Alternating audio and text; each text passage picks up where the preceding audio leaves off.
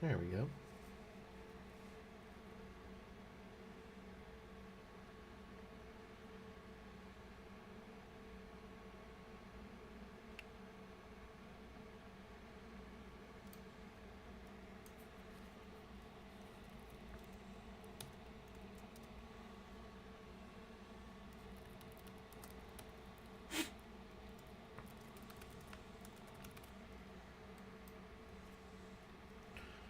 Let's, boy.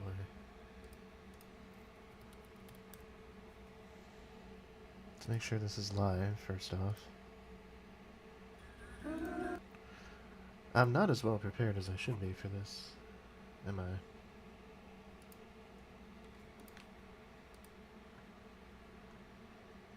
Let's go over here. Haven't saved these changes yet.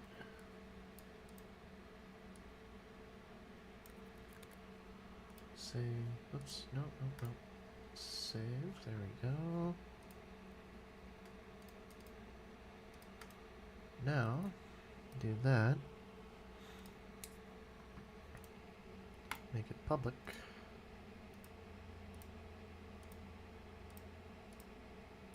There we go. Save. Awesome.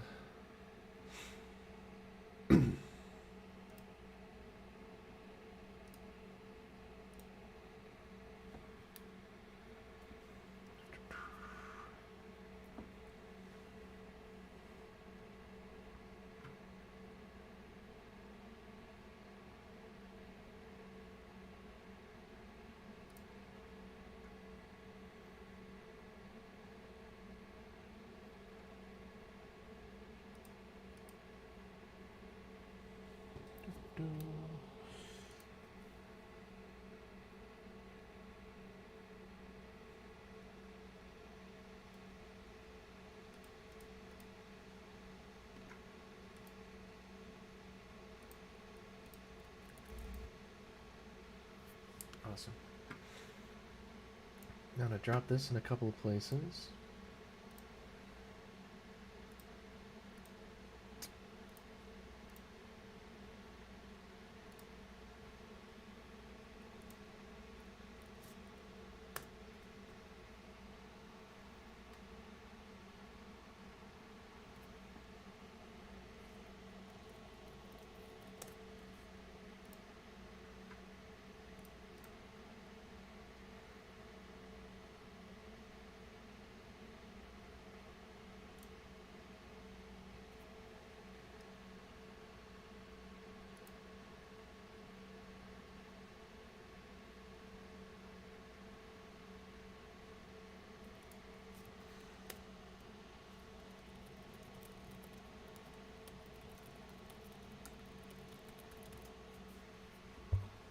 All right.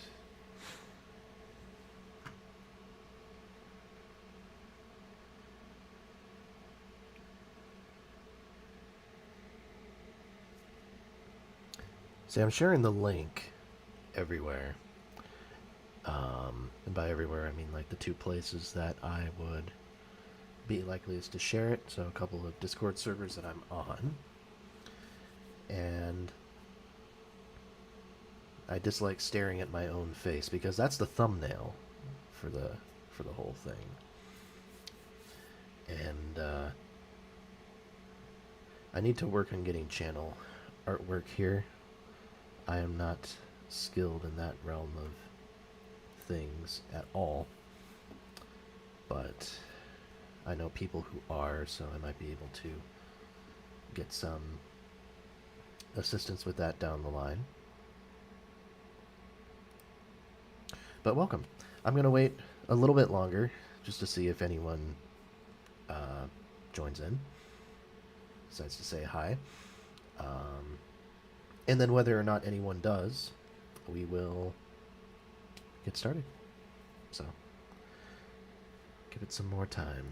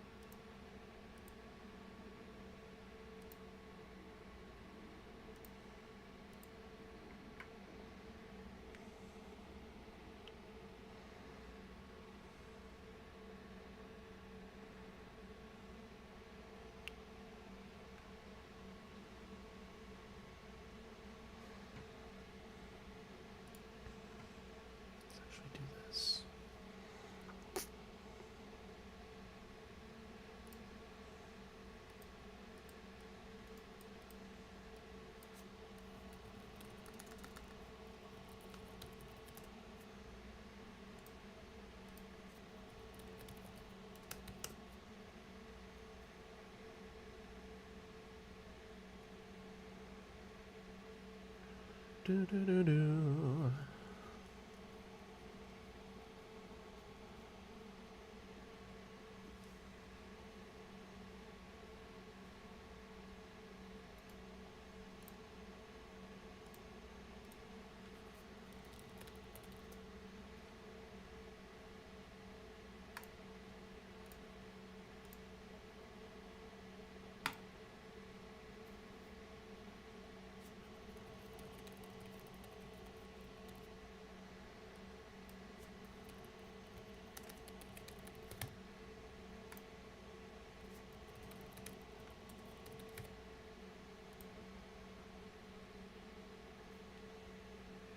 There we go.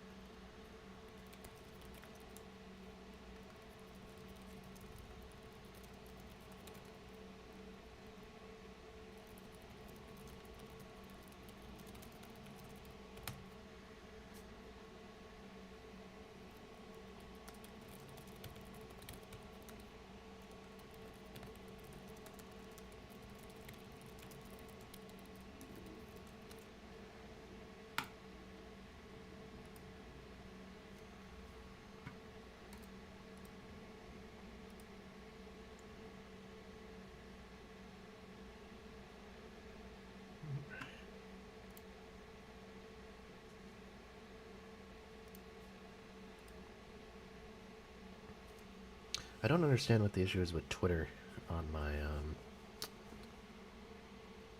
normal browser. I think I need to like clear my history or something, because I had to go into incognito mode even to just advertise the thing on my account.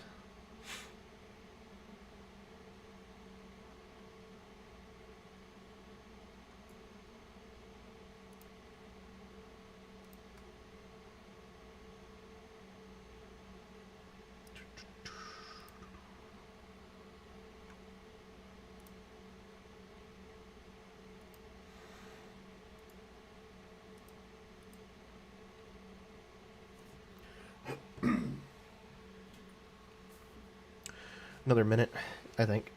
Another minute, and then we'll go on. I'm planning on doing something a little bit different for this one, and I'm not going to say that it that I'm not going to do it in the future in this way, but I am planning on uploading this stream kind of in its totality, like it's going to be available on YouTube, but I am also planning on splitting it up because there's going to be a lot of meat to what I want to talk about in this first stream. And I want to break it up a little bit so it's a little bit more digestible for people who are kind of just starting out to the channel, because that's my goal here, is to kind of talk about this kind of give an introduction to the channel and everything that's going on with it.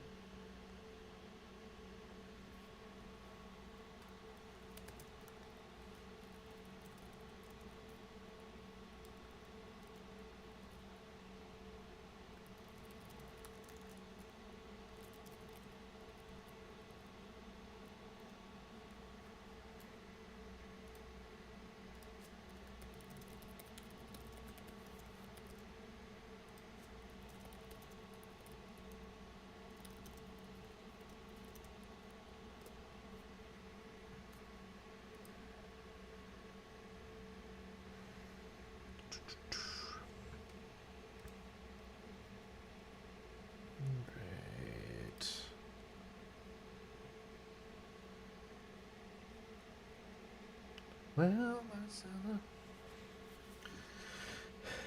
My neighbor's out back. He's taking a smoke break. So if I look like I'm looking to this side here, just want to make sure there's no like peeping tom shenanigans going on.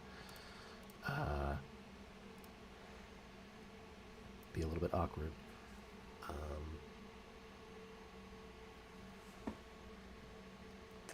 so yeah.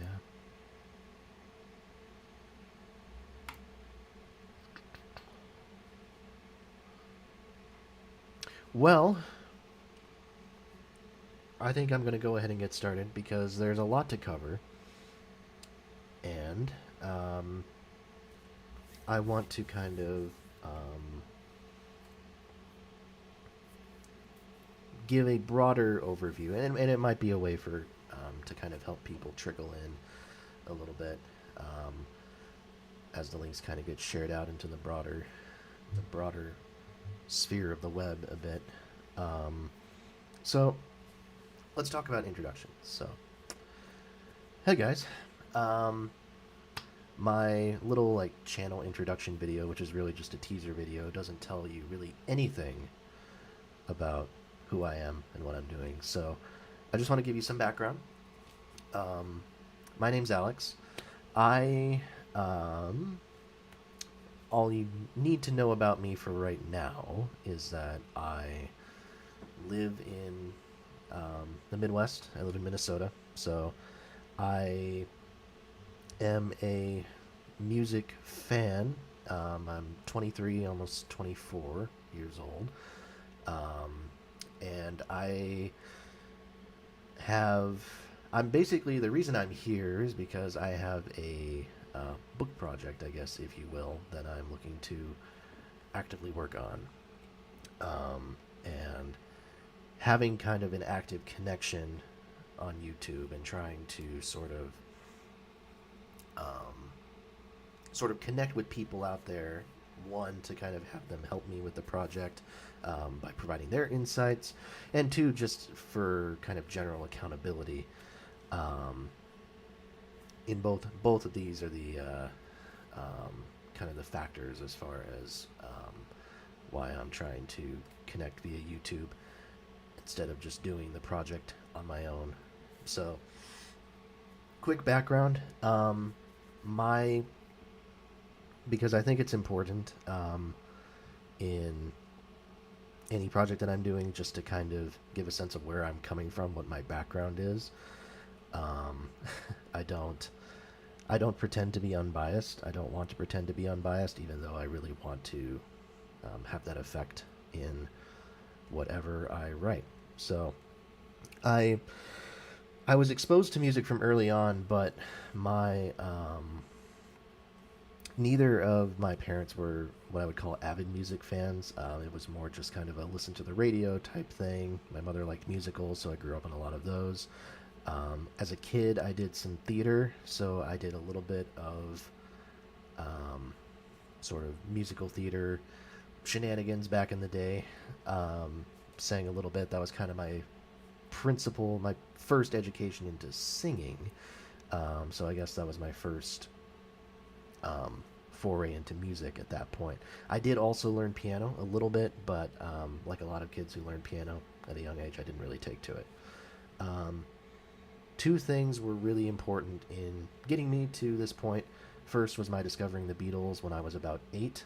The Beatles were my first love, and no matter what all happens, I think they're always going to be kind of my first love. They're going to be my go to. I knew all the songs, I knew all the albums from a very early age, and they've connected with me on a level that a lot of other artists haven't. So, um, it's it's difficult for me to um, promise that I won't be 100% unbiased in everything I say regarding to the Beatles because I love them. I mean, it's hard not to. They're a very formative part of my musical experience, but I want to kind of get that out of the way early on so people understand that part. The second thing is when I picked up the drums. I was 12 years old. I was homeschooled as a kid, so I was part of a kind of a homeschool band that was organized through a local music shop chain thing. Um, and they said, "What instrument do you want to learn?" And at first I said, "Well, trumpet would sound cool." They had me try the trumpet. I couldn't get the mount positions at all. So they moved me over to drums, and I took to it. And I haven't actively played in a few years, but I was, I'd say, a solid intermediate player for quite a while, and really just loved it. Loved every bit of it. Um, Playing in band, so like a concert band. Remember, not like a rock band. This is more of like a symphonic concert, um, high school band type of thing. I also played in an orchestra for the last 2 years of my kind of high school age years, um, and it was a really fantastic experience. And through all that, I decided I kind of wanted to go to school to study music, which I did. I went to the University of Minnesota Twin Cities. Um, I flipped back and forth between a few different majors, but because I really wanted to double major in music and then in something else that was a bit more practically inclined. Um, but computer science didn't really work out. Journalism did not particularly work out, so I ended up majoring in music with kind of a focus on. They call it an academic emphasis major. It's basically focusing on the history, theory side of things, as opposed to the performance side of things. I did perform a little bit, but the academic side of things was where my interest really lay. Um, and then I had a couple of minors on top of that. But so I studied music in college. I have a background. I took 4 semesters of music theory. I took 4 semesters of music history. So I'm pretty well versed in that stuff. Um, the issue, of course, is that the University of Minnesota, like with anywhere else, and I love the school. I have a lot of great things to say about it. Um, U of M is very focused on the traditional, Western music canon, the Western classical canon, and that's great. That's brilliant. I like it, but it came at the sacrifice of pop music. Now, I want to go back to the whole Beatles thing because the Beatles are kind of, and have been for a while, the one pop music group that is considered acceptable in a way as far as traditional academia goes. Um, so they're considered acceptable fodder for scholarly discussions, and the stuff that's been written about the Beatles is fantastic. I'm not going to deny that. The issue, I think, is that there's so much else that could be written about. Um, so, as far as my pop music upbringing, I should go back to that. Beatles were my first discovery. Um, the Beach Boys were kind of, I think, a natural second path, or kind of a second part.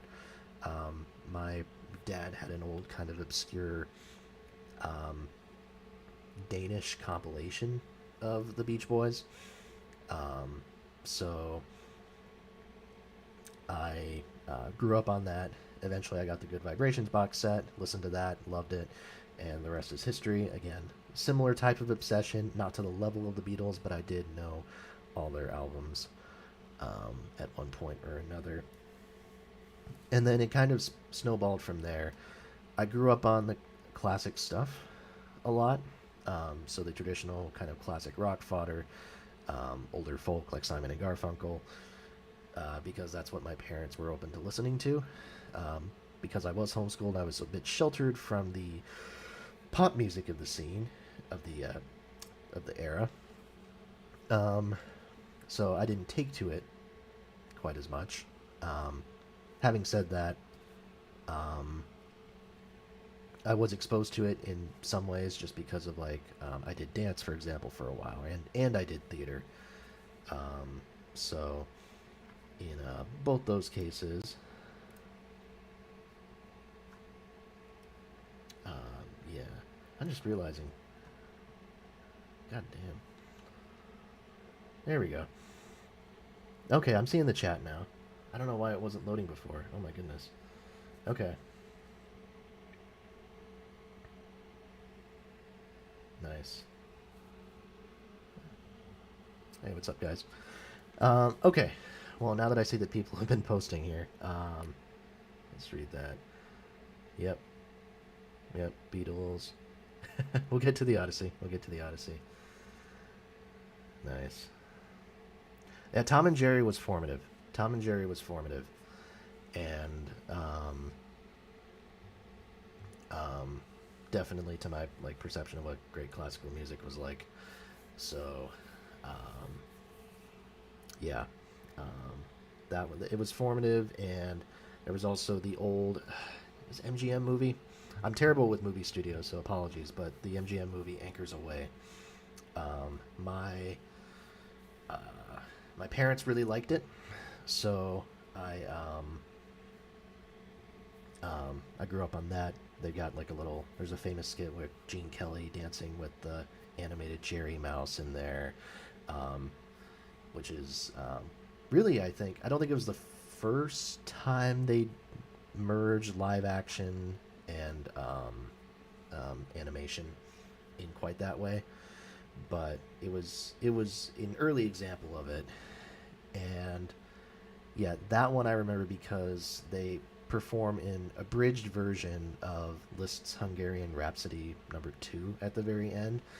And um, yeah, Hungarian Rhapsody. And it's again, it was an abridged version, but I watched that movie so much as a kid that it's still one of my favorite classical pieces. So I'm really excited to talk about it and revisit it soon, which we'll get to a bit later. Yeah, but yeah, I think yeah, I was not as aware of contemporary pop scenes as I wanted to be. Um, or I shouldn't even say that. I didn't want to be for quite a while because I grew up with sort of my parents' perception that anything made after like the mid to late 80s, their high school years, was bad, um, or just not worth caring about. And then I got exposed to more and more stuff that I became more and more partial to. And then I went to college, and there were a lot of people who were listening to more contemporary artists.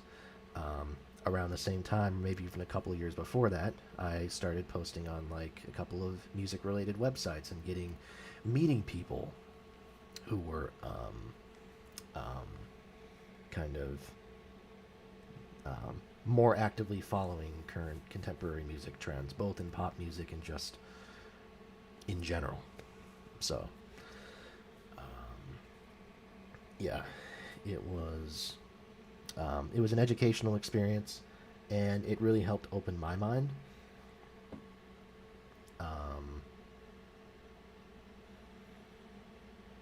I'm trying to think. Yeah, I'm trying to think of what the earliest contemporary pop song that I liked was. I liked "Apologize" by One Republic. That might be the oldest.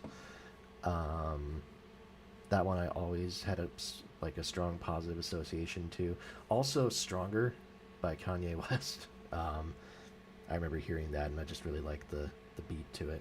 So yeah, yep. Liszt's Hungarian Rhapsody number 2. Yep, that's what I'm talking about.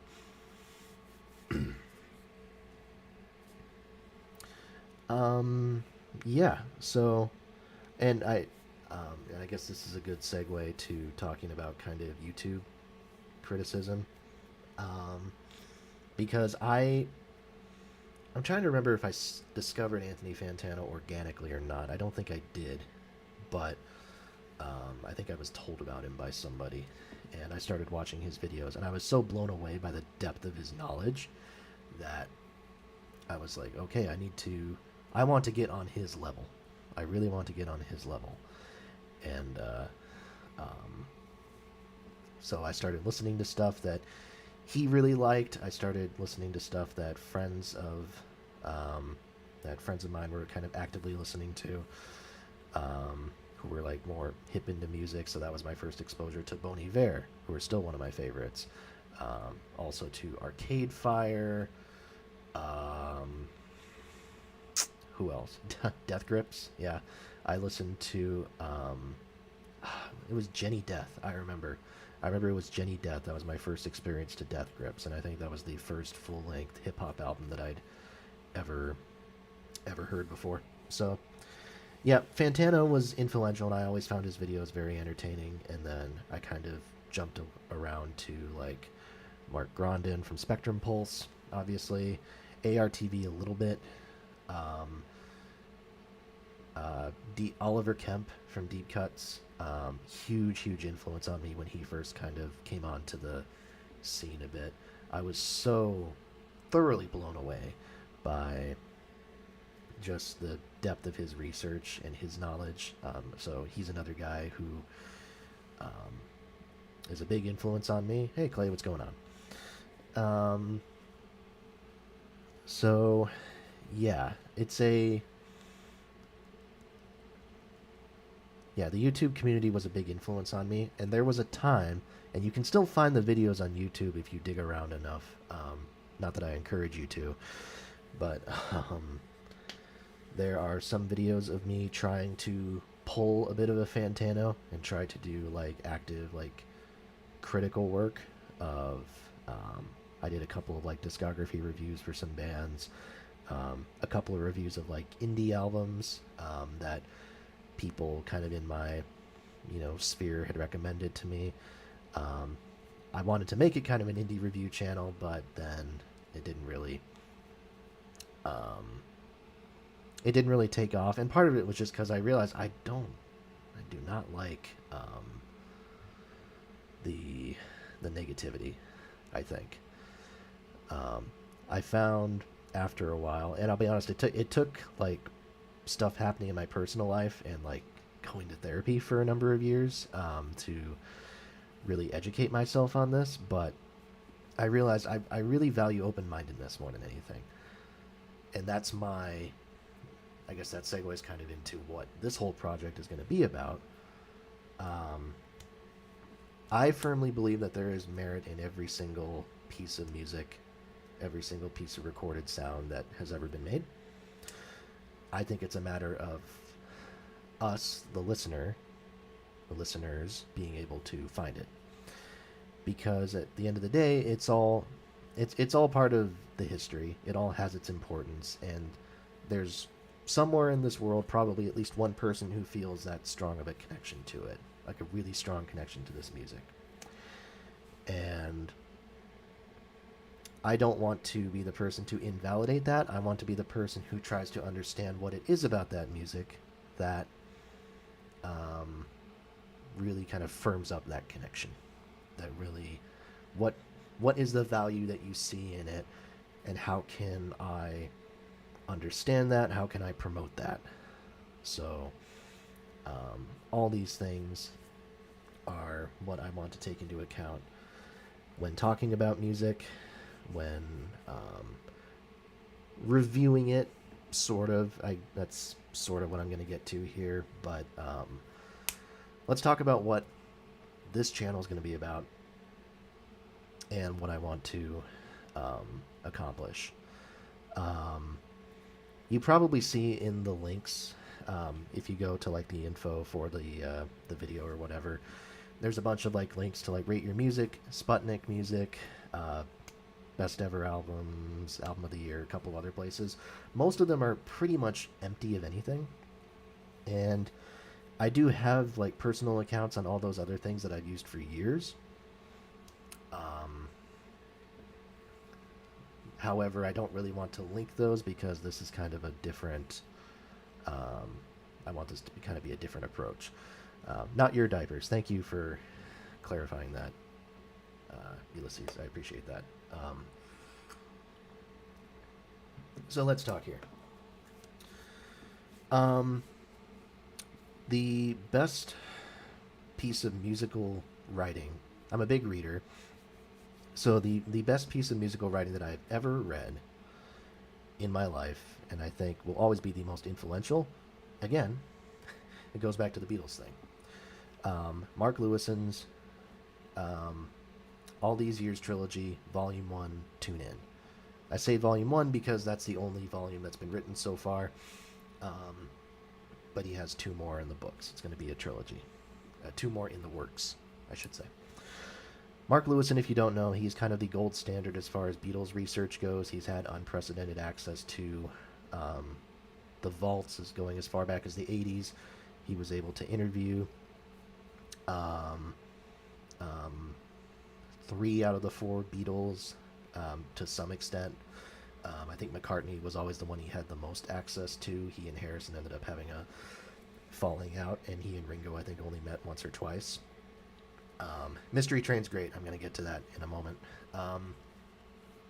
But Lewison's access is unprecedented, and his depth of research, the extent to which he will go down to fill in small gaps in the story, is unbelievable.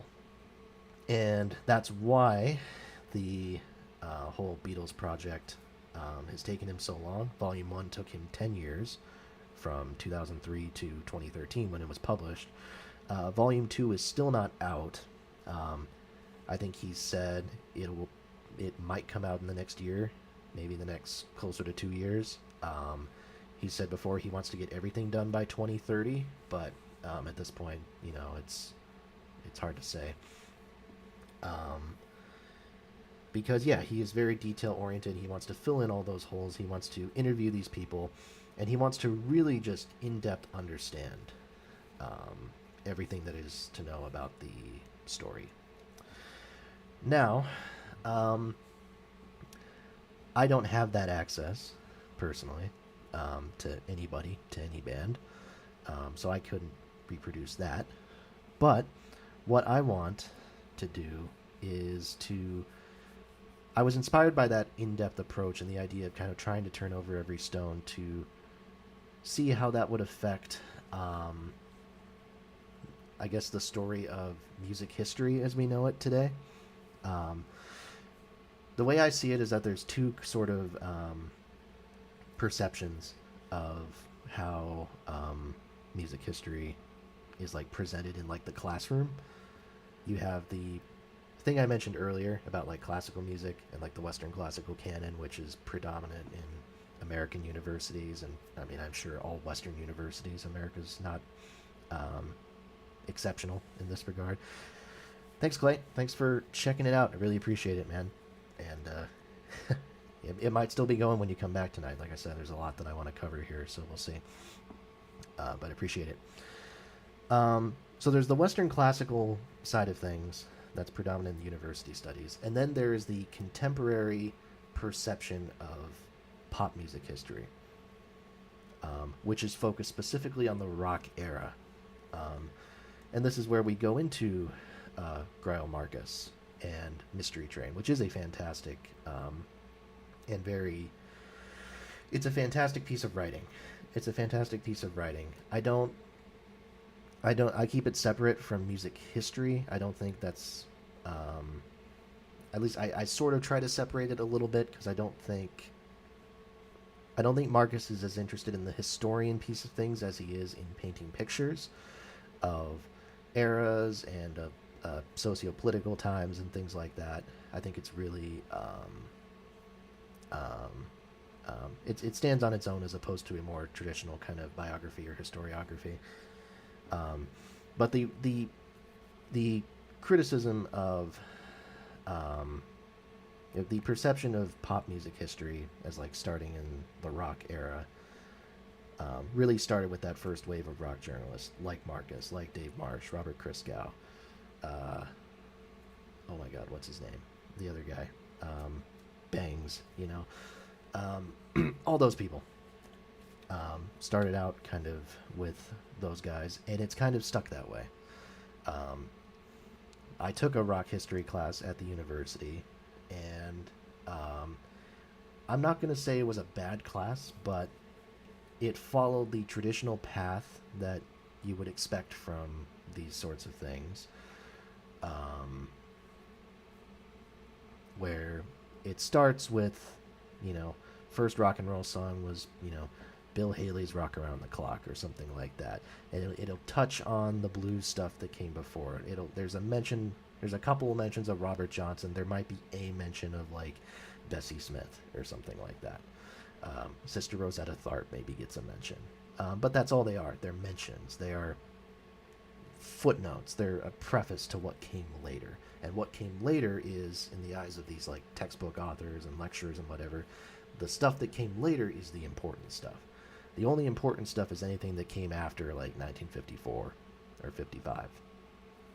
So I have read that. I've read that over countless books. I think it's the predominant view in like the YouTube musical community. Most people don't really give a shit about anything that came before 54 or so, the mid 50s. Um, okay, I guess it works out in two ways because there's both the rock and roll side of things, and then there's also the LP era that kind of starts around that time, and people generally, especially on music rating websites and stuff, kind of tend to ignore anything that came before the actual LP's emergence into popular mainstream culture. So my goal is to challenge that and really take an even keeled look at the history of music. However, the history of music in general is very tough to encapsulate. There's a whole lot of cultural stuff um, that is going to have to be dug into one way or another. But if I really wanted to take like a complete view of musical history from the beginning of time, it would be for sure a lot more than I could handle, and a lot more than, like, I don't have a background in sociology or cultural studies or anything like that. So I'm very conscious of what my limitations are and what I could bring to that conversation. So I don't want to push it, and I'm also aware of the fact that I would like to get as much as I can done in this one lifetime that I have. So what does this mean? This means my project is going to be focused specifically on the history of music in the recorded era. So I have a website that is very in the works technically, and by in the works I mean I have the domain and everything bought, but I haven't done much of anything to it because I'm not in the position to do anything with it. But when it's live, you'll be able to view it at recordedmusichistory.com. And that is the premise of everything here. So I'll be looking at music, and I mean generally sound, because obviously you'll have to have the conversation, at what point does recorded sound become considered music, etc., etc. I'll be looking at the history of music up to the recorded era, which is what I'm doing now, what I'm researching now. And I'll be looking at what led up to the history of sound recording, like the technological innovations that led up to, Mr. Edison's phonograph or whatever, in the late 1870s, early 1880s, and then how that kind of evolved into the pop music industry that we know of today. Because that's the important thing, is really, like, the pop music industry starts in the mid 1880s, if not the early 1880s. The Columbia Records, the important record label, started out as the Columbia Phonograph Company, I think its name was, back in 1887, 1888. Columbia's been around since the very beginning. There was a very clear, like, through line from today, from those artists in the 50s and 60s, all the way back to the very advent of sound recording. So that's what I want to kind of tackle with this, is really kind of follow that line and kind of weave everything in. And if I can do it with half the grace that someone like a Mark Lewison did, then I'll be very proud of what I have to do. But that's the goal. Start going chronological, researching everything, going back to fill in holes as I need to. And then when all is said and done, the hope is that I'll have not that it's all said and done, because it'll never be done, but my hope is that there'll be a website that I'll be like uploading kind of, little historical nuggets. I won't call them reviews. I'm sure there'll be some subjectivity in them, but I want to try to avoid that as much as possible.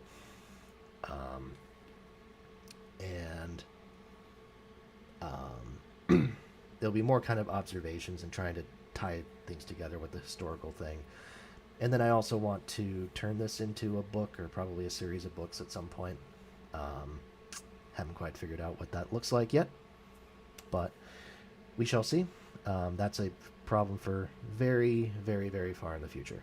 Right now, I'm mostly focusing on just getting that basic research going. So, yeah. Yeah, and I totally agree with what you're saying, um, Ulysses. Do I call you Ulysses or Jonah? I should, like, I want to get that clear because I never entirely know what to call you when we're talking in that chat. So, um, sure. Oh, I've never heard of that. Philosophy without gaps. I'm gonna make a note of that. Oh, day, right? Yes, that's right. I remember your name from Goodreads. So, yeah, that's the project. Um, those of you who are coming from the Tastes Like Music server um, will know that I kind of less so recently, but I was posting in the classical chat a lot there. Um, that's my posting there, and the reason why I've been listening to predominantly classical music is because of this project. Um, right now, I was, um, I've got a little bit of Bach to go, but like late career Bach, like you know, um, the Art of Fugue stuff like that. Um, so, thank you. Um, and I actually have um, I have a Rate Your Music account specifically that's related to this project. I've been kind of updating that with my sort of observations. And so let's see if I can link that as well. Yeah, the History of Music, a chronological survey. It's like a list thing that's on Rate Your Music. So I will post that in the chat here.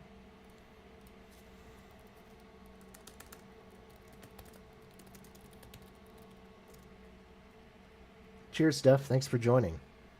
And yeah, definitely feel free to come back later if you want. Okay. So yeah, that's where my writing is right now. And this is stuff that will probably end up getting kind of transferred over to the website, but um, for the time being, I kind of like where it's at. And Rate Your Music is a great site, fantastic site. So big fan of it. But yeah, so lots of classical stuff that I've been talking about, and I've been trying to read as much as I can about other non-Western cultures and kind of the evolution of their stuff.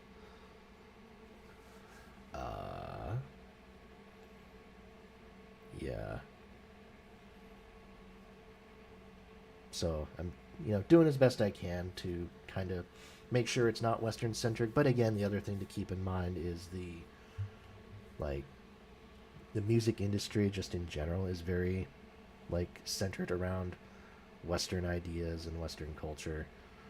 Um, so um, it's hard to shake that. I'll do as best I can, I think, to challenge that. But yeah, admittedly, it is going to be a Western focused project when all comes down to it. Oh, you're talking about my rating for Van Dyke Parks, right? Yep. Nope. That's me. Yeah, I listened to that album once years ago, and I remember thinking it was a pretentious album. Um, Now I'm sure, like when push comes to shove, like if I revisited it, I would probably like it, and I will revisit it at some point. But yeah, I remember being put off by thinking it was like a really pretentious album when I first heard it. So, um, but that's why I don't advertise that other account, um, because there's probably some opinions there that I'm going to be very embarrassed about, and don't really want to advertise too much um, down the line here. Um, I'm sure I'll come around. I'm sure I'll come around. Um, but yeah. Well, I think that's the background I wanted to provide. Um, the reason why I have Goodreads pulled up here is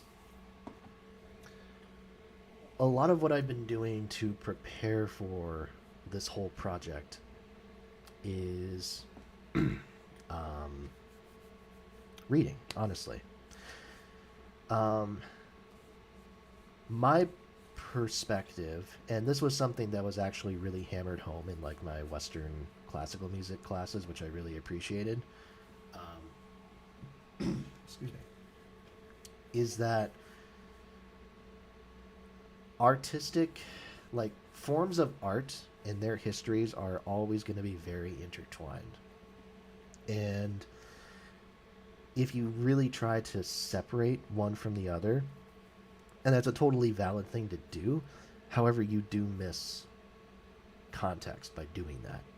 Like, for example, if I was to write a history of recorded music, well, it's going to be hard for me to do that, to really properly grapple with that, if I don't talk about, say, film soundtracks. Like, how could I talk about the music of, like, 1977, 78 if I don't acknowledge the Star Wars soundtrack, for example, and the huge music, the huge influence that had happened. Later, appreciate you stopping by. Um, yeah, I can't really, you can't really grapple with it in that same way. And you can't grapple with the Star Wars soundtrack if you haven't watched the film. Um, the same is true for classical music in the sense that it's hard to grapple with the um, sort of, the developments in classical music without talking about the developments in visual art around that time. Like, how could I talk about the Romantic movement without talking about some of the similar um, movements happening in art? In the later periods, Impressionism versus Expressionism, that sort of thing, and all the different, how that all relates. Especially because, like, a lot of these, like, composers and artists were contemporaries and knew each other very well. Um, the same is true for, musicians and, movie directors and actors, etc., right now. Like, if I wanted to talk about Tom Waits, for instance, I don't think I could talk about Tom Waits properly without grappling with, one, the soundtrack music that he wrote, and two, his appearances in, like, the was it Coppola, right? I sound so dumb, but I think it was Coppola, those movies in, like, the 80s and stuff. Waits' stints as an actor. Um, and in the early part of popular music, talking about, like, who's a good example? I don't want to say Al Jolson, but I'll say Al Jolson. Someone like him who has such a, was such a huge impact not just on music but on theatrical performance and on the history of film. Um, it's all related. So I'm going to be grappling with the histories of film here, the history of TV, the history of art, and the history of literature. So I've been reading a lot, and I kind of separate the books that I've been reading into three distinct categories. Um, I have the literature deep dive section here. This is forms. Not these aren't all fictional, but these are more kind of classical literature, contemporary with the times that I've been reading about. That I've read to, enrich myself, but also just to get some context for what kind of was happening in the literature movements of those times. Um, I have here, oops, I don't want to click on that, the context deep dive section. This is where I'm talking about, like, actual, like, non-fictional books written after the period to kind of, fill in gaps as far as the history of those times. And then music books. So the books that I've read specifically about music or specific composers or musicians from those times um, that have filled in some holes related to that. Um, So yeah, what I plan on doing with this stream thing here is to just go through each of these books. I mean, there's a lot of them. There's 80 books in this one, as you can see.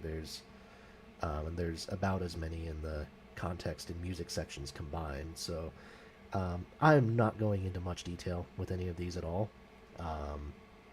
but I will sort of give you a sense as like what I've read so far, and get everybody caught up to where I'm at now, so that when I do these streams in future, um, and talk about kind of where I'm at, people will have the context of what I've done before, if that makes sense. So, I'm gonna get a drink here.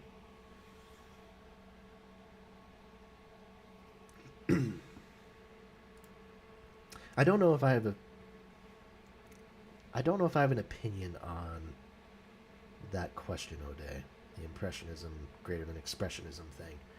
I think I agree with you, but it is admittedly difficult for me to say that conclusively.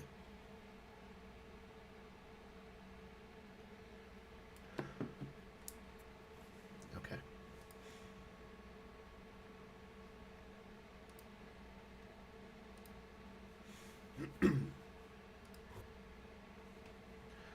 Okay. I am just going to jump into it here. And the other context I have is you'll probably be able to see um, the dates here. Like some of this stuff I read a year and a half ago, or even longer than that. So my memory. Yeah, there's a delay. I There's definitely a noticeable delay. I haven't figured out exactly how to fix that, or whether there's much that I'd be able to do to fix that. So, um, yeah, that's a pretty typical thing with live streams. But, anyways, um, the yeah. So some of the stuff I read a year and a half ago, so I might not have too many intelligent things to say about them. So, forgive me in advance if I don't have a lot to say about some of these things. Um, and I also may butcher pronunciations sometimes, um, as well. So, but I will do my best. I will do my best here. So to start off, um, we have the Epic of Gilgamesh. The version I read was translated by N.K. Sanders, from this. I want to say this was actually from the 70s. Um, yeah, that sounds about right. Yeah, about the mid 70s I think was when this was published. Um, it's hard to really get a good impression about what um, it's hard to evaluate Gilgamesh on a literary level, except to say how impressively complete it is and was for the time. Um, and really just how incredibly it grapples with issues like mortality and things like that. Um, it's a very fully developed book on like a philosophical level, or fully developed story. I don't really want to call it a book, but a fully developed story. Um, and I'm also just referencing um, my review as well to kind of remember. Oh, right, yeah, because and the Sanders thing is interesting because it's a prose translation and not a verse translation. Um, so it helps the impact of the story kind of become more prominent as well. Um, so the fact that the story survives is remarkable, and the fact that the story survives and produces much of any emotional impact today's day and age is quite impressive. And the other thing to note is that almost all of the books that I have read and that I'll be talking about, I own. I may have rented them from a library, or sorry, borrowed them from a library at first. but I did endeavor to buy all but maybe like one or two of these because um, I really enjoy them and I really wanted to kind of have them in like a permanent collection. And apologies if I rub my nose.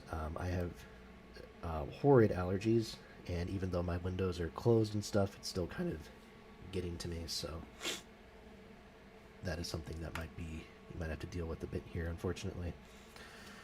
Let's talk about the Bible. Um, it was never a life goal of mine to read the Bible, at least not for a really long time. Um, but in recent years, I should start by saying I was not raised in a Christian household, which is really interesting when you're homeschooled because um, more often than not, homeschoolers come from very traditional Christian households, so there wasn't a lot of room for community there or bonding.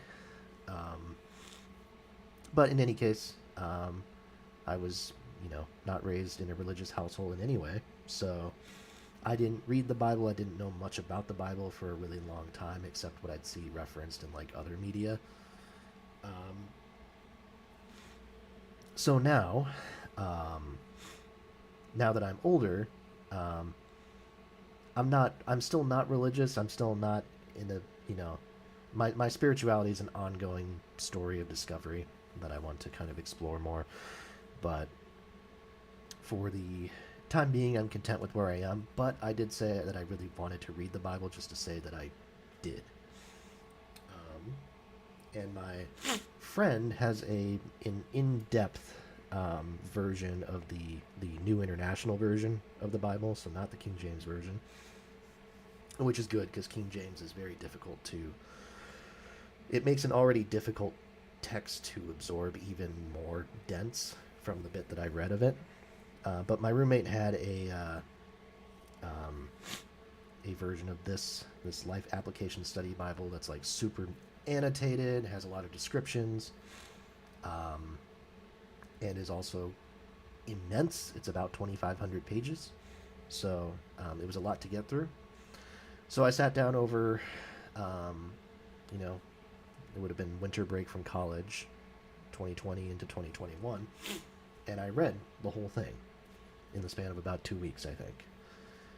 And I'm exceptionally glad to have done it, just to say that I've read the whole thing, and to say that I understand and can empathize with a lot of the sort of spiritual questions of it a lot more. It's not easy reading by any means. It's not light reading, and I wouldn't even say it's excuse me. I wouldn't even say it's especially well written compared to other things that were being written around this time. But it's easy to see how some of these stories connect with people, and watching these like I could pull out little quotes from like sections of the Bible. I would see these little quotes and I'd say, "Oh my gosh, I recognize that from this film or from this song or whatever." And that's a really incredible thing, which just really highlighted in my mind how influential this text is to everybody and everything that's come after the fact. So I'd highly recommend it. I think I did give it 5 stars. Yeah, because it's difficult, but it's very worth your time, I think, to read this.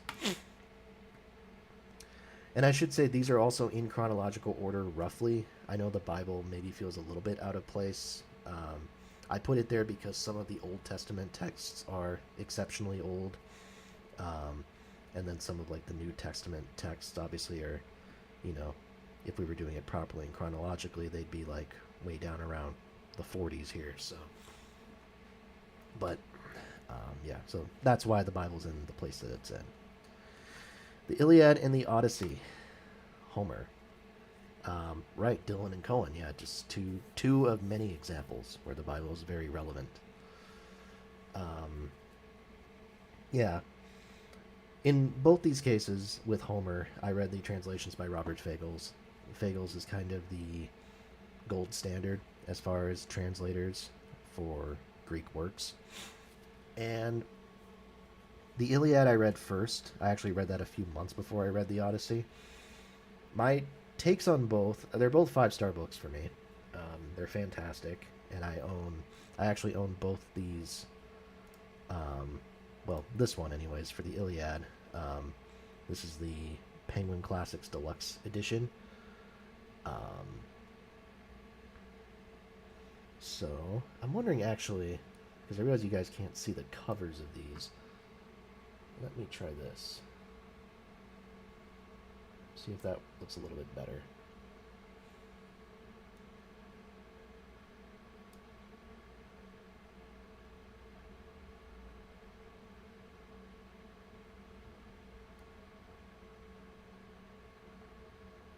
No.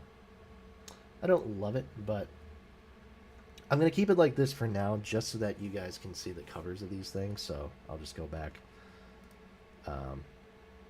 This is the cover of the Gilgamesh version that I have, and then this is the version of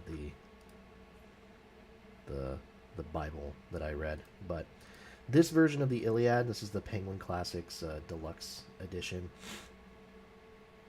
I own that for both the Iliad and the Odyssey. And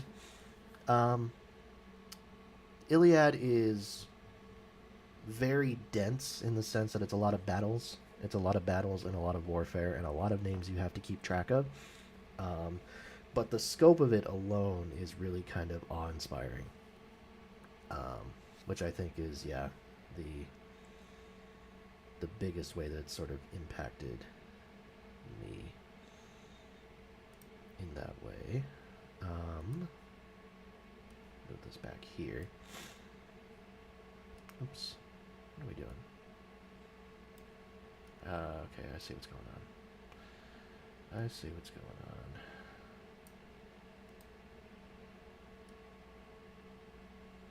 on. Okay, that looks better. We'll keep it like that. So yeah, this version of the Iliad.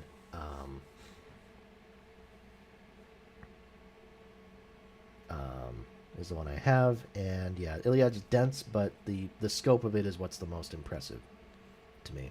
So, very, very great book. The Odyssey is a smaller story, just in general, but I think that works to its advantage because you really see the humanity of Odysseus. And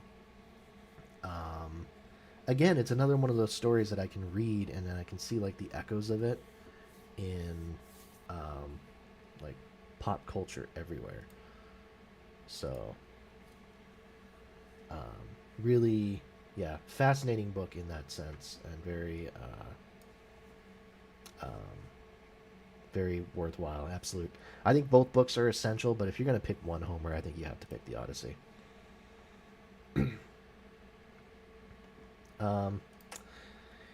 Hesiod, the Theogony and the Works and Days. This is the version by Glenn Most that I read. I did buy a different version of it, but I don't remember a whole lot about Hesiod. Oh, did I even review it? Damn, I didn't. But the thing with Hesiod is, contemporary with Homer, to my understanding. Cheers, man. Thanks for watching. I appreciate it. Yeah, the thing with Hesiod is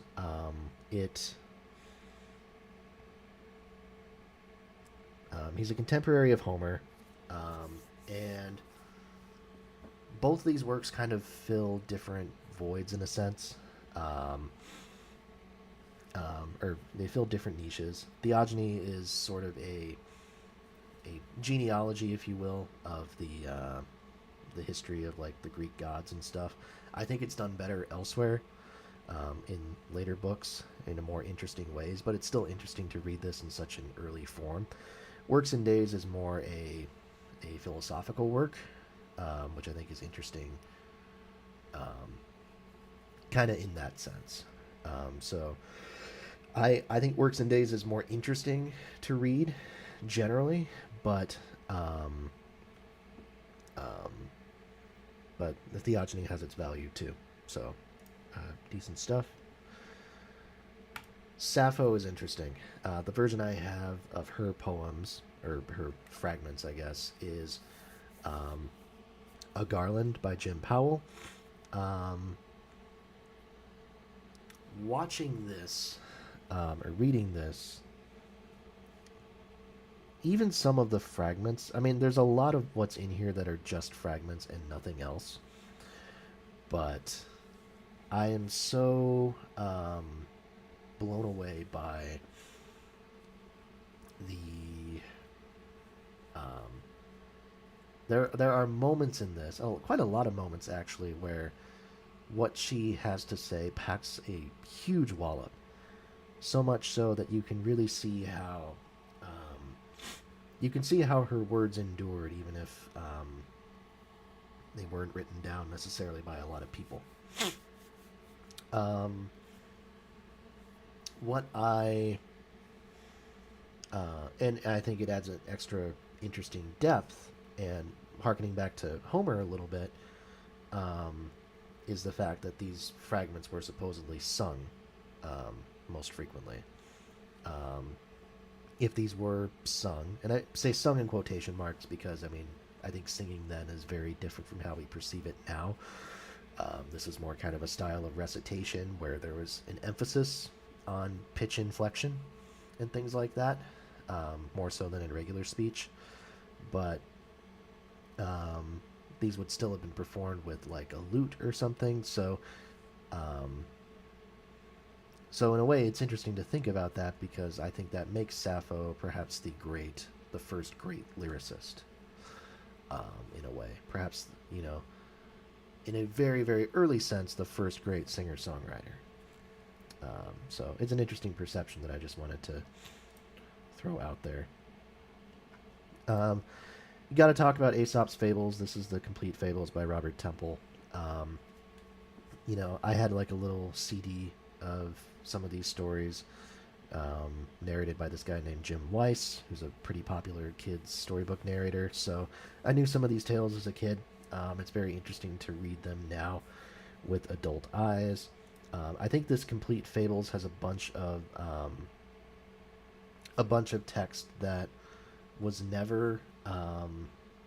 There's some text in here that I think it's sort of dubious as far as whether or not Aesop actually wrote them, but it's still interesting, and I think that I'd highly recommend it. A lot of these are um, fun and witty, and it's interesting to see how they evolved from these sometimes genuinely kind of raunchy beginnings into the children's fables that we know them as today.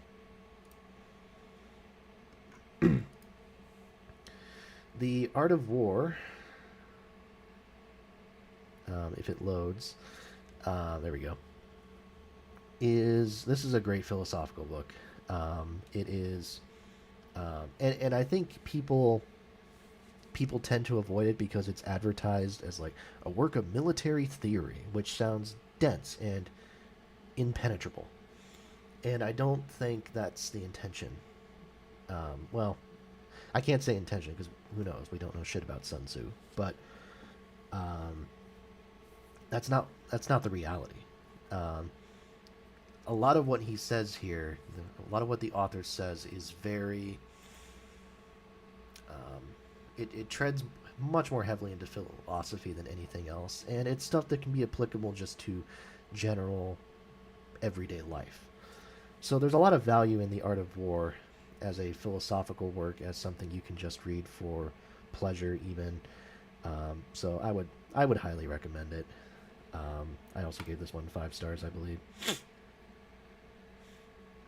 Now, I'm not going to talk about these individually because I don't remember enough about them, frankly. But the Greek tragedians, Aeschylus, Sophocles, and Euripides. I did read selections from all of them. So for Aeschylus, read the Oresteia trilogy, so Agamemnon, the Libation Bearers, and Eumenides. For Sophocles, I read the Theban plays, so Oedipus Rex, Oedipus et Colonus, and Antigone. And then for Euripides, I read, I think, just a few scattered ones. So, yeah, so Medea, Hippolytus, and the Trojan Women.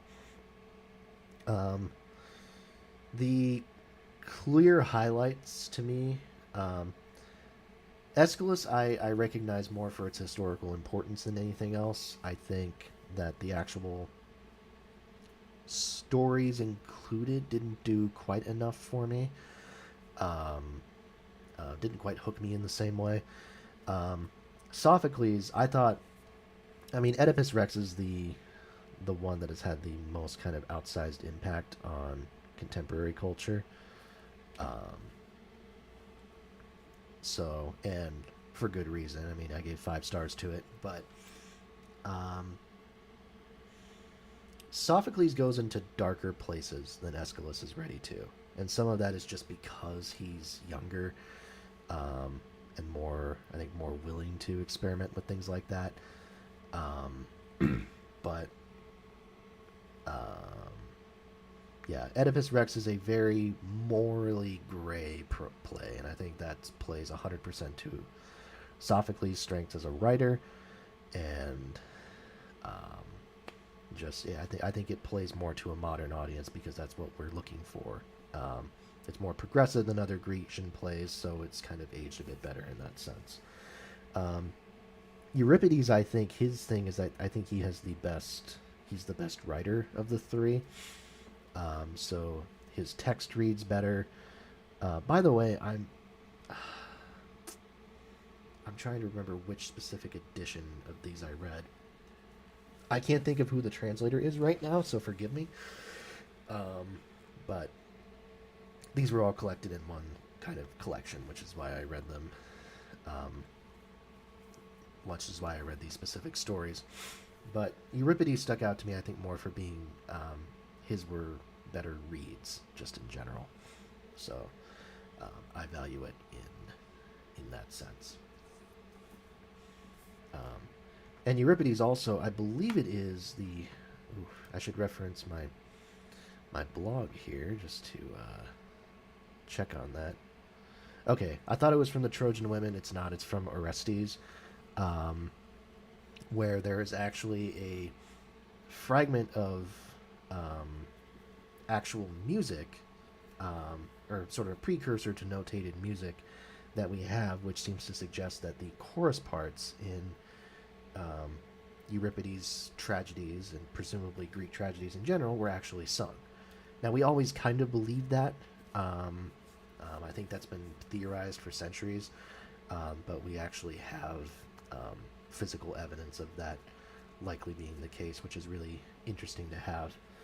Um, I do want to talk about Aristophanes. I read The Frogs.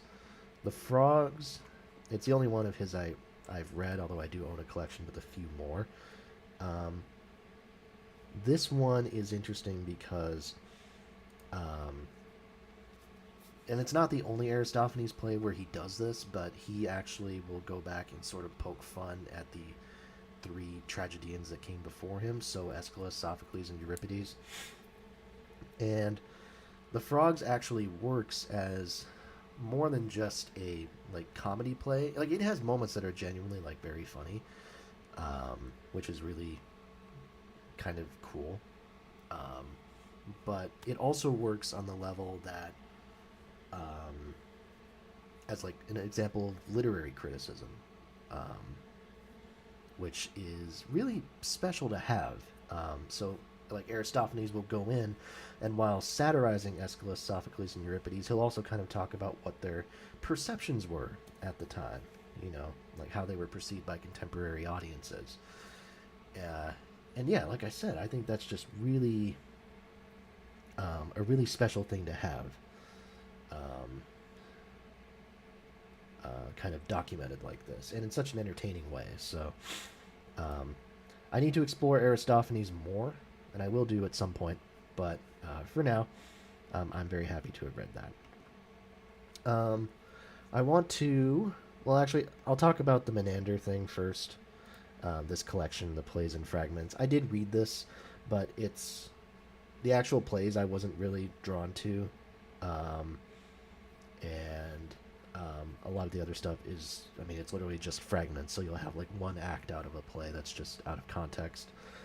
Um, it's unfortunate because Menander has a very sort of outsized influence on the development of comedy, like European comedy in general. So very, very important. However, on an entertainment level, there's not a lot that I love here. There's not really anything that I love. I don't get a whole ton out of it, just as a general reader. I think I'd have to be more really caught up in the nuance of the evolution to enjoy this. I do want to talk about Herodotus.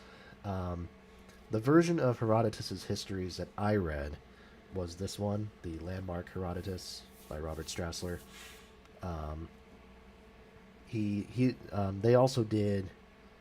Um, Strassler also did the landmark Thucydides, which I don't own, but I've seen everywhere. I will buy it and read it at some point. But this is basically Herodotus's text, but with a lot of supplemental annotations. Again, it also contains maps of the regions that he's talking about. And as for the annotations, they go sort of hand in hand. They fill in gaps that otherwise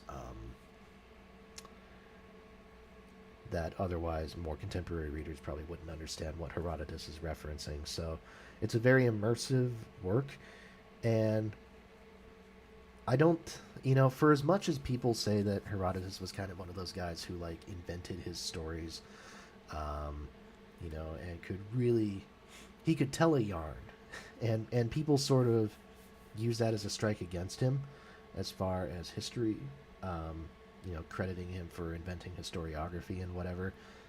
I understand why they do that. I get it, but I don't know. I think he's great. I think the stuff he writes, like, considering that it comes from before this whole kind of, veer towards objectivity and stuff like that in writing and documentation, I think it's very valuable for what it is. And I just, yeah, I adore how fantastical his tales are. And my God, what's the example they always cite? It was like there's like some sort of fictional creature that he invented from like India or Nepal or something like that. That was like really, really exaggerated. I need to.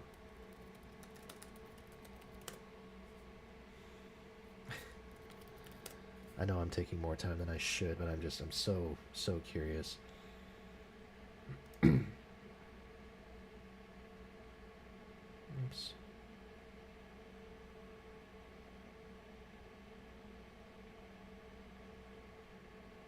Ba-ba.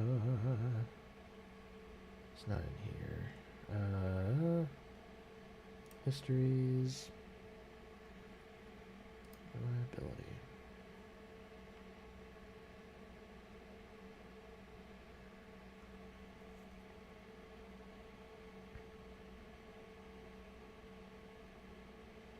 Oh, yep, this is what it is. Fox-sized furry ants that live in one of the far eastern Indian provinces of the Persian Empire. These giant ants would often underneath the gold dust in the sand there when digging their mounds and tunnels. So they think he may have been referring to the Himalayan marmot. So hilarious. A giant furry ant. I think that perception is fucking awesome. So I don't know. I think that's a great story. However unreliable you want to say that Herodotus is, I think that's brilliant. Okay. The Tao Te Ching, by Lao Tzu. This is the illustrated version, which I don't. This is one I read, but I don't own it. It's just a beautiful piece of just quotes and little like observations. Um, and this specific version has some really lovely illustrations, so I do want to get my hands on it at some point. Um, but yeah, the quotations in this, more than anything else, like of the philosophy and more spiritually focused works that I've read, the Eastern ones are the ones that I've gravitated towards. Just as far as the clarity of their observations and the universality of them, and the fact that they seem very based in tangible observations rather than like tangible observations of humans. I mean, rather than just um, stories or tales, etc. Let's see if I can pull this down. There goes on the natural light. Does that look better? I don't necessarily want the natural light to go away, but we might just have to do this for the time being. Okay. Well. Okay, Plato. So I've read a few things of Plato's, and I'm actually not sure that this list represents everything that I've read of his. Um, this is the Loeb Classical Library edition of Plato's sort of collection of the trial and death of Socrates. So Plato's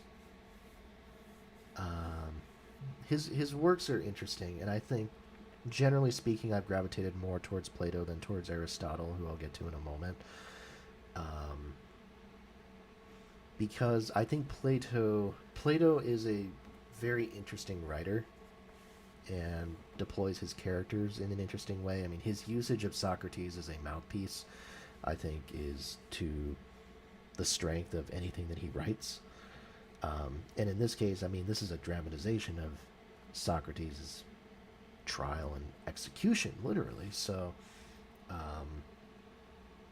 it's interesting to see how he perceived Socrates as like his predecessor, as his mentor, and trying to put in Socrates' mouth what he thought he would say, but also using Socrates as a mouthpiece for Plato's own ideas a little bit. So the lack of not entirely understanding who really believed what, I think, is honestly sometimes to the story's credit. I kind of like the mystery about that. And yeah, these dialogues here are stupendous. I actually read all of these for college, or maybe I only read the first. I don't think I read Phaedo, but I think I read the first three. So Euthyphro, the Apology, and Crito. And it was very powerful stuff even then when I didn't have as much context for what was going on. So would highly recommend that. And then the Republic is just kind of a tour de force of ideas. It's dense. There's a lot to it, and I know I would need to read it multiple more times before saying anything kind of intelligent about it. But for musical purposes, it's interesting.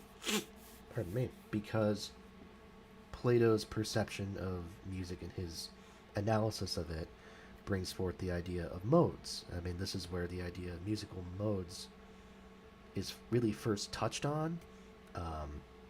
Plato naming things like the Dorian mode, the Phrygian mode, the Lydian, the mixed Lydian, Ionian, etc., etc.,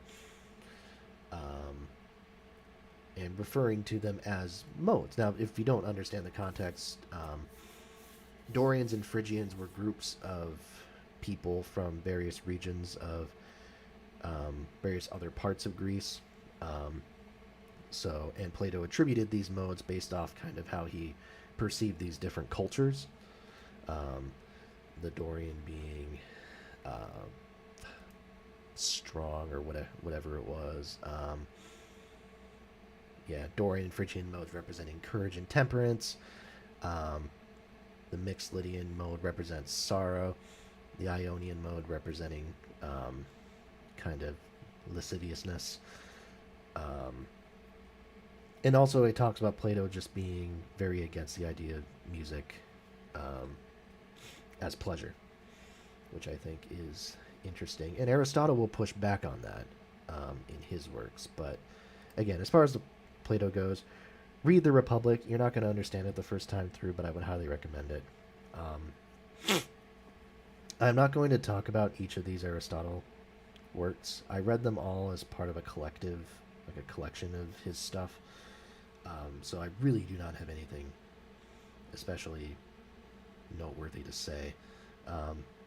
Also, again, worth noting, Aristotle's works are mostly collections of lecture notes rather than works that he meant for any type of public viewing or public consumption. So it makes sense why these works, especially like physics, I remember just being exceptionally dry. Any of the stuff he did on like biology or whatever. He's a very dry writer. He's not a very interesting one, even though people seem to think he was a great lecturer. Hey, what's up, Andrew? How's it going? Yeah, Aristotle is very um, not the most interesting cat out there, to put it lightly, as far as reading goes. So it was very difficult to get through a lot of his stuff. I thought his On the Soul was the most interesting, though, just because he talks more.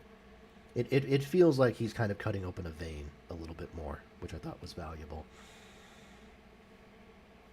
And it's in his Politics. Yes, it's in Politics where Aristotle gives most of his kind of opinions on music.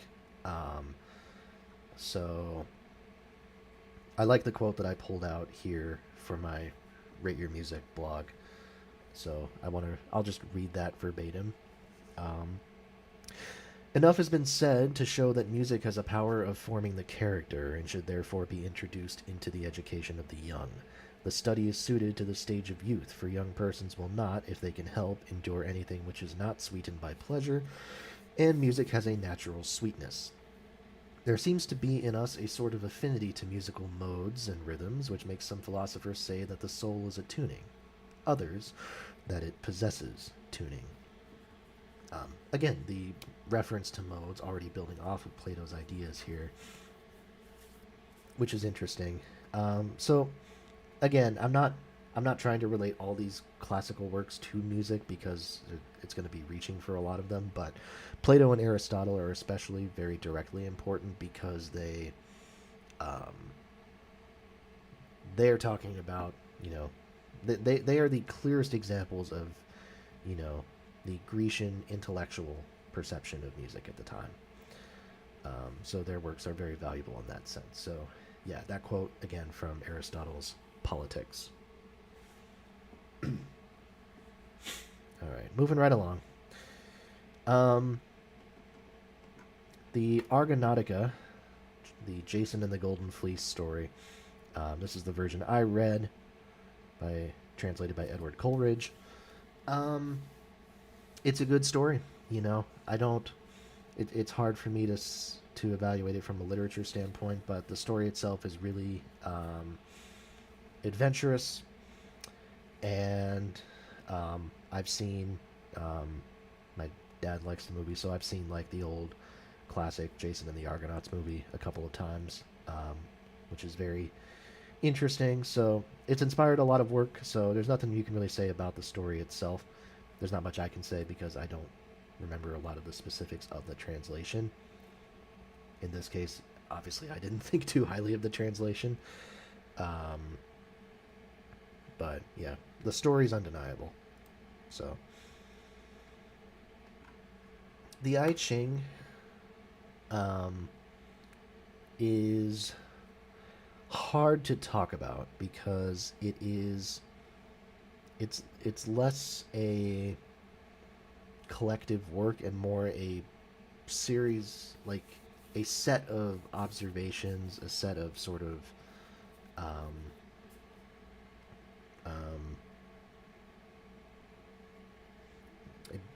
a set of different texts that, depending on the day, depending on what, yeah, I think it's like depending on the day, depending on what year you were born or something like that. There's like certain, um, um, you're technically supposed to read a certain text on a different day, and that will determine kind of your outlook for the day. I mean, it's. I don't want to make the comparison to fortunes because that's a little bit stereotyping, but um, it does sort of work in that same way. Um, um, you know, astrology before astrology was cool, if you will. The Western or the Eastern perspective astrology might be a better way of looking at it, but yeah, I again hard to evaluate this one just because of um, how sort of fragmented it is, but worthwhile, and I think a worthwhile thing to keep around in case you want to use that as a reference. Confucius, undeniable. Um, the Western versus tropical. It could be. You would probably know more than I would on that. Like I was saying earlier on, a lot of the text that I'm talking about here, as I'm kind of going through this list, are things that I read like well over a year ago. So I don't have. Had I recorded this like a year ago, I could probably talk with more authority on it, but I have not. I've not kept up. So this is me playing catch up, and I'm probably not going to have a lot of intelligent things to say about most of what I'm discussing here.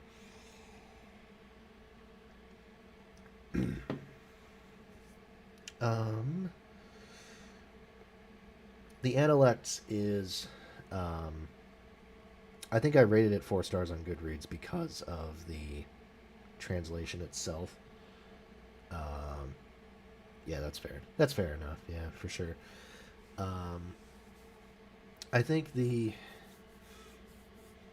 Analects are, again, it's a similar thing where it's a bunch of selected individual quotes that you can kind of you know nowadays at least you can flip through and reference if you want, and you can use that as a motivation for the day or for a particular action, however you'd want to use it. Um, Again, as a whole, though, I think this one works a lot better because you can, when you're reading it as a collective body of work, you can kind of see these through lines of Confucius's philosophy and his perception on things um, in a very clear way, which is valuable for understanding Confucianism. If, like me, you didn't have much of a background going in as far as what the philosophy looked like, etc., etc. Um, and Confucius, and there's some truly fantastic quotes in here. Um, the one that I use, it's actually in my bio on Discord, so you can add me there. My my Discord handle's in the YouTube description. But the quote I have in there is, "Study as if you'll never know enough, as if you're afraid of losing it all," which I think is, I find that very relevant to what I want to do and what I kind of strive for. So I keep that with me as kind of a reminder of that. But I think everyone can find a Confucius quote, if not multiple, that they can really identify with and use to motivate themselves in their own individual ways. So I would say Analects is truly. Um,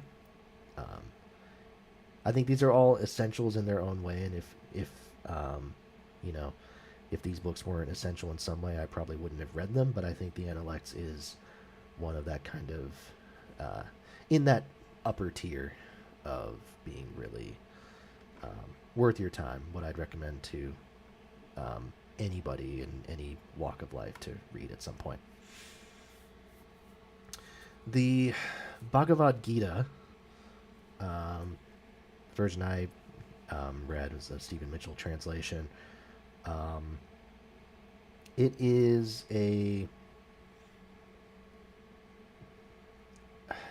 very spiritually powerful book because unlike other um, religious texts or spiritual texts that I've read, this one doesn't necessarily sit as much with just the philosophies. It certainly focuses on it, but it also shows you. It really gives you a glance into. I'm going to step back. I'm going to restart what I'm saying. So I think it actually balances both showing just the awesome power of the whatever deity, um, you know, that we might be talking about, balancing that with,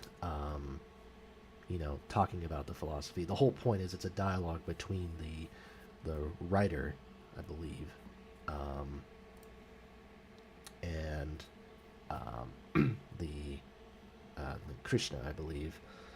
Um, yes, Lord Krishna. And again, sorry, I want to make sure I'm not saying anything that's completely bullshit here, but the whole thing is structured as this active dialogue, and it's really powerful because of that balance. You get to see these really strong philosophical discussions, but you also get to see kind of the power of the deity at various points. So it hits that balance well enough that um, it really it hit home in a way that even like that only like the very strongest parts of the Bible did. So this is probably to this point the most powerful religious text I've ever read, and again another one that I would highly recommend to just about anybody.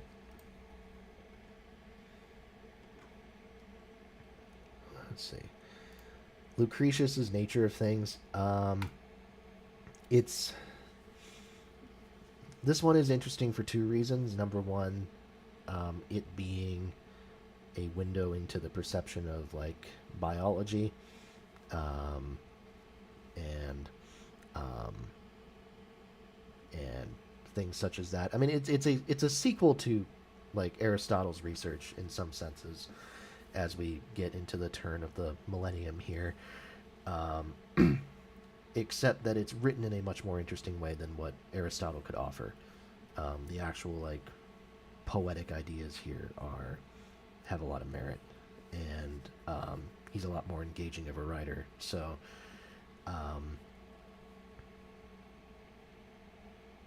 not one I remember a whole lot about because again, I think the ideas are archaic enough that I couldn't connect with them a ton. But the writing in and of itself makes this a more interesting read than most of what Aristotle has to offer. So, if you're looking for that kind of window into um, Grecian or early Roman thinking, um, then I would recommend this for sure.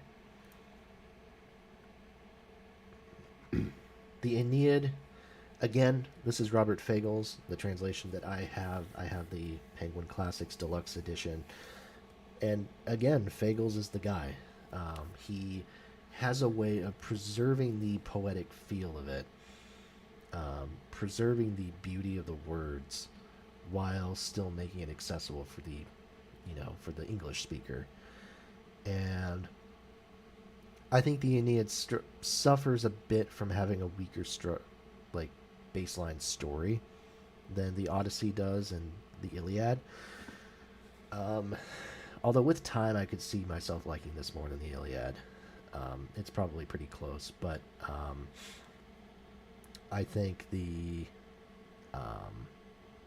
and again, it's funny to think about how this thing was created and how this was, I think, if I remember, it was Augustus commissioning it because so as to give Rome their own sort of Odysseus story, essentially, to give Rome their own Odyssey. So it's a purely like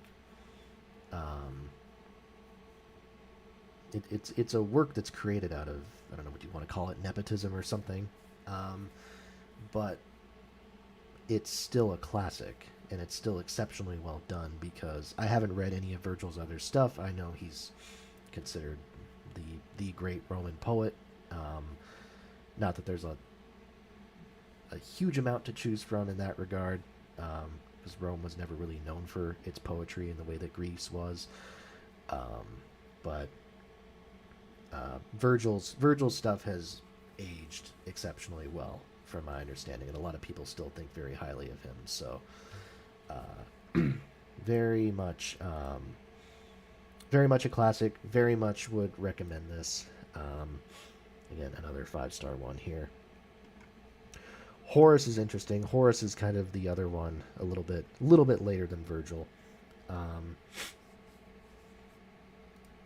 he he is the successor to a lot of these Greek lyric poets, and his observations, I think his observations got him in trouble more often than not, especially towards the end of his life. But in a weird way, I would say his stuff is a little bit kind of like, it's more like slice of life type poetry than you would expect from that era.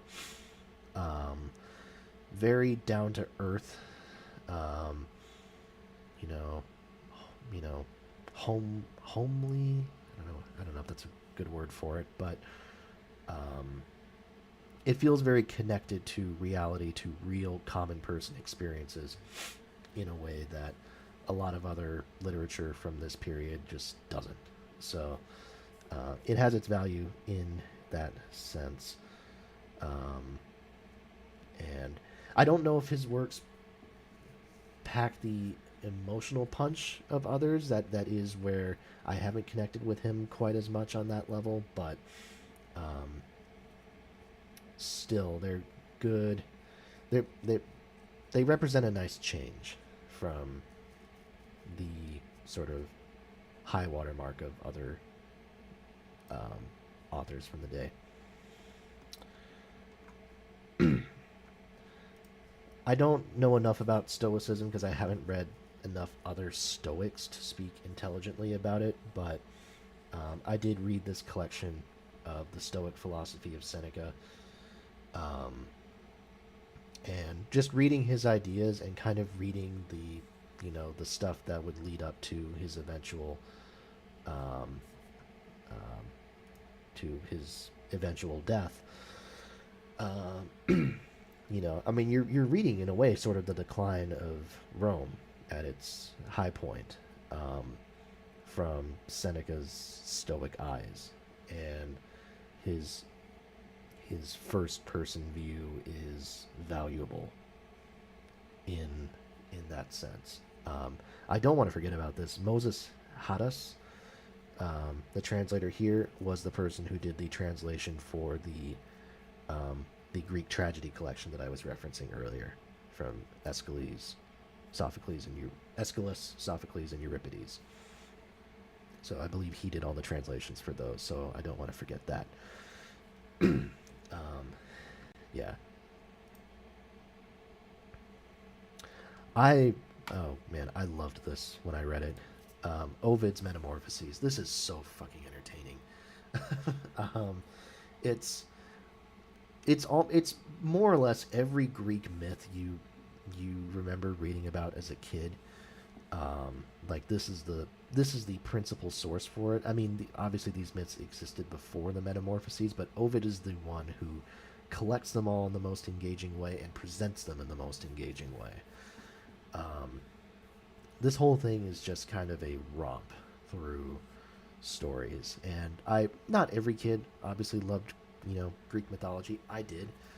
Um, I had like one or two collections of Greek stories, that I would read through, and then like when like the Percy Jackson books came out when I was a preteen or in my teenage years, and I really liked those. So um, it's interesting stuff. And Ovid is yeah, he presents them in an engaging way. It feels like someone who really is connected to these stories, who loves them and wants to preserve them for future generations.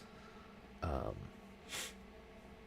so, and it's not, and it's not a purely like, um, it's not an entirely pure, selfless, like motivation behind it. Obviously, I mean, again, it's one of those things where the desire was to connect these Greek myths to sort of Roman ideas, to connect them to the Roman culture of the day.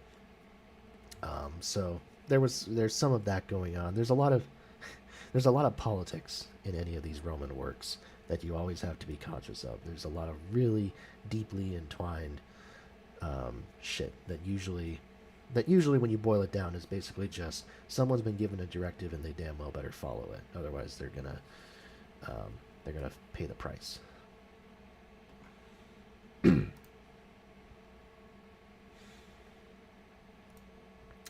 Marcus Aurelius and Meditations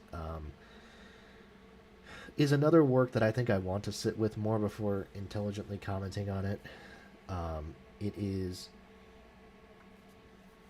I think Marcus Aurelius is one of the most remarkable figures in ancient history in a lot of ways because of his the combination of his mindset and his personal philosophy with his stature.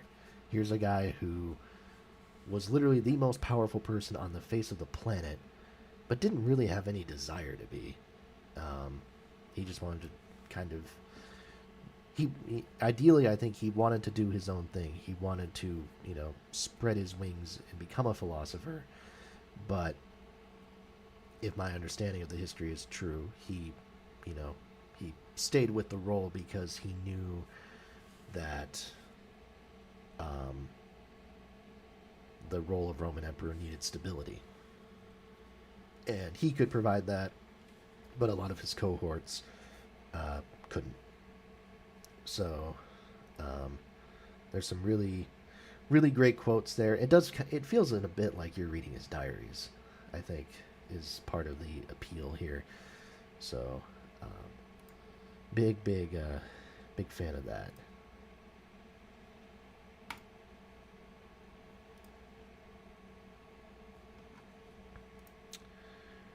I happen to really like the 12 Caesars by Suetonius. And I understand again that this is a book. If you don't know, it's a historiography of the first 12 Roman emperors, written by someone who was a contemporary with a number of them. Um, and it gets its criticism because of the fact that it's clearly not objective, and Suetonius drops in a lot of subjective opinions and analyses, but it's so again, and also there's a lot of like gossip in there. But at the same time, it's valuable for exactly those reasons. It's gossip you don't get really anywhere else. It's documentation and observations and lived experience that don't get chronicled elsewhere. And I think Suetonius is a very engaging writer. Um, I'm kind of repeating what I said with Herodotus earlier, but um, it is. I had a lot of fun reading it, and it's it's not one of those things. I made the mistake of reading this before I'd read any more contemporary biographies or historiographies on Rome. So I think now, having read a few of those, which I'll get to later, um, I would appreciate this even more than I already do. And even though I would also probably be much more perceptive to the weaknesses and the things that it's overlooked, but still great stuff. Um, yes, the old Sanskrit play Shakuntala. Um, this is a story of, I don't know. I mean, it's a nice play, and I think I'm trying to remember. I want to say this one did inspire a one of Shakespeare's plays.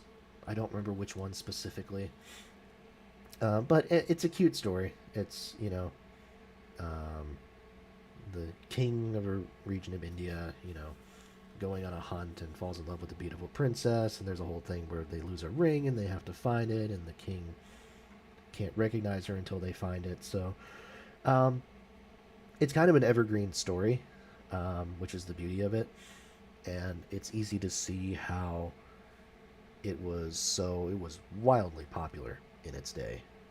Kalidasa, the poet, was I think considered like the great Indian poet of the first millennium, um, and so it's carried a lot of cultural weight.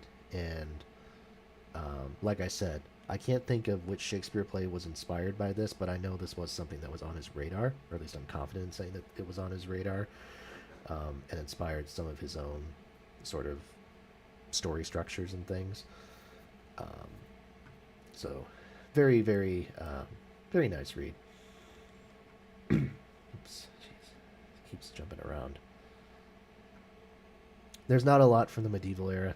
I'm gonna preface this with that, um, because we're getting to that point where the ancient really starts transitioning into the Middle Ages a bit, and just due to the nature of the Middle Ages, there's not going to be a lot of literature from that period. Um, so when I was reading through it, um, I when I was reading through all this stuff, I was like, oh, that's a big hole. You know, I should really need to fill that. But then there wasn't a lot really that I could find to even fill that hole. So, you know, I did my best. There were a couple of nonfiction books that were actually a big help that I'll get to later. But for now, we'll continue soldiering on here with Augustine's Confessions.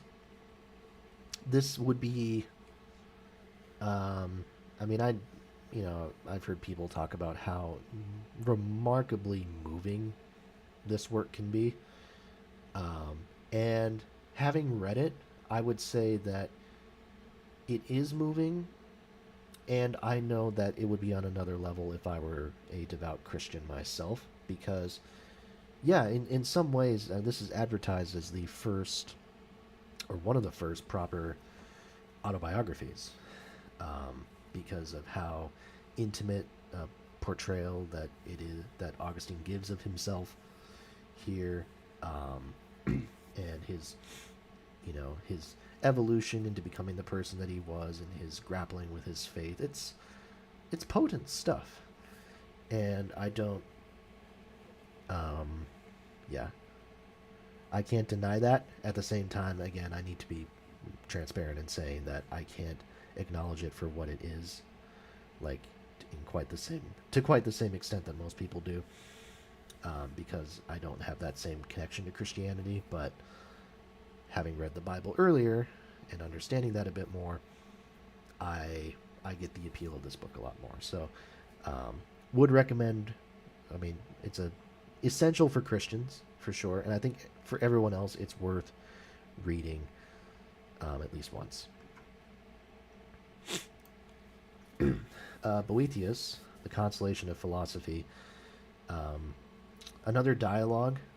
Boethius is probably, I think people say, the great Roman philosopher, and between the days of the Grecian philosophers and sort of the late Middle Ages, when people like Guido d'Arezzo came on, Boethius was kind of the great, really the main great, maybe the only great Roman musical thinker. So it's not in this book as much; it's in other works of his. But Boethius actually wrote one of the early great music theory treatises around this time. But I'm not talking about that, even though I have read it. But The Consolation of Philosophy is Boethius's dialogue with who is it? Lady Philosophy. That's who it is. While he is imprisoned. He wrote the work while he was in prison and was about to be executed. Um, so I believe it came out after his death. And it's an interesting work, especially when you know the context of his life and how he was kind of in and out of favor with the Roman emperor. Finally did something to piss him off, and then that was that. So it's a moving dialogue in that sense. Again, I'm I'm comparing it to the Bhagavad Gita just because I was just talking about the Bhagavad Gita a little bit ago. Not it's a lot more reflective because we're not talking about a like a spiritual leader here or some sort of like higher entity. We're just talking about the idea of philosophy itself. This is a very reflective book. It reflects on kind of the necessity of philosophy and you know and spirituality and what the end of life means, what the next stages are. You run into this more and more, kind of. I think in this time period, people starting to reflect on what death means in the Christian sense. Um, that's the other thing to note too. This came out in 524, and so this is this is a couple centuries after Christianity had fully adapted Christianity, or sorry, when the Roman Empire had fully adopted Christianity into as its main religion. So we're seeing, I mean, we're seeing people grapple with Christian ideas as far as how they relate to death. For the, not the first time, but these are the early stages of grappling with these ideas as opposed to how um, other religions or other ways of viewing things would grapple with um, end of life stuff. So we're many steps on from how things were in the days of like the Epic of Gilgamesh, for example.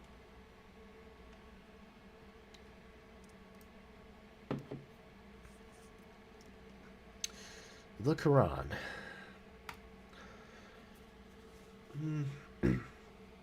So this was translated by N.J. Dawood.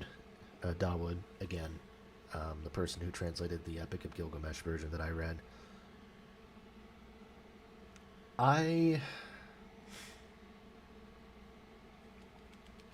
I have a complex relationship with the Quran as a work of literature, um, and I'm not going to. And this is different from how it is spiritually because I think, um, spiritually it's as valid as anything else. As far as a standalone work of literature, I guess my main criticism with it is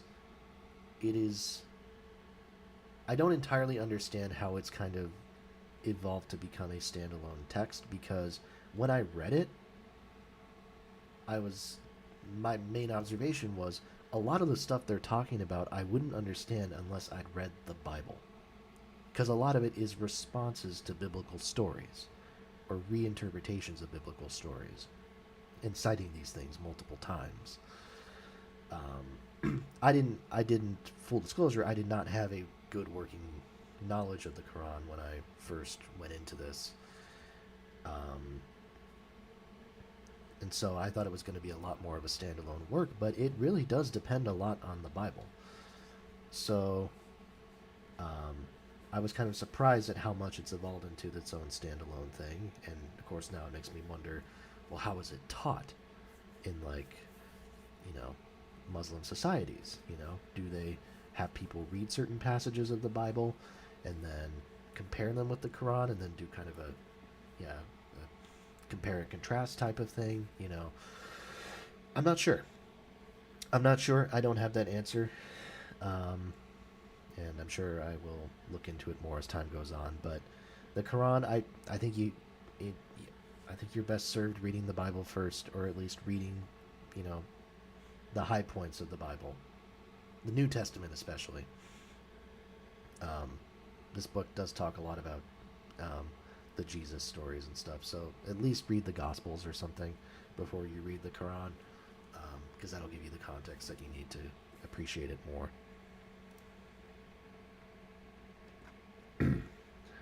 Jumped ahead. We're jumping ahead pretty quickly here. Again, the restrictions of the medieval era. Beowulf. What can you say? The foundational to the development of English literature. This is the Seamus Heaney translation.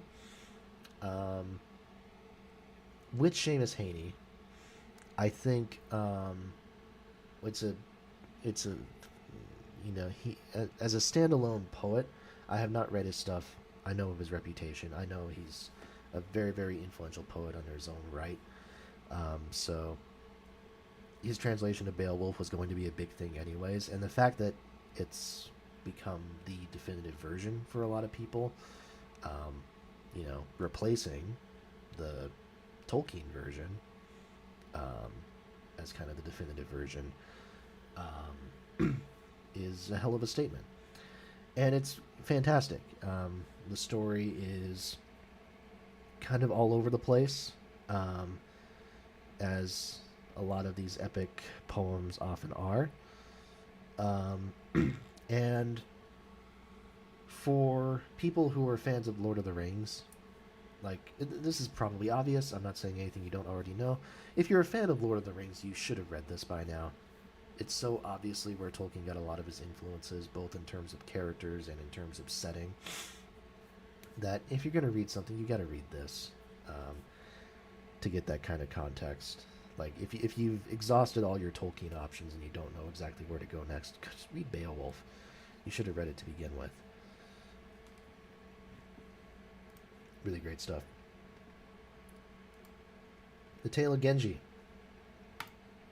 by Murasaki Shikibu, translated by Royal Tyler. Often considered the first novel, which is why I wanted to read it. And it's interesting because, the world's first novel, some people will attribute that to Don Quixote. A lot of people do. So it's interesting that the first novel precedes Don Quixote by about 500, 600 years, and is written in Japan, which was already quite well established at that point. But it's interesting that it didn't come from China or India. Maybe India is a bit less surprising. They were a bit more focused on theatrical stuff. But yeah, the fact that it comes from Japan is interesting, and also the fact that it was written by a woman as well, which I did not know until I was doing some of this research. Very, very cool stuff. I read the Penguin Classics unabridged version, which was most definitely not a mistake, but you need to know what you're getting into, because the unabridged version is about 1,100 pages long. And the story is not so compelling as to warrant 1,100 pages. I'll put it like that. It's a lot of kind of courtly drama, which is to say that it's not dramatic in the way that I think a lot of us look at this stuff.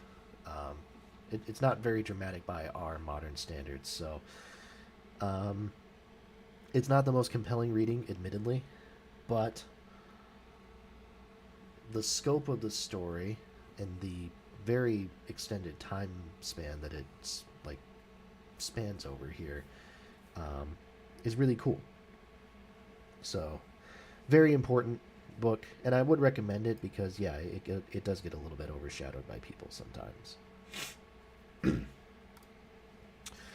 Rubaiyat of Omar Khayyam, the Edward Fitzgerald translation. Exceptionally popular translation, from back in, when was it first published? 1850s? I mean, the original text is from the 12th century, but I believe Fitzgerald's translation came from the 1840s or 1850s originally. And yeah, it's brilliant. And it's brilliant because the actual pieces, I mean, it's so short. I wasn't fully aware of how short of a work the Rubaiyat actually is. But my God, Ahmad, jeez, it's so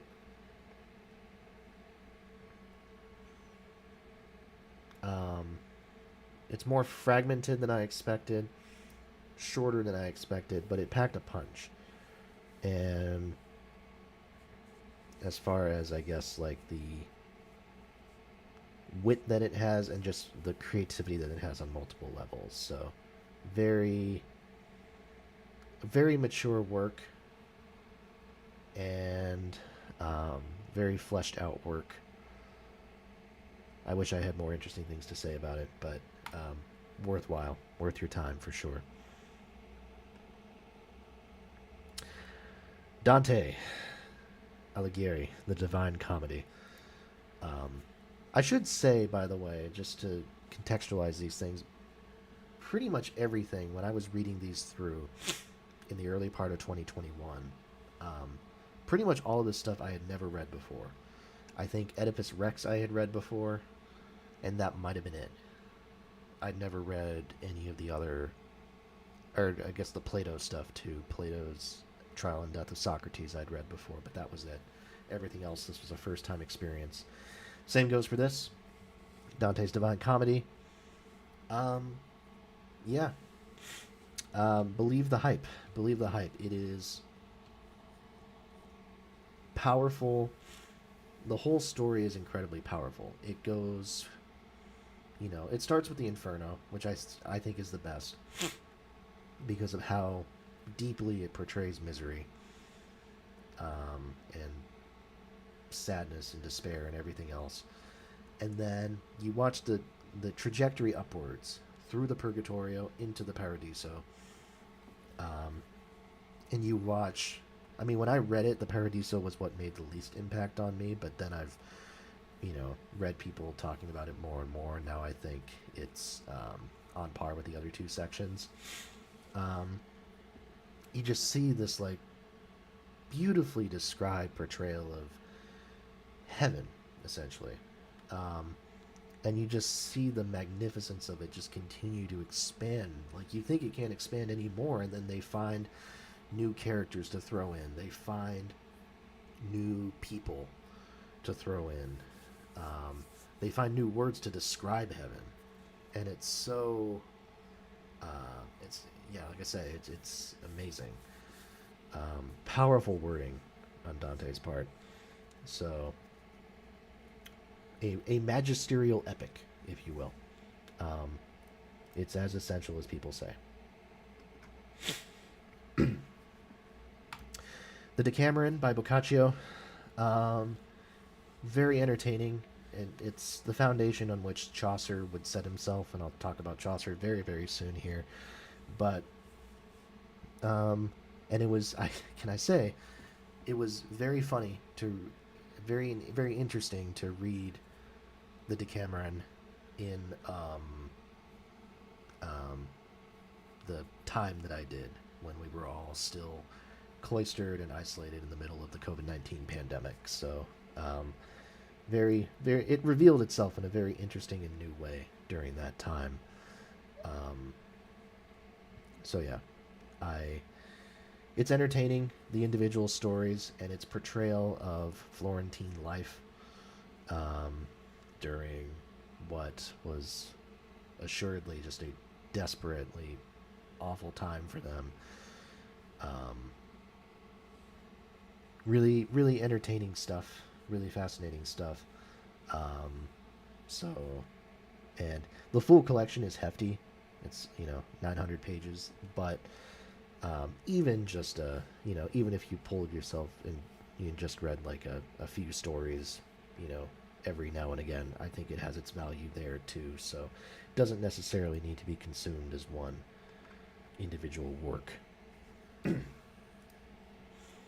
Sir Gawain and the Green Knight, translated by Simon Armitage. This work is it was published by the same group, I believe. I want to say, did this come out after the Beowulf translation? I think it did, and this was sort of their way of kind of following up on it. The Armitage thing is interesting because the story itself, the Sir Gawain, is not nearly as well known as Beowulf, even though it's still considered one of the great medieval English stories. And it's much more of a lark. Like, Beowulf is epic.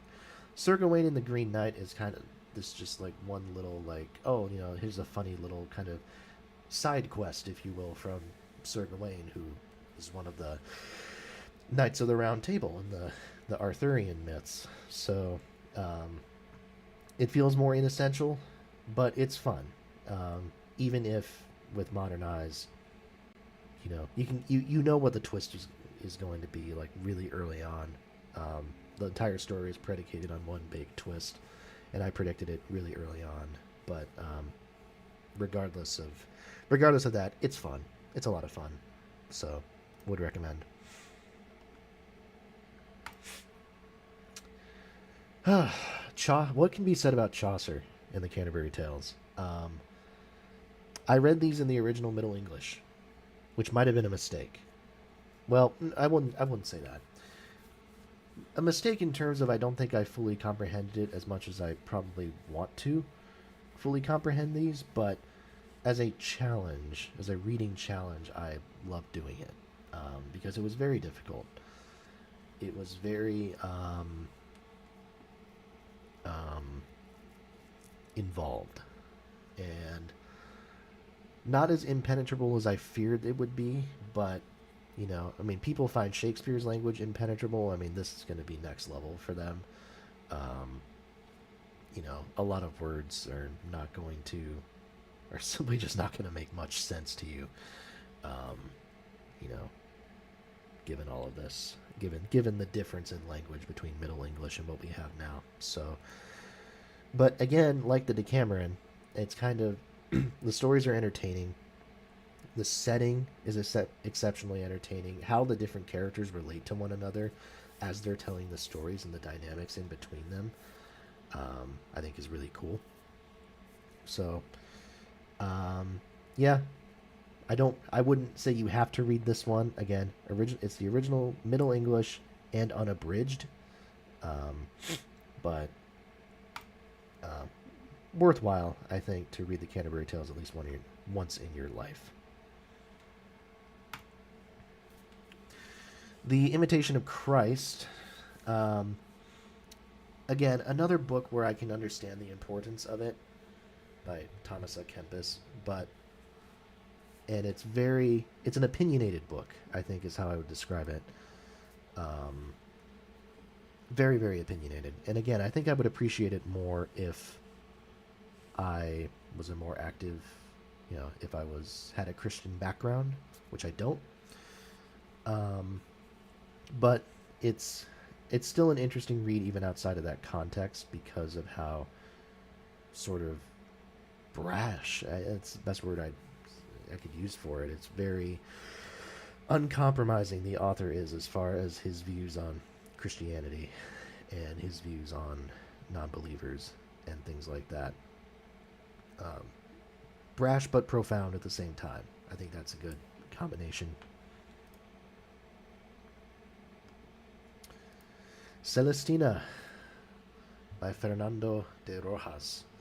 Um, it's considered the first European novel, according to this. I don't know if that's true, but um, certainly probably the first really important work of literature from Spain. It's nice, and it's nice because it was what Shakespeare used to write Romeo and Juliet. This was the basis of that story, and it's very entertaining.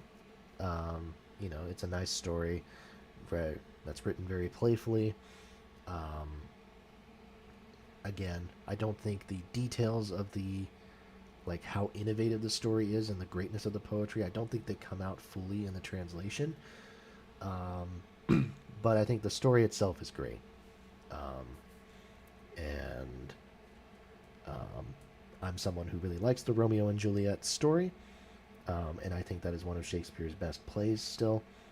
Um, we'll get to Shakespeare in a bit, but Celestina is worth your while. Gargantua and Pantagruel. Has been an absolute highlight so far. I'm just going to start there. Rabelais as an author, Francois Rabelais is such a fascinating figure, deeply fascinating figure. So interesting. I was not expecting at all what I got from this. I didn't know anything about this work going in. It is so crass and explicit, Again, go back to Shakespeare. Shakespeare gets credit for being crass and explicit.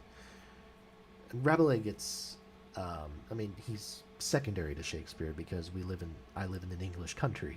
That's how it works. Shakespeare's influence is very outsized. But with Rabelais, um, he makes Shakespeare look positively tame with how explicit he is, and his stories are funny, very witty. The guy's a literal certified physician, and so clearly an exceptionally intelligent guy, and also very politically active, is my understanding. Um, so this was a very vibrant book. Um, that really surprised me. It was one of the great surprises that I've had so far in this whole reading.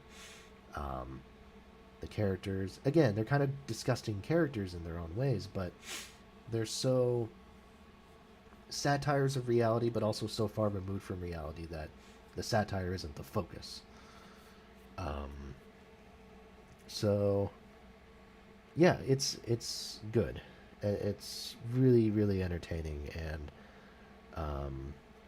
like I said, I'm not going to portray Rabelais as a forgotten figure because he's still one of the most influential figures in French literature. But um, he gets looked over a little bit by English readers, I think. So I push this one hard.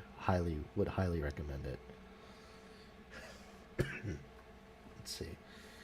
We're getting there. We're getting there. So I'll try to be more concise about these. I think for the most part I can be. Le Morte d'Arthur by Thomas Mallory. The edition I have is um, different from a lot of other ones where it's considered like a selection of Arthurian stories. The one I have is from the 90s sometime. I don't remember. Um, um, yeah, it was this 1993 Random House publication. That one is supposedly unabridged. This one supposedly contains like just about every Arthurian story that there is to know. Um, it's really entertaining. Again, the Arthurian myths were stuff I grew up on reading as a kid, so it was cool to read these fully fleshed out and to get a lot more that I had no idea about, and to get the full kind of context for the ending with Arthur and Mordred and that final battle. Really great stuff. So I don't know what the abridged versions look like. It's possible they're easier reads, but I would say just you know bite the bullet, take the extra 100, 200 pages or whatever, and get that unabridged version, because these stories are really great and very very important for the development of English literature. Thomas More's Utopia. Um, I, I kind of like what I said here, as far as describing it as Platonic thought rewrapped for the Renaissance. Um, I thought it was going to be a very dense book that wasn't really accessible for the modern reader, uh, but that's not what I got. Um, More's vision for this idea of a utopia, this idealistic society, is very, very clear, I think. He describes it very well. Now, whether or not I agree with his description is a completely different thing, and I think that's part of why wouldn't say I love this, is that I very much disagree with a lot of what he says. But again, the context, the dysfunction in England at the time, and Moore ended up, being one of the victims of that dysfunction. He literally got fucking beheaded.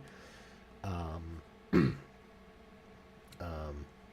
Important for that context. So, not one of my favorite like philosophy works that I've ever read, but interesting. Now, this, on the other hand, Machiavelli, The Prince. This one is The Prince and Other Writings, but I don't think I read any of the other writings. I think I just read The Prince, and man, Machiavelli, I think this guy, he had a clearer vision than most did at the time.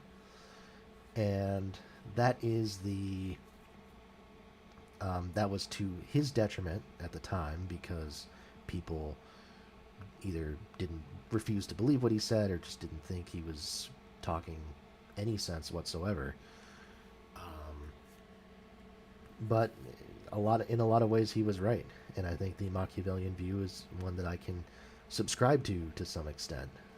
Um, as far as his perception of what people need to do to stay in power, what leaders need to do to be effective leaders. It's a very remarkably cynical way to view humanity, but I think it's a fair one. So, um, yeah, Prince was great. This I gave 4 stars because I think I actually did read the other writings, maybe, but I don't remember anything about them, and maybe that's why therefore I gave it a 4-star rating. But The Prince as a standalone thing is a 5-star read for sure.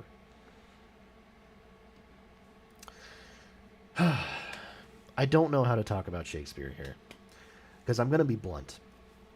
I read this entire volume. This is the Norton Shakespeare. This is the 3rd edition. I believe I read the 2nd edition. That's the one that I own. The second edition is the one I own. It is 3,500 pages. It is the longest piece. It is the longest single book that I've ever read and probably ever will read. I read it over the course of October of 2021. So, still, I guess, probably pretty fast for a book that size, but yeah.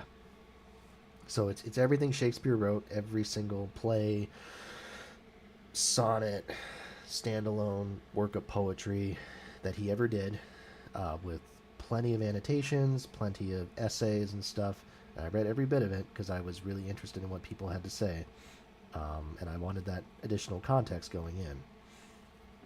It was exhausting, thoroughly. I'm not gonna say otherwise, but so enlightening. Um,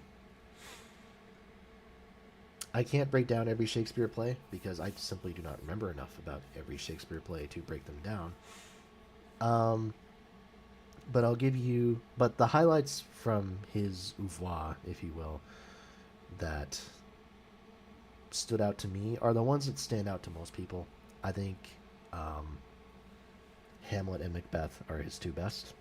Um, and then I would rate kind of in that second grouping Othello, Romeo and Juliet, um, Midsummer Night's Dream. I'm trying to think. Richard III was like second tier Shakespeare to me. King Lear. King Lear, yeah. Highlights. I mean, you can look here. I mean, I'll just scroll through some of these. Like these first 10 here are all 5 stars from me. So that's including Much Ado About Nothing and The Tempest and Twelfth Night, etc., etc. Um, yeah, I gave 5-star ratings to like 12 or 13 of his stuff. Excuse me.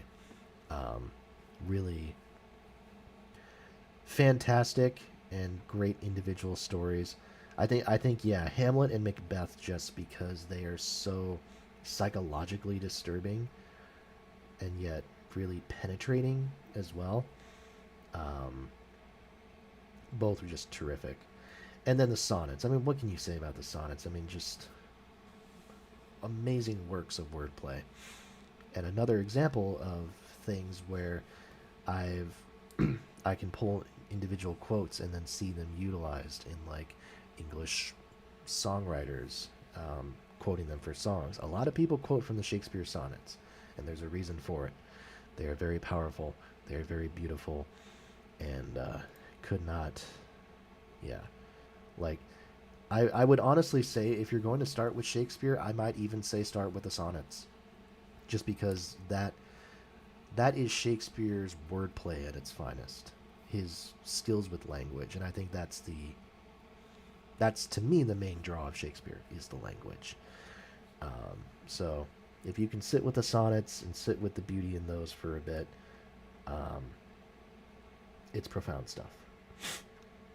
But yes, The only other thing I'll say is, would I recommend reading literally everything that Shakespeare did? I don't know. I don't know if I would. Um, there's definitely a lot of stuff very early on in his career that I don't know if I would recommend. I think the history plays are the ones that are more the most hit or miss for me as far as how interested I am in them. But and then like the stuff like later on that's like either fragmentary or it's not sure if he wrote them in the first place, not essential in my opinion. But again, presuming that you live in an English speaking country here, I am making that presumption going in. So much of this I think would be to your advantage if you were to read it. It's very powerful, very important stuff, and I think just reading it helped me become a better reader and a better writer. So, like I said, he has an outsized influence, but it is for good reason. Don Quixote.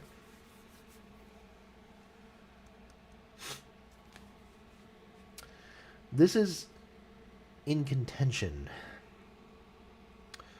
for my favorite classic book of all time. And I had never read it before I started it on whenever it was, early November of 2021. I had never read it before.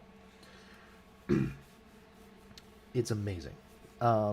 It surprised me so much because I knew nothing about Don Quixote going in. I knew it was a Spanish classic, that a lot of people called it one of the first novels, first modern novel, I guess. Um, so I knew the esteem that it was held in, but I didn't know why it had that esteem, and I assumed, well, maybe it's going to be one of those things that I'm not super, um, like, engrossed in emotionally. Not true. Not true. This is one of the funniest books I've ever read. It might actually be the funniest book I've ever read. It is so, and it's a sort of like, um, it's an unfortunate humor, I think, because you are making fun of one person and his delusions throughout the whole thing. That being the titular Don Quixote of La Mancha. But just the situations that he gets put in are so thoroughly unusual. It reminds me of, and the comparisons make sense now. I'm a big Peanuts fan, or I have been a big Peanuts fan since I was a kid, and a lot of people early on, when Snoopy was establishing himself as a kind of a standalone character, have referred to him as kind of a modern day, cartoon version of Don Quixote, and I totally see it now. I totally understand it because, you know, both characters have their these fantasies about who they are, who they're not even pretending to be these people. They think they really are these people, and everyone around them somehow or another gets drawn into playing their part in this story. And usually it ends up being that they go in willingly. They're like, you know what, fine, we'll play along. We'll play along with what they're doing, whether it's Don Quixote's knight errant, um, you know, his quests, or whether it's Snoopy being a World War One fighter pilot or something. Everyone ends up playing along, and somehow their lives end up being enriched, usually in some way, by it. So it's I could go on and on about this and how great the scenarios are. I would encourage everybody to read it. And if you're going to read it, read the Edith Grossman translation. I think there might be better translations out there, but I was so blown away by how well she was able to integrate the humor in here and how well she was able to preserve that. It's not something I can say I found in really any other sort of comedy that was translated from another language into English. So, remarkable accomplishment on her part. Major kudos. Let's see. We're making it through. We're making it through. Oops. Back here. "'Tis Pity She's a Whore" by John Ford.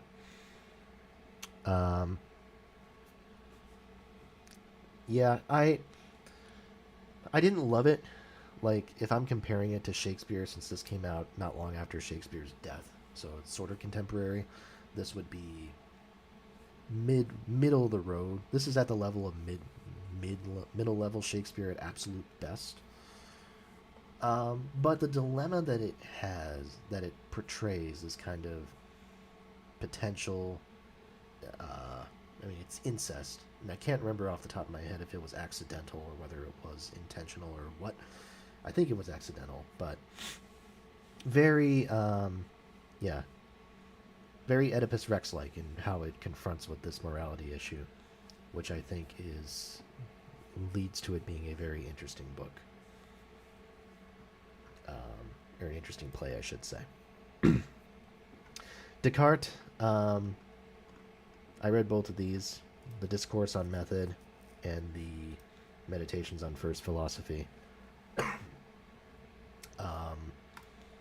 Descartes is very, especially after reading more Plato and more kind of other philosophers who are older, I actually think Descartes is a pretty accessible philosopher, which I did not think when I first had to read these for a philosophy class. Um, I prefer the Meditations because I think Descartes, I think it's more kind of a higher level analysis of not philosophy, but just kind of life in general. And I think that higher level thing appeals to me. So, yeah, very, very impressed with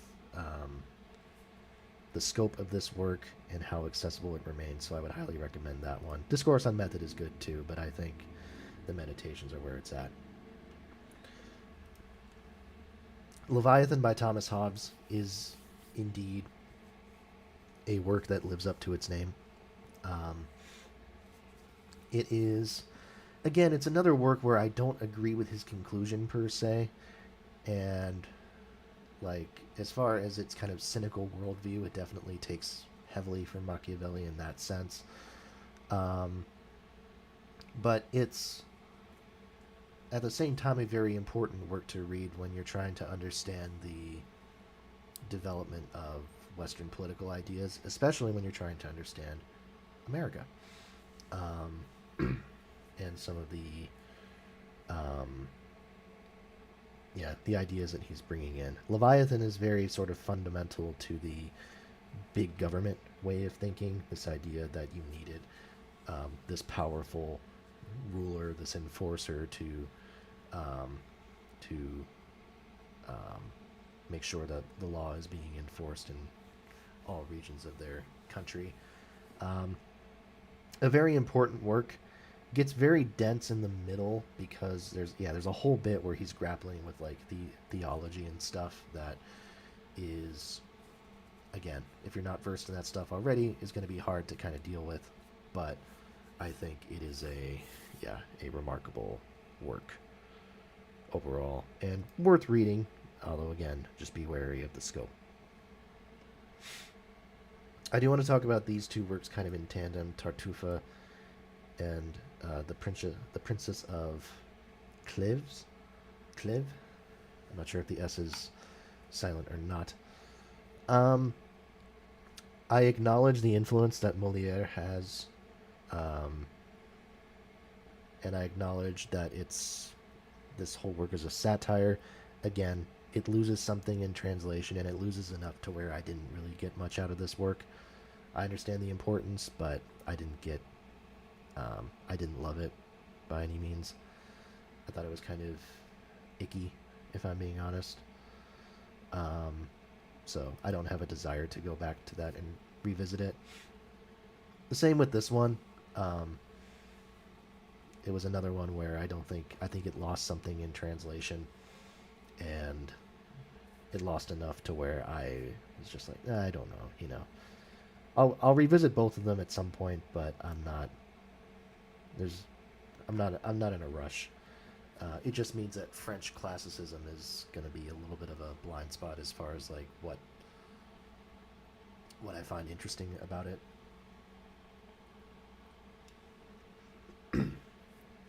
Paradise Lost by John Milton is terrific. And this is one where, even though it is exceptionally religious, religion centric, Christianity centric, I should say. I don't think you need to have a super great working knowledge of Christianity to appreciate the drama here. It is, yeah, it is fantastic, and just the whole point, the whole thing about it grappling with Satan, and the fact that it makes Satan potentially the most relatable, the most sympathetic character in the whole group, of the whole bunch, is wild. I mean, truly wild, especially for um, a work that is so clearly Christian centric as it is. So, yeah, and the wordplay on its own is quite beautiful. So, Paradise Lost. Um, I remember I heard about this. Again, it's another book I hadn't read before, but someone had told me about it, and they were like, "Yeah, I thought it was like super, super dense, and I couldn't follow along." Again, I think in comparison, even to Shakespeare, I think this is a much easier read in general. So would recommend. The Pilgrim's Progress by John Bunyan is um, another. This is like um, things like The Imitation of Christ or Confessions, where if you are a Christian actively, this is going to be powerful. Powerful to the point where it moves a lot of people to tears. Um, it wasn't like that for me, but I thought the actual journey and the whole like allegory that it's all based around is, I thought it was terrific, and I think I prefer book one immensely to book two, because book two, the second one I think was very clearly meant to capitalize on the success of the first one, and it's kind of the same, very similar situation, but with the Pilgrim's wife and kids, if I remember correctly. An early example of sequelitis, if you will. Um, but no, it's really good. It's really good. I would recommend it even to non-Christians. Just that, no, you're not going to get the same type of thing out of this as a Christian would. John Locke. This was the piece of political philosophy I think that's impacted me the most. His two treatises of government, which is interesting because, one, yeah, I would say this is the most influential piece of political philosophy when it comes to the development of U.S. government, and also, I think it's closer to what like my, uh, maybe a little bit closer to like what my ideal of a good and working government is, as opposed to things like Leviathan or even Machiavelli. You know, Locke's analyses here are really um, clear, especially in the second treatise. The first one, I'm saying in the reviews here again, which I'm cross-referencing to kind of help me out. Um, the first treatise is very theology heavy when it comes to kind of setting up Locke's arguments for certain things. The second one doesn't really bother with that as much. It's a lot more straightforward, just goes straight through the individual points. The second one, I believe, actually was the one I read for. I also read this one for a philosophy class, and really, yeah, really enjoyed it. So, yeah, highly recommend. Would highly recommend that work overall. Tales from the Thousand and One Nights. I believe my parents have the full collection of the Thousand and One Nights tale, and I think it's split up over like 10 books or something like that. It's remarkable. I only read this collection, of the famous Scheherazade tale. So, um, a lot of it's really good. Again, I'd want to kind of, I'm always hesitant with collections just because I don't want to feel like I've missed an even better story or an even better individual thing that's out there that maybe was just missed because someone overlooked it. But the original, yeah, the original Aladdin story, the Aladdin and the Enchanted Lamp, is essential. And what is because there's a very vulgar story, and I can't. I'm trying to remember which one it's called. It's about farting. I remember.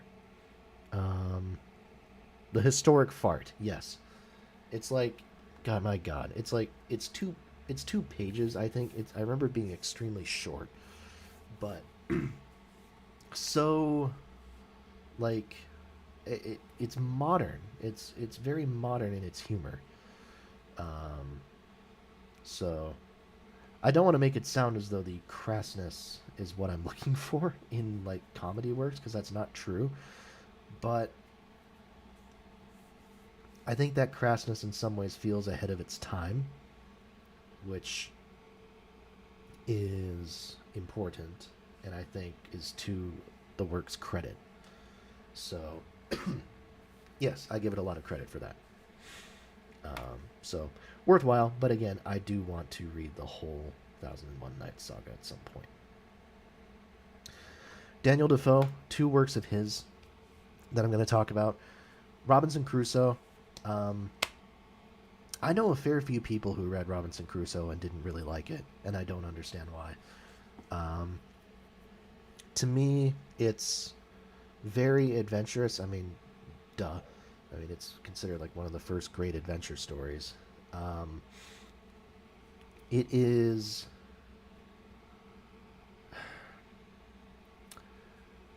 The influence of Robinson Crusoe, again, it's outsized, but it's outsized for a good reason.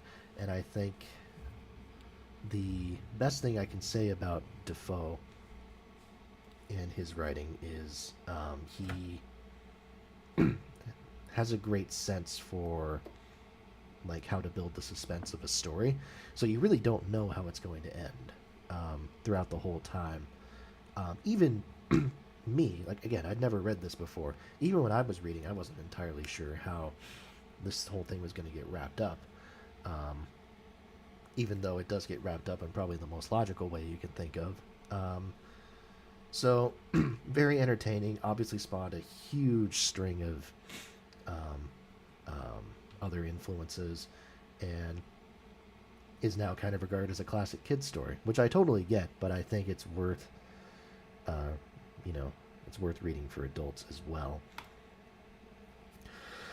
The other Defoe I read was Moll Flanders, which is very well. It's not raunchy. I'm not going to say that, but it's about a woman and her adventurous exploits. I guess it is raunchy in parts. Um, this is most certainly not a kid's story, but the the whole book is very.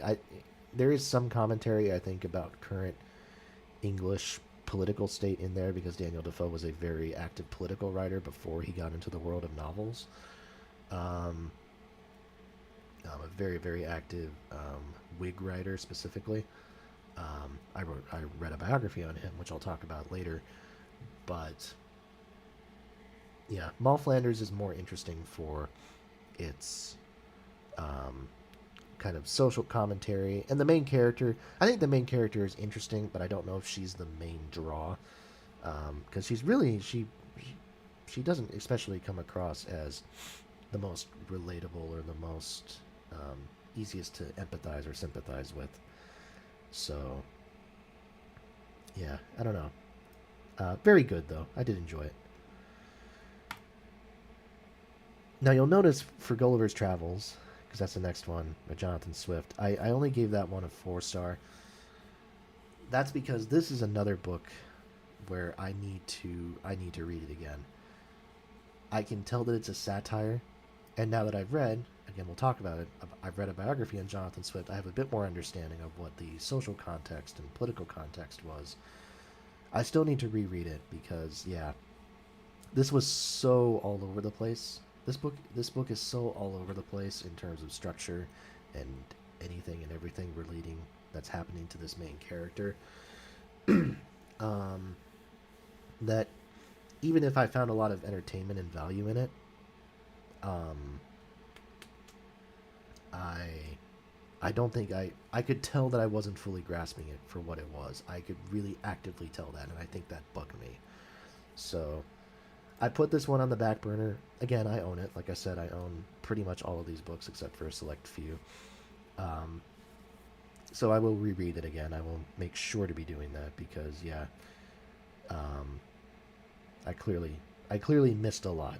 There's a lot of detail here in, honest to God, almost every single word that is worth exploring. Henry Fielding, baby. Tom Jones, The History of Tom Jones, A Foundling. I was not expecting to like this book very much. I thought this was going to be another one that was a bit dense, a bit dated, where all the references were going to be something that I wouldn't really understand very well. I was not prepared for this. I was stunned at how entertaining I found this, how relatable I found the story, and now honestly I'm looking forward to seeing like a movie version of it at some point. Um, it's amusing. It's very amusing. Um, and definitely a precursor to Dickens, like I was saying here. I think I have some background with Dickens. I've read a couple of his books, but I'm not like super in depth knowledgeable. This, however, yeah, this I could tell is absolutely an easy inspiration for Dickens, and um, I was just fascinated by the world. I was fascinated by Tom Jones as a character, and I didn't want to. I didn't want to leave the world at the end of it, even though the book is over 800 pages long. I didn't want to. I didn't want the story to end, and that's I think the highest compliment I can pay one of these works of literature. Um, a lot of times I will finish a book and say I'm very content with how it ended. In this case, I wasn't especially content. I was like, no, I want more. I need more of this. So, really, yeah, really great stuff.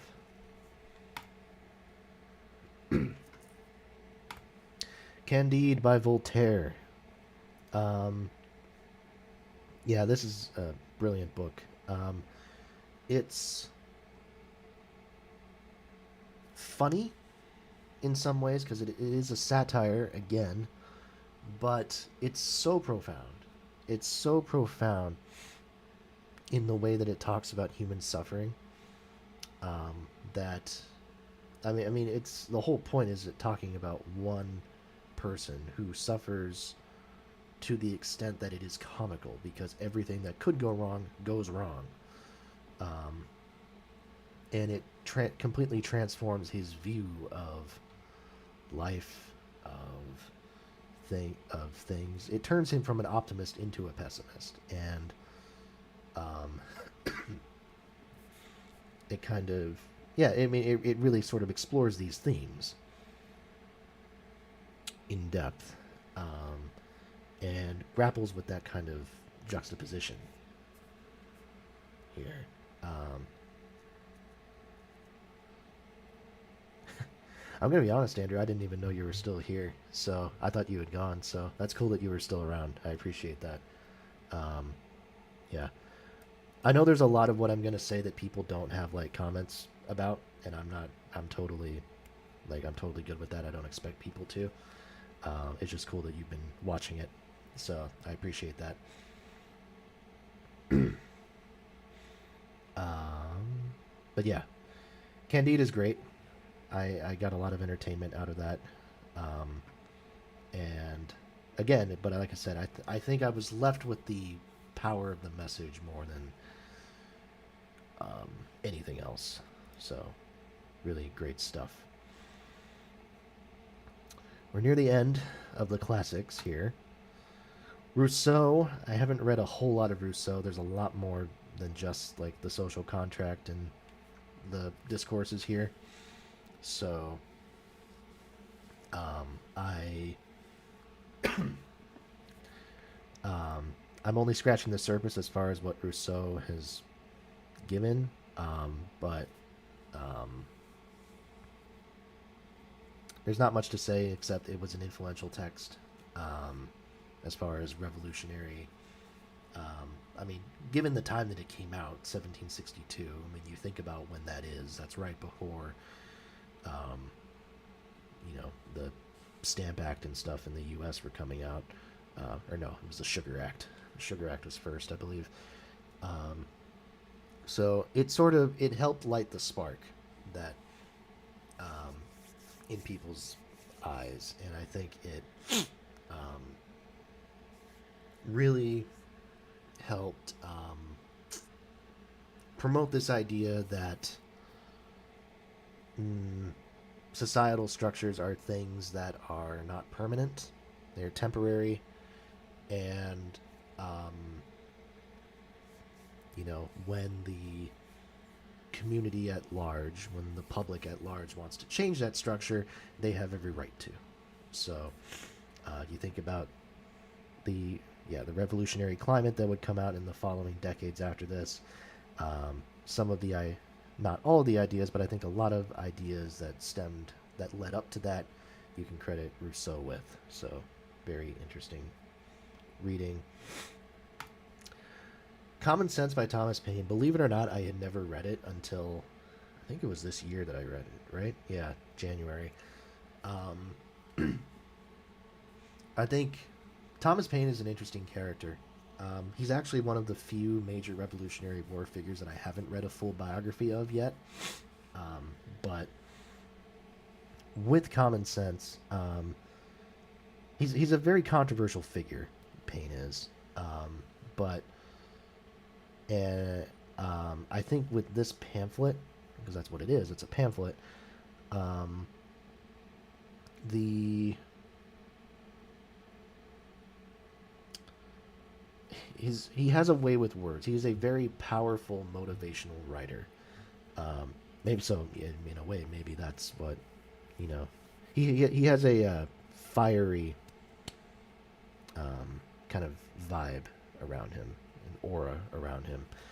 So um, it's easy to see why this inspired people, and some of the writing there is genuinely just flat out fantastic. Some of the specific lines and words that he uses,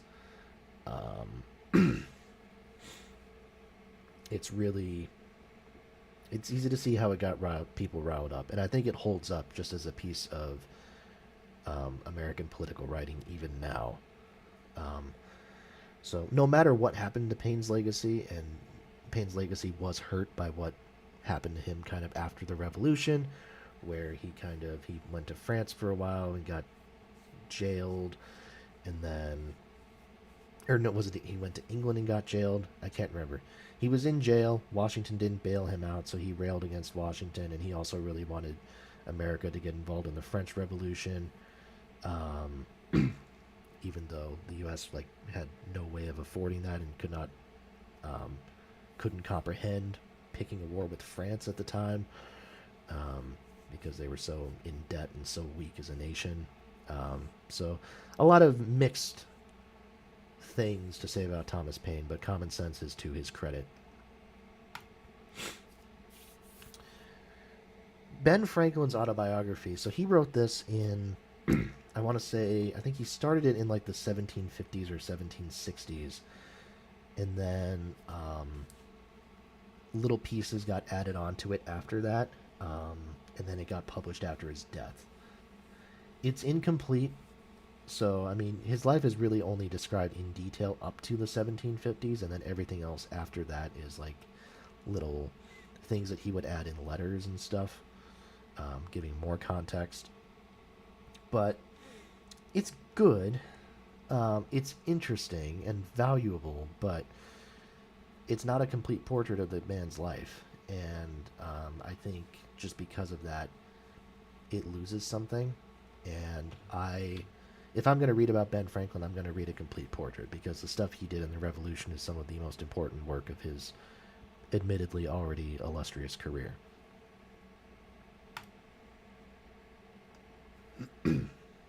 And then these are the two classics that I've read the most recently: Songs of Innocence and Experience by William Blake. Um, so the music fans here will recognize these as the titles of the most recent U2 albums, but these are very Songs of Innocence is a bunch of poets meant for children. They're meant to be read to children, and they're meant to kind of reflect childlike experiences in a lot of ways. Um, I think Songs of Experience, meanwhile, is more kind of oriented towards adults. Um, Blake is a beautiful writer, and the Experience ones are definitely darker, but the Songs of Innocence have their kind of their own darkness to them that is a little bit hidden. It kind of it's not macabre in the same way that other children's stories are, or that they have the tendency to be, but there is a darkness to them, which I think is uh, to the benefit of people who read it, if I'm being honest. So, really, really like this. Really, really liked it.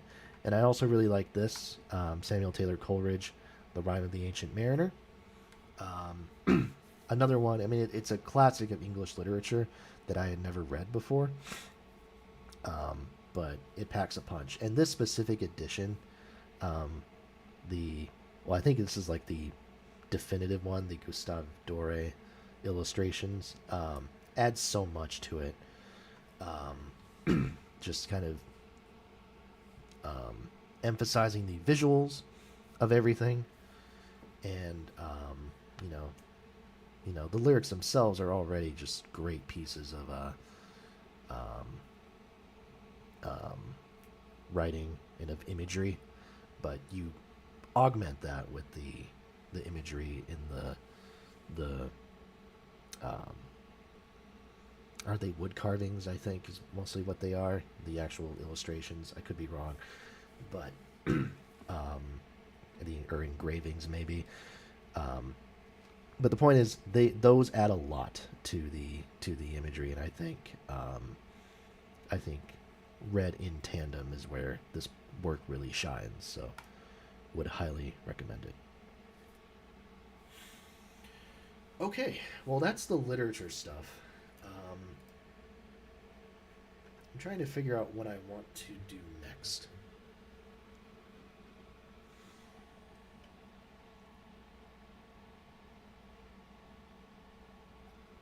I'm trying to decide if I want to do the contextual stuff now. I think I will, because I don't think I'm going to have as much to say about most of these. I was going to, yeah, because I was going to say, do I want to just split this, like stop the stream now and then come back either later tonight or tomorrow? But I think, I'm going to wrap it up. Or, sorry, I'm not going to wrap it up. I'm going to just forge on as I have been. So, okay, so the works that I've been talking about so far are mostly, well, they've all been contemporary to the eras that I've been reading about. So these are kind of classical works, classic works. Sorry, not classical necessarily. These ones are nonfiction. These are more contemporary to now. So not all of them are modern per se, but they're going to be. They will have been written in the interim period between the events they're talking about and the present day. So these things I read as supplements to fill in the gaps that the actual literary works themselves didn't do themselves. So you start with this this book that came out just in 2020. Work: A Deep History from the Stone Age to the Age of Robots by James Sussman. This doesn't fit in neatly with anything. It's just kind of an interesting analysis of what work is, the mindset behind work, and how that mindset has shifted from the Stone Age to today. Um, yeah, I didn't love the organization of this book. I gave it 3 stars still because the ideas themselves are interesting, but it's what he's talking about is so dense that it would need some sort of like tight organization like really um, to really succeed in what he's trying to do. And because it's loosely organized, it just feels like a mess where he's throwing out different ideas and then not really following up on them as well as he could be. Um, and it's really funny actually if you read on Goodreads for a little bit. I think it's that top review. I'm not going to look into it now, but I'm pretty sure he like responded to her, like the author did, and was like very not happy with um, her review, which is a little bit awkward. A little bit awkward that we're having these interactions, but no matter. So I don't know if I'd recommend that one. This one I would recommend, but I would just recommend it with caution. India History by John Kay. Um, it is sprawling in its ambition because it's talking about literally the entire history of a country, one of the longest living single country civilizations, however you want to describe it, in the history of the world. Um, there's so much to grapple with here, and I remember trying to read it all and feeling my eyes glaze over because I didn't have anything close to even a rudimentary foundation. And I think you have to have a rudimentary foundation if you're going to read something as in depth as this was. So I didn't get as much out of it as I wanted to. So I'll come back to it, but um, yeah, it was tough. Alexander the Great by Robin Lane Fox. The other context here is I love biographies, and I used to read like biographies meant for children for a long time of like famous figures. So some of these people you're going to see here aren't necessarily super important to the research that I'm doing. It's mostly just, wow, it'd be really cool to read a biography on this person, because I read one on them when I was a kid. Um, Alexander the Great is one of these people. This is the one by Robin Lane Fox. I don't know if it's the most popular biography of Alexander the Great, but if it's not, it should be. This is not just great on a research level, even though clearly Fox did a ton of research. It's magnificently written. Um, it is phenomenal in that sense. It's so like you're not going to get quick hitting facts here by any means. If you want just the facts, you could probably look elsewhere and get them just fine. But the portrait that Fox paints here is magnificent, and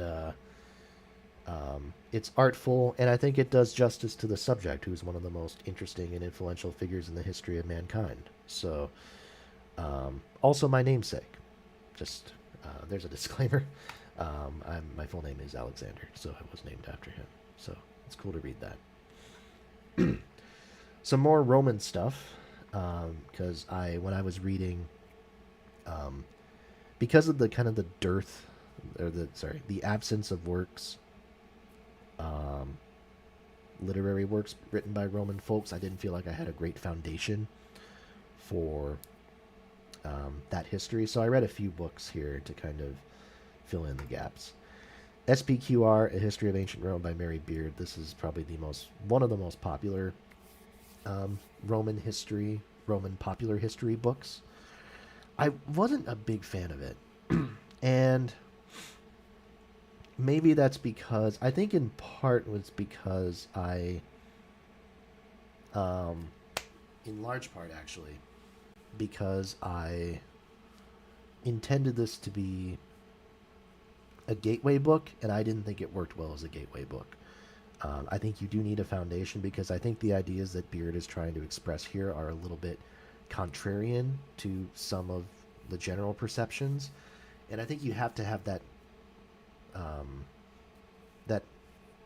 understanding of the general perceptions before you really dig into the meat of this book. So I wouldn't I wouldn't go out of my way to recommend this. I would read other books first, is what I'm trying to say. I'll deal with the two Tom Holland books kind of simultaneously here. Um, Rubicon, The Last Years of the Roman Republic, fantastic. Leads up to the um, obviously Caesar's ascension to power, and then the dissolution of the Roman Republic. Um, and it's great popular history. It's not the most in depth again, but that's not what I needed, and that's not what a lot of people need. They just need kind of the story of it, and Holland is a great storyteller. So um, it does work really well in that sense. And actually, I'll just talk about the Caesar biography here too. Uh, the one I chose is not usually the most popular one. I think the most popular one is Adrian Goldsworthy's biography. This is by Christian Meyer, I believe a German historian, so this is a translation.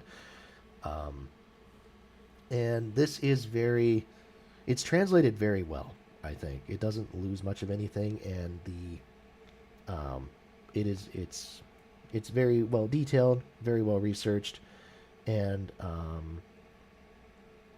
yeah, the translation can get a bit clunky at times, but I was impressed by the voice that Meyer has. Meyer does bring a very distinctive voice to the proceedings. So, um, yeah, I would highly recommend this book. Haven't read the Goldsworthy yet. Probably will at some point, but yeah, Meyer's good. And then the other Holland book, Dynasty: The Rise and Fall of the House of Caesar. Um, this goes over the first five Roman emperors. Yeah, the first five. Um, so Augustus, Tiberius, Caligula, Claudius, and Nero. And this was good to read after as kind of a supplement to the 12 Caesars by Suetonius. It gives more of a contemporary idea of those sorts of things, and actually cites Suetonius's work a number of times because you kind of have to. Um, really good at kind of understanding the layered politics and politicking that were going on around that time, and how different people fell in and out of favor and in and out of power. Um, it's such a The Roman Empire was just such a mess on so many levels, and such a piece of drama, like reality TV before TV existed, but um, really, there's a morbid fascination that I have with this type of stuff, and this book definitely satiates that. To the Middle Ages we go. Powers and Thrones by Dan Jones. This came out just last year. A few of these books I actually bought just because I saw them in the new section of Barnes and Noble, and I was like, oh my god, fits perfect. I'm about to read about the Middle Ages, so I needed this. And, this is really good. It's really good. And as I said in the review, there's so much to cover in the Middle Ages that it's more or less impossible to grapple with it properly in just 600 pages here. But I think Jones does an admirable job of trying to condense everything down, and make it accessible to the average person who doesn't have a working knowledge of a lot of the details of this era and things. So I found this very informative. It definitely helped me a lot with kind of understanding the ins and outs of stuff. The other book that really helped out, now this one I think is one of the best popular history books I've ever read, Peter Frankopan's The Silk Roads, A New History of the World. The whole thesis of this book is kind of recentering our perception of the world back to the Middle East, to the Fertile Crescent where it all started, and kind of discussing that balance between East and West, and how the trade routes have developed, and how, because we've sort of, for various reasons that he'll get into in the book, like we haven't taken proper advantage of the resources of the Middle East, that now, because we've sort of lost that connection, that, and because we've depleted the resources, that might help kind of explain some of the dysfunction in the world, honestly. I'm not explaining his thesis very well. I can tell you that right off the bat, but it's worth reading just because the ideas he grapples with are super interesting. Um, and yeah, and he's like, you know, young as far as like popular historians go, or at least he certainly was. Okay, never mind. I thought this was actually an older book than just 5 years old, but yeah. So really cool, really fresh kind of perspective, I think. Janet Nelson's King and Emperor: A New Life of Charlemagne. Charlemagne is important for talking about music because his there's actually a decree that he made in, when was it? I gotta look it up here. Where is it? Where is it?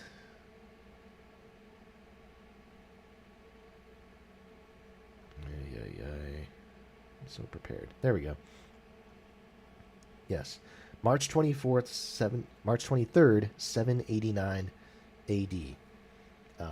A date which I think you can attach to the birth of Western classical music, where Charlemagne writes a decree saying that all material in Roman churches, so Roman Catholic churches, should be written down and standardized. This is important because it emphasizes the actual writing down of religious materials, including chants and hymns that were being performed in these churches, and standardizing them. Now, in order to standardize them, again, you need to write them down, and you also need to write them down in a way that other places, other churches in different regions of the land can understand. So, in doing that, comes the birth of musical notation, or the modern sense of Western musical notation, anyways. So, Charlemagne is exceptionally important to the development of Western classical music, at least in the way we know it today. So I needed to read a biography of his. This seemed to be the most detailed one, so I went ahead and opted for it. It is exceptionally dense. This is an academic biography in the traditional sense of it. So you will get your information.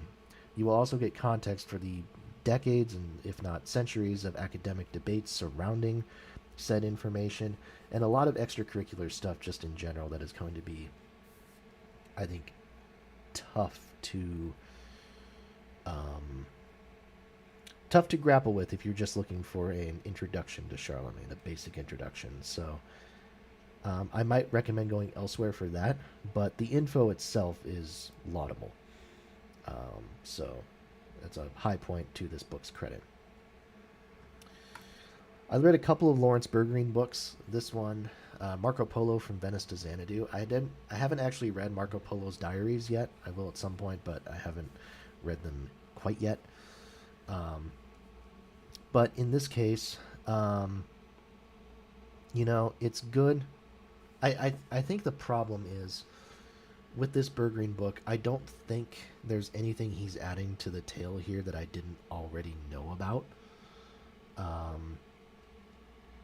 Or that I couldn't have found out by reading Marco Polo's diaries, because there's simply not that much to know about Marco Polo the man that he didn't put down in his diaries. So I'm not sure how essential this book is to understanding the guy. It does give some context to the era and the regions he was traveling in that I think are very helpful. Chaucer's Tale, 1386, and the Road to Canterbury by Paul Strome. I wasn't a big fan of this one either. And it's because, I only read this a few months ago, but I don't remember much of anything about it, so why I need to read that damn review again. This book is not a biography of Chaucer because it only leads up to when he wrote the Canterbury Tales, and I think he lived an extra 15, 20 years after the fact, so it doesn't deal with any aftermaths of anything. The Other thing is the author Strom is like, I mean, he's a world-renowned Chaucer scholar. I mean, he's a huge intellect, much to his credit, everything. Great job. But he opts for this like conversational style because I think he was either wanted to or was given the message to make this a more accessible book to the average person because it was going to be published on like a popular level, and it doesn't really work. I don't think he can make it. He can't pull it off because he's not as interesting of a writer as all that. So, I didn't get all that much out of this, which is a real shame. So, I wouldn't necessarily recommend it. Brunelleschi's Dome: How a Renaissance Genius Reinvented Architecture. Um, this is a really short book, or a much shorter book than I was preparing for it to be. Um, but it's interesting in discussing the Brunelleschi's Dome, so the Florentine cathedral, um, the dome structure that was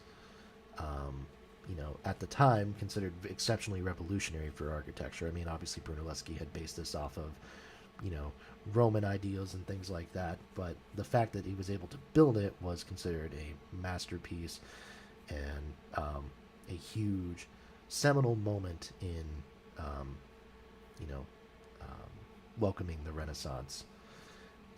And the premiere of the Dome is actually an interesting moment in classical music history because it's the debut of the motet Nuper Rosarum Flores by Guillaume Dufay, which I think is a cool little side note that I just wanted to throw out there.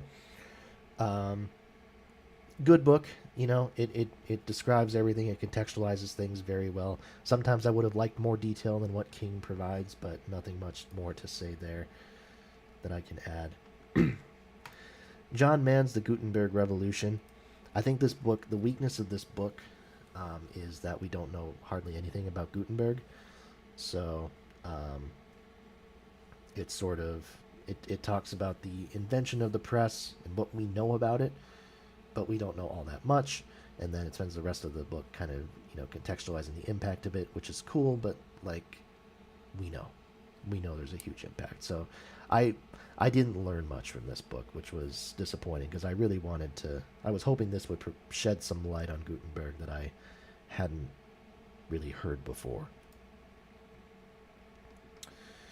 Leonardo da Vinci by Walter Isaacson. So Walter Isaacson is someone who I've tried to grapple with him as a biographer for a while because I've read some of his other stuff. Isaacson, if you don't know, he used to be an executive at some sort of like it was a biotech company or what was it? CEO of the Aspen Institute. So I mean, he's an executive by trade. He's not an historian by trade. He's kind of picked that up over the years as a side project. That being said, he's become a very popular historian, a popular writer of biographies and of books, stuff and such like that. And sometimes it's evident, he's a popular historian, so he's not going to add as much as other people are to the table. But his books, I think, actually are really high quality stuff, given the lack of background that he has and the fact that he's only spending, more abbreviated periods of time researching these people. I think he intentionally picks people who he can identify with personally, or he finds exceptionally personally interesting, which might help with that. And the people who he finds interesting happen to be like some of the great innovators in the history of the human species. So Da Vinci I believe this is actually his most recent biography that he's written. I know he's written at least one more book since then, but and this is a really good biography. It's evident that Isaacson admires Da Vinci completely, which maybe clouds his eyes a little bit, but how he integrates Da Vinci's writings and his inventions with trying to understand the person, this very hard to kind of evaluate and detect person that Leonardo da Vinci is, I think is really cool. I think he does a superb job of it. So, I'll be reevaluating his books and stuff later on down the line. But this might be my favorite biography of Isaacson's that I've read. Columbus: The Four Voyages by Lawrence Bergreen. This Bergreen book I actually like significantly more. It's a good. It grapples with Columbus just in general on a level where it acknowledges the horrors of what he did while also putting things in context of like what the situation was like in Europe, in Spain, Portugal at the time, and what was asked of him. So it doesn't coddle Columbus, but it doesn't. But I think it understands his place in things better than most, and I think that's to its credit. So, really good read. Talks about the different voyages and the differences between each one, what they were intending to accomplish, things like that. So I would recommend that one. I have not read, though I mean to, Over the Edge of the World, his biography of Ferdinand Magellan and Magellan's mission literally around the world. But I hear that one is Bergreen's best, so I will read that at some point. Reformations: The Early Modern World, 1450 to 1650. So I picked up a book that I'll touch on a little bit later about the Enlightenment, and I said, well, that's great. I want to read about that, but I also want to get context for the Reformation period before that, because the two really line up in a big way. And I looked, and I think someone on Goodreads actually said it. They said, before reading the Enlightenment book, read this book by Carlos Ayer about that Reformation period, and it will be the best introduction you could ever ask for. It was. It's a phenomenal book, and I was so blown away by how accessibly he describes all this information, but with how much detail he adds. I mean, going back to the Middle Ages book, which I think I read like right before this or really close to it, I think the author of the Middle Ages book, Dan Jones, does a great job with making things accessible, but he can't add that much detail. Ayer adds the detail while making it accessible, and I can't put my finger on how he does it, but it's phenomenal. 900 pages is not a small book by any means, but still, I still can't recommend it highly enough. It's also like a little bit hard to find, which is really unfortunate. I think I paid $20 for my copy used, and that's pretty cheap. So, yeah, that's on the cheaper side as far as getting that used or new. So, pick it up if you haven't, or get it from your library. Really worthwhile. I don't want to talk about this one much. A More Perfect Heaven: How Copernicus Revolutionized the Cosmos by Davis Sobel. Good lord, yeah. You see I rate it 2 stars, and I don't rate things usually below 3 stars unless I really have a profound reason for disliking it that I can't find much positives for to like outweigh it.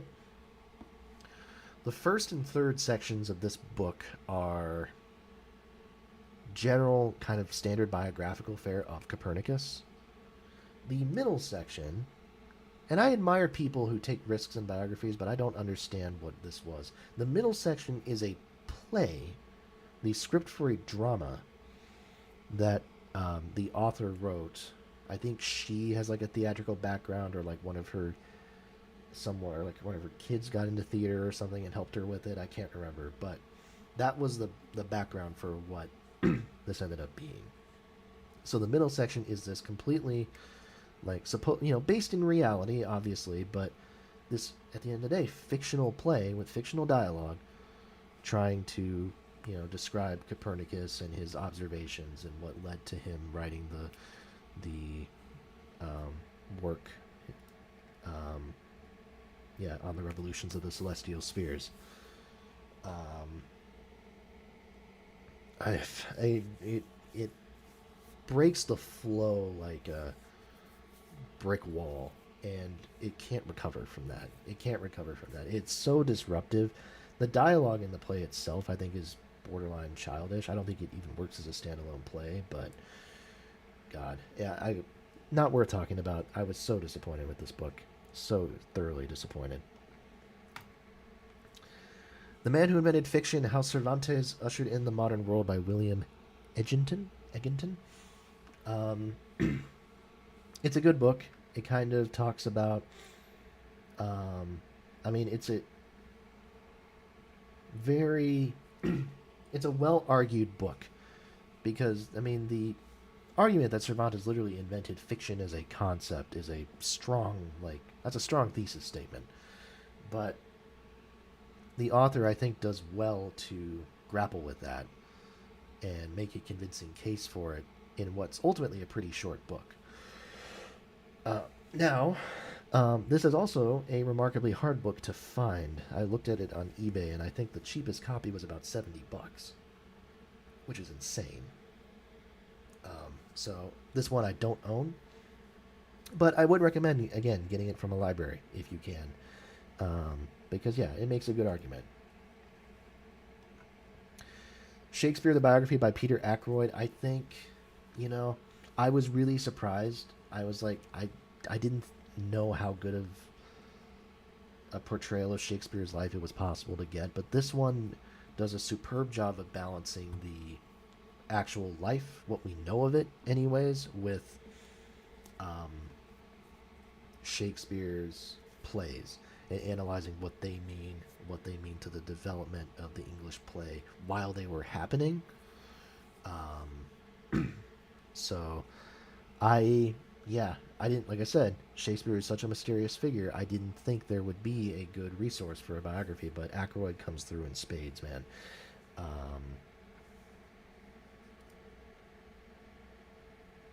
yeah, it's really well done. Would highly recommend it. Highly, highly, highly recommend it. It's rare that I'm so impressed with a biography as where I was with that one. It's not one of my favorite biographies per se, but I was impressed by how much meat he was able to get out of that bone. Okay. Galileo by J.L. Heilbronn. I don't think this is the most popular Galileo biography, but people seem to be the best rated. I see why. Um, Galileo's story is really interesting, and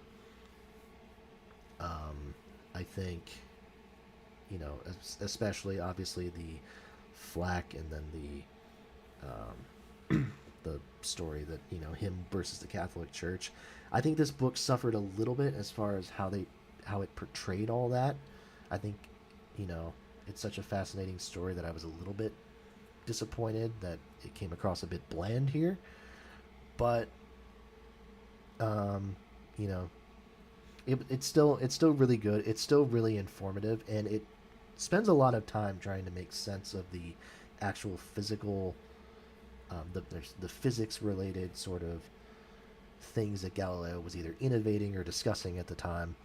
Um, all excellent, some of it over my head, frankly, but well, a lot of it maybe over my head, but worthwhile, very worthwhile read. I think I would recommend it. Nathaniel Philbrick, Mayflower: A Story of Courage, Community, and War. I would recommend this one definitely. Is it a 5-star book? No, and I think the weak, um, I think the weakness of it might honestly just be that it's too short.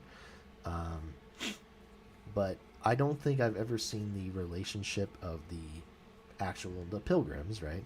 The Plymouth settlers with the Native Americans who were there. I don't think I've ever seen that relationship portrayed as well as I've seen it here. I think the author is very fair again by saying, um, there's more to it than just, um, you know, either settlers uprooting the savages or whatever, or you know these, you know, indigenous folks who were brutally murdered by these inhuman bastards or something.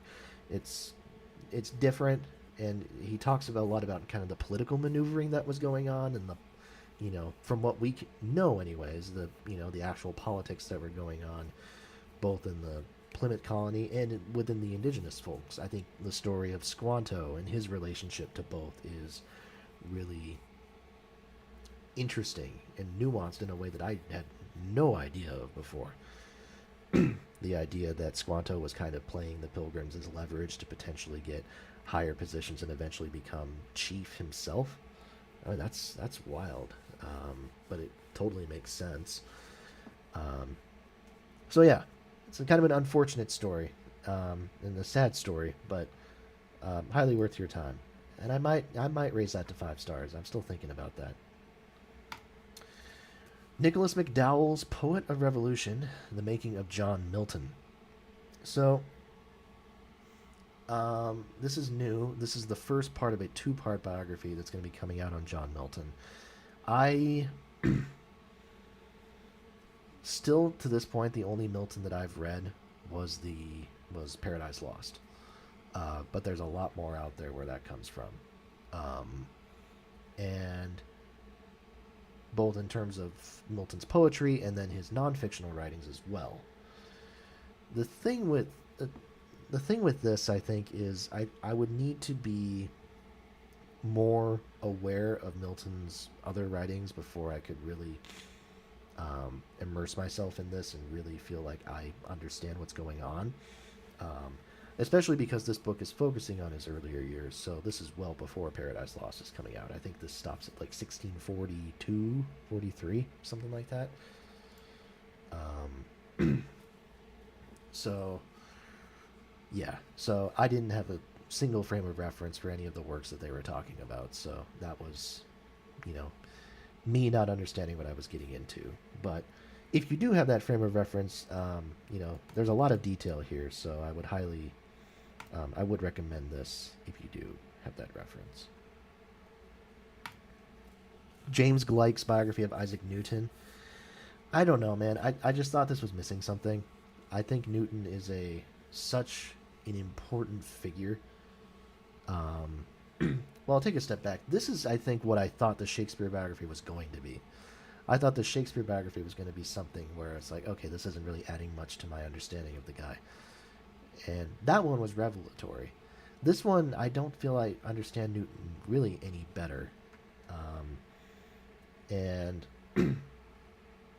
part of that is because, again, it's not necessarily that we don't know a lot about him, but we don't know a lot about him personally. He's a very kind of, close to the vest figure who didn't really keep like diaries and stuff like that. Very focused on the numbers, focused on the observations. So the science is what's important, and Gleick does a decent job of showing that. I would say a good job, but it does feel like there's more there, and I wish that would be tapped into a bit more. This is the Enlightenment book that I referenced earlier when talking about Carlos Ayer's Reformations. This is Richie Robertson's The Enlightenment, The Pursuit of Happiness, 1680 to 1790. Also exceptionally long, just like the Reformations book is. It's close to 1,000 pages. But man, what detail. What detail. And how I'm impressed at how accessible this is. Because of the scope of what he's covering here. You got to remember, this isn't just like philosophy he's talking about. This is talking about social stuff, political stuff. There were a few revolutions that happened during this time period that he has to at least touch on. It's how, I'm baffled at how he did it. I guess this is, I think I was reading that this was like his passion project for like 20 years or something. Like he spent a really long time writing this book, and it shows. There's a lot of care put into this. So I would highly, highly recommend it. But again, not for the faint of heart either. All right. Richard West's The Life and Strange Surprising Adventures of Daniel Defoe. I think with this one, yeah. Again, this one I read 2 months ago, and I don't remember much of anything about it. And the the context is important, especially when we're talking about Defoe's influence as a political writer before he got into novels, because there's a very clear transition. He stops writing political stuff entirely, um, for the, by and large, and then goes into novels. Um, so his political background is important, but West, like especially like the last quarter of the book, last third of the book, he talks about the novels, but he goes into such depth to describe the plots of them that like like a really long synopsis, like like what Wikipedia does for films when they describe film plot synopses. Take that and just like expand it. I mean, it's literally like a whole chapter describing the plot of Robinson Crusoe, for example, and it's not needed. Um, like I said in the review, it feels like it's an attempt to hit a word count, and I don't like that. So, not a fan, not a big fan of this. But again, the context is nice, so I'll give it that. Leo Damrosch's book on Jonathan Swift, His Life and His World, is better for sure. In part because I think Swift is a more fully realized character. So we talk about the politics there, but we also talk about his personal life and the. Um, it focuses a lot on the letters that Swift would write to people, and that's how Damrosch kind of gets in there, needles in to discuss his relationships, whether it's romantic or platonic or whatever. Um, it can get a bit tiring, but you know, or at least a bit exhausting when it goes on for like an especially long period of time. But it's a good overview as far as what the man was like, what his influences were, et cetera, et cetera. So it's a valuable contribution to understanding the man. And I think after reading that, I'm much more interested in going back to Gulliver's Travels with this knowledge and going on from there. So as you'll see, there's a lot of American Revolution figures who are coming up next. They make up the majority of the rest of the biographies or non-fictional books here. My explanation for that is, again, a lot of these people are individuals who I read biographies of as a kid and really wanted to read new biographies of, like as an adult. So, a lot of important stuff here. I think, focusing on American history right now, given that, pardon me, given that the basis of the Western recorded music scene is popular music, sorry, I'm losing words. I've been doing this for over 3.5 hours. My God. So the basis of the Western popular recorded music scene is in America. So understanding the development of the U.S. as a country is important. So, yes, I spent a lot of time reading revolutionary stuff. I already talked about Ben Franklin's autobiography. So there's two general biographies that I read. Both of these I actually already owned at the time. Benjamin Franklin in American Life by Walter Isaacson again. This, I believe, was Isaacson's first biography, actually. And it's good. And it's definitely good. And I think for the average person, if I were to recommend a Ben Franklin biography to them, I'd probably go with this without hesitation. It doesn't add a whole lot that's new to the table because I think the H.W. Brands book, which I'll talk about in a second, had already come out. It kind of can, cleans everything up a little bit, condenses it down. But it's good. It's very competently done history, and I think I just wish that there was some more detail thrown into certain sections that feel a bit lacking. The H.W. Brands one, though, the first American, is fantastic. If you don't know H.W. Brands, he's basically like one of the go-to American like presidential historians out there. Obviously, Ben Franklin wasn't a president, but Brands is like a machine for writing these non-fictional books, and my understanding is that they're usually very well reviewed too. Um, he actually has talked about he was going to write a history of the U.S., like a multi-part, 7-part series or something like that, and but couldn't get a book contract to do it, so he ended up writing those exact books, but in the forms of biographies. So the Ben Franklin biography, for example, contains a lot of material that would have been in the first volume of his series, which I think is really interesting. Um, but yeah, fantastic detail about the lives of colonial America, talking about Franklin's evolution and growing up and his contributions. And again, really, I think finding a nice balance between sort of um, the inventive side of Franklin and that part of his life earlier on versus the revolutionary Franklin, and his contributions to the political world. So, great, great book. Andrew Roberts is an English historian who is very well renowned. There's a couple of his books that have been exceptionally popular.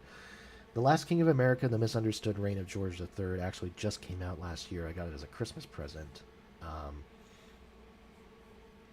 And George III is an interesting figure because he's someone who has gotten the shaft from a lot of people, been a little bit overlooked as far as how he's been perceived historically. And Roberts seeks to correct that. Now, if I have a complaint about this book, is that Roberts is so overzealous about making sure that George III gets a better rap in this book that he occasionally sounds like a sort of a PR guy for George III rather than like an objective historian, and he gets a bit too excited with that.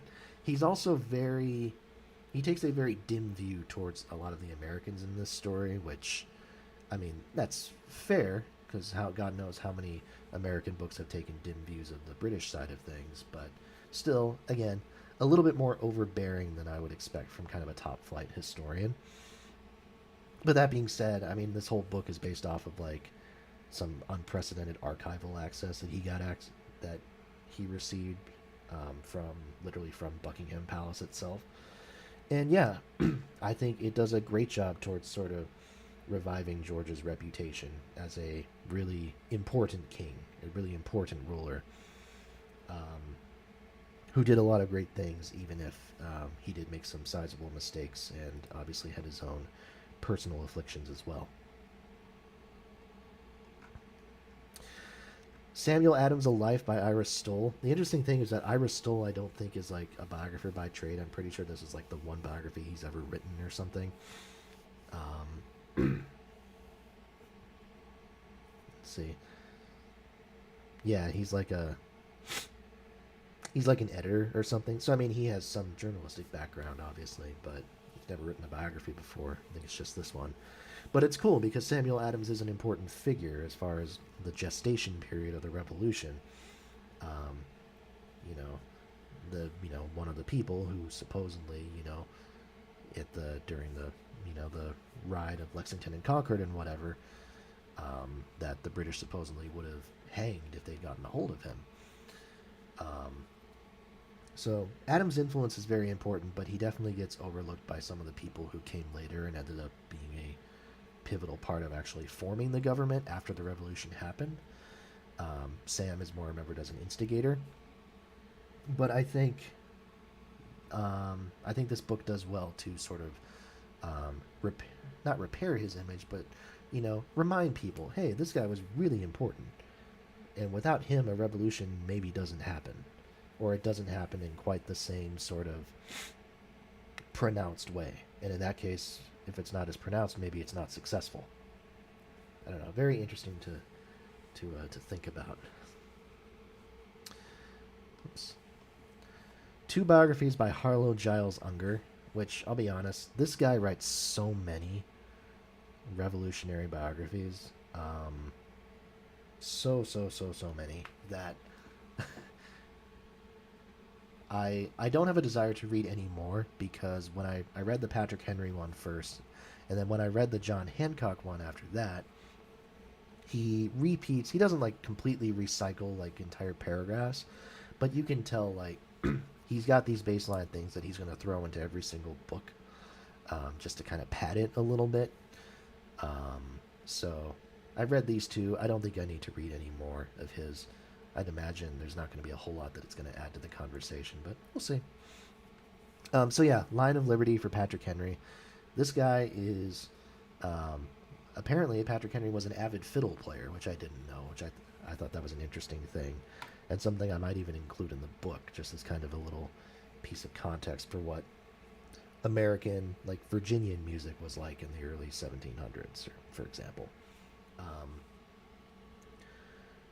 Henry is a he's remembered for "Give Me Liberty or Give Me Death," that whole speech, but just his impact on Virginian politics and by proxy U.S. politics as a whole, very important, very very great public speaker, and kind of under appreciated now is actually how important he was to the constitutional debates, because he was actually an opponent of the Constitution for a long time.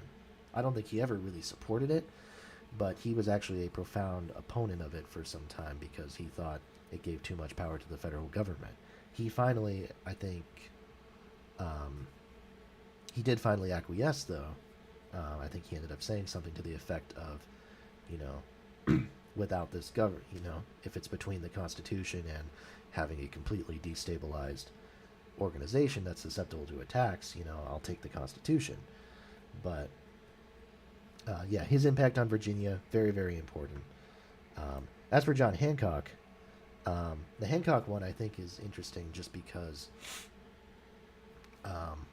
this, in some ways, I think Hancock was sort of an opportunist of a revolutionary rather than one who was a revolutionary by design. I mean, he joined the fight in part because he wanted it. He thought it would be good for his business. But in the end, I think he ended up really believing in what he thought, in what he was like fighting for and advocating for, and the result is we remember him as a revolutionary. So Hancock's part in this is kind of controversial. I know there's a lot of differing views of how he should be perceived, and I think this book does well at kind of trying to straighten those out a bit. Paul Revere's Ride by David Hackett Fisher. So there's another David Hackett Fisher book that I read recently, and I've got to remember what it was called. Yeah, Historian's Fallacies, which is an interesting book, just kind of going over like different traps that historians will like fall into and how to go ahead and avoid those. Fisher is a really kind of important, well, I think he's a fantastic writer, is his thing. And he actually has a new book coming out that actually just came out called African Founders, How Enslaved People Expanded American Ideals. I'm excited for it, so I will definitely read it. One, because it's an interesting premise, but two, because Fisher is exceptional. This Paul Revere's Ride book, I knew going in that it wasn't going to be a Paul Revere biography in the traditional sense. It was going to be a description of the ride and its impact. But man, the detail that he goes into, how he paints the scenes for everything, I was really just thoroughly impressed. It is cinematic, is actually what I put down here, and I think that's the perfect word for it. Thank you. It's cinematic. Like you read his description of this stuff and you think that is prime fodder for a fantastic movie. A movie that's focused just on that day, April 18th, 1775. Just a movie on that day is perfect because this book gives you everything you need. Even the smaller characters have a lot of depth to them, have a lot of personality to them. You can, Fisher takes the time to research whatever he can of their stories and contextualize that. So and so was a, so and so worked in this industry selling this. So and so worked in this industry selling this. Even if he just adds that, I mean that gives them personality. so that when they maybe get killed in the battle or something, they're not just, numbers. Fantastic book. Highly recommend it. Terrific stuff. So now we come to the presidents. A little bit here. There is a website called bestpresidentialbios.com. I think it's Best Presidential Biographies, one of the two. That basically does a job of going through, and it's someone who, in his free time goes through and reads, a bunch of biographies of the presidents and then like rates them, saying, which one would be the best one. So for people like Washington, there's going to be a lot of stuff to choose from. For people like Franklin Pierce, there's going to be nothing. There's going to be next to nothing, I mean, every president has something written about them, which is interesting, but yeah, some of them do not have a lot to choose from. But Washington we do. And so for Washington, I ended up reading quite a bit, more than probably I should have. These first four are a four-part series written by James Thomas Flexner in the 60s into the 70s. Yeah. I actually read all of these while I had COVID back in January, so I was like, well, something I need to do while I'm sitting in my bed miserable. So this is considered like, for a long time, the series written by John Marshall was considered the definitive Washington series. Then Flexner kind of took over, and you can see why. There's 4 books. Forge of Experience goes up to the Revolutionary War. American Revolution talks about the war and his time as general. And the New Nation goes over the post-war, the Confederation period into the ratification of the Constitution, and then goes through Washington's first term. And then English and Farewell goes over the second term, and then Washington's all too brief retirement. Between all 4 of those books, I think volumes 2 and 4 are the most interesting. 2, because I don't think, even with the other books I've read, I don't think you're going to find a better detail of Washington's involvement as a commander in the American Revolution. It's really exceptionally well done. And then the 4th one is interesting because it talks about the problems that Washington had in his second term and how much his popularity was really hurt. That's kind of an aspect of Washington that we don't talk about as much these days. Washington was actually significantly less popular in the latter part of his presidency. Wasn't quite this like universally loved figure that he used to be.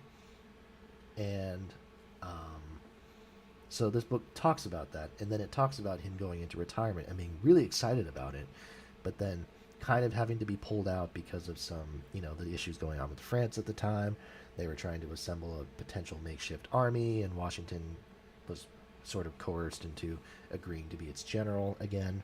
And then he died, 2 years after stepping away, even though he wanted a long retirement. So it's a tragic kind of ending, but the portrait itself, yeah, is very, very fascinating.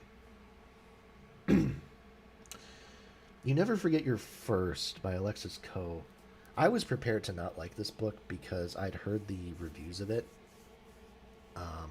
People were talking about how kind of it is such a contrarian book, and the author has sort of really tried to contrast herself with Ron Chernow, who's sort of written the definitive 1-volume biography of Washington, which I'm going to get to next. Coe has she's kind of like presented herself as the antithesis to the white male author in some ways, which is interesting, but I think people were put off a bit by the confrontational like presentation to it, and I'll admit I was one of those people.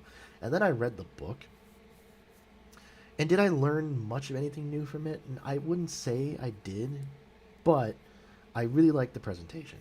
I really like the presentation style, and I think what she's doing here is closer to what these popular biographies should be doing in the future, because she uses these ideas that are based off of like infographics from websites and things, and collecting lists and putting them all down and presenting them to the person, to the reader, to view as a way of kind of condensing the information into something more consumable, palatable. And I think that's great. I think that's brilliant, and I think that works perfectly with the kind of the way we humans are becoming increasingly wired to view things now. So I think that's perfect. Absolutely love it.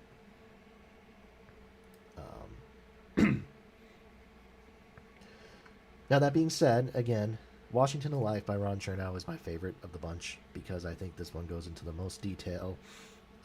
The research is up to, pretty up to date. I guess now it's 12 years old, but still. He takes advantage of that contemporary research, goes off the older biographies, and just paints this really fascinating figure that I think is exceptionally well paced. It's all the more impressive when you take into account that Chernow's wife died midway through the project. And so he's having to write this while going through like a tremendous amount of grief. And I think that sort of played into him exploring some of the darker parts of Washington's life. In a way, but man, yeah, it's a tour de force. I mean, it's very popular. You can find it anywhere. Any bookstore that you run into is probably going to have a copy of this. So, believe the hype. Go ahead and buy it. And I'll be saying the same thing about a Chernow book in just a little bit here. With John Adams, I read this one by Paige Smith. This is from the 60s. It's a 2-volume set that was highly rated on that Best Presidential Bios site. It's good. It's so heavily dependent on the letters that Adams writes, as I guess it should be. But it makes you aware of that. And it can be a little bit much to follow sometimes with everything that's going on. And so, yeah, as far as detail goes, if you love detail, it's great. If you get overwhelmed by detail, it might not be what you're looking for. And then the other thing is, it's so a lot of this book focuses on Adams, like the first 50 or so years of his life, which would be fine, except that only goes up to about 1785. So what happens is the period after the period of his vice presidency and then his presidency and then his retirement only really covers the last like 250, 300 pages of this book, which is kind of disappointing because that's a period of time that's really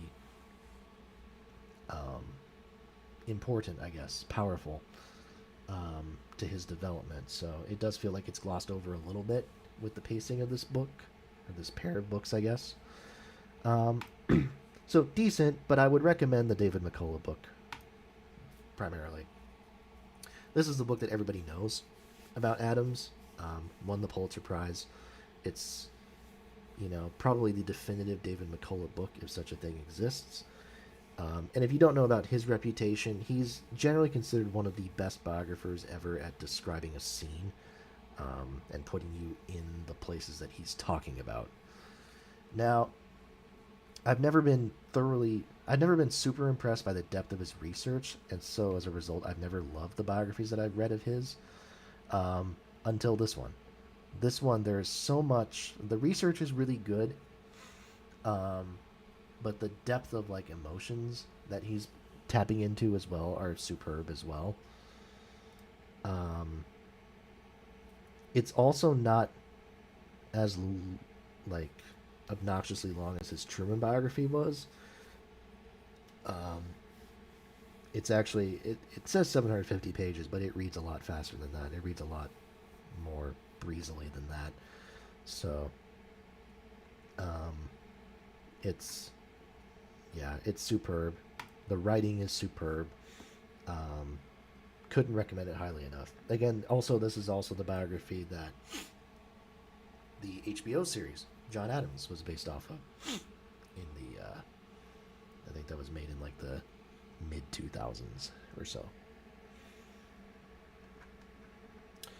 Another David McCullough book, which I didn't like quite as much, The Pioneers, the heroic story of the settlers who brought the American ideal west. This talks about specifically the Northwest Territory, um, regarding um, centering around basically, yeah, the first settlement in the Northwest Territory, um, in Marietta, Ohio. And I think my thing with this book is it sounds like a cool story, but then when you read the book, the story, it sounds nicer than it actually is.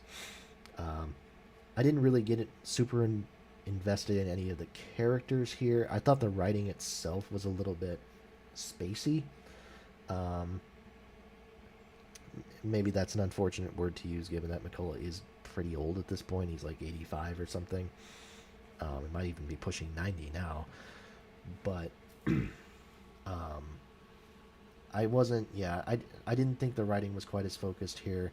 I don't think it elevated the subjects to the level they needed to be to catch my interest because none of these people are even close to household names. Like, um, you know, Rufus Putnam. Maybe you've heard of him if you've read a few Revolutionary War books, but if you haven't, you're probably not going to know. So, not my favorite of his. Might actually be my least favorite of the McCullough books that I read so far, to be honest. Thomas Jefferson. I made the mistake, and I'll call it a mistake just right off the bat. Jesus, man. Of reading all 6 of these books. This is a sextet of books written by Dumas Malone. Dumas? Not sure. Written by this guy, spanning all the way from 1948 to 1970, if that gives you a sense of the scope of this. The Jefferson in His Time series. It won the Pulitzer Prize because of its scope and the fact that at the time, it was the gold standard as far as Jefferson research was concerned. And, you know, it was highly reviewed in that sense. So I wanted to give it a go. So I did buy the whole set. I found the whole set together and bought all of it and read it all. And the main problem with this set is twofold. The first is that Thomas Jefferson just straight up is not very interesting as a person. um, is that his fault? No, but and I think he does a lot of interesting things, but the man himself is a bit of a tough nut to crack. And Malone doesn't seem super interested in cracking that nut because he seems to love the guy. So there's no focus on any of. Well, let me put it this way: if Jefferson is accused of doing anything mean spirited or cruel or whatever else, Malone is in his corner defending him. I don't remember him calling out Jefferson once for anything bad that he did. It's possible he did, but that's not the general sentiment I got. And then in one of these books, I'm trying to remember which one it is.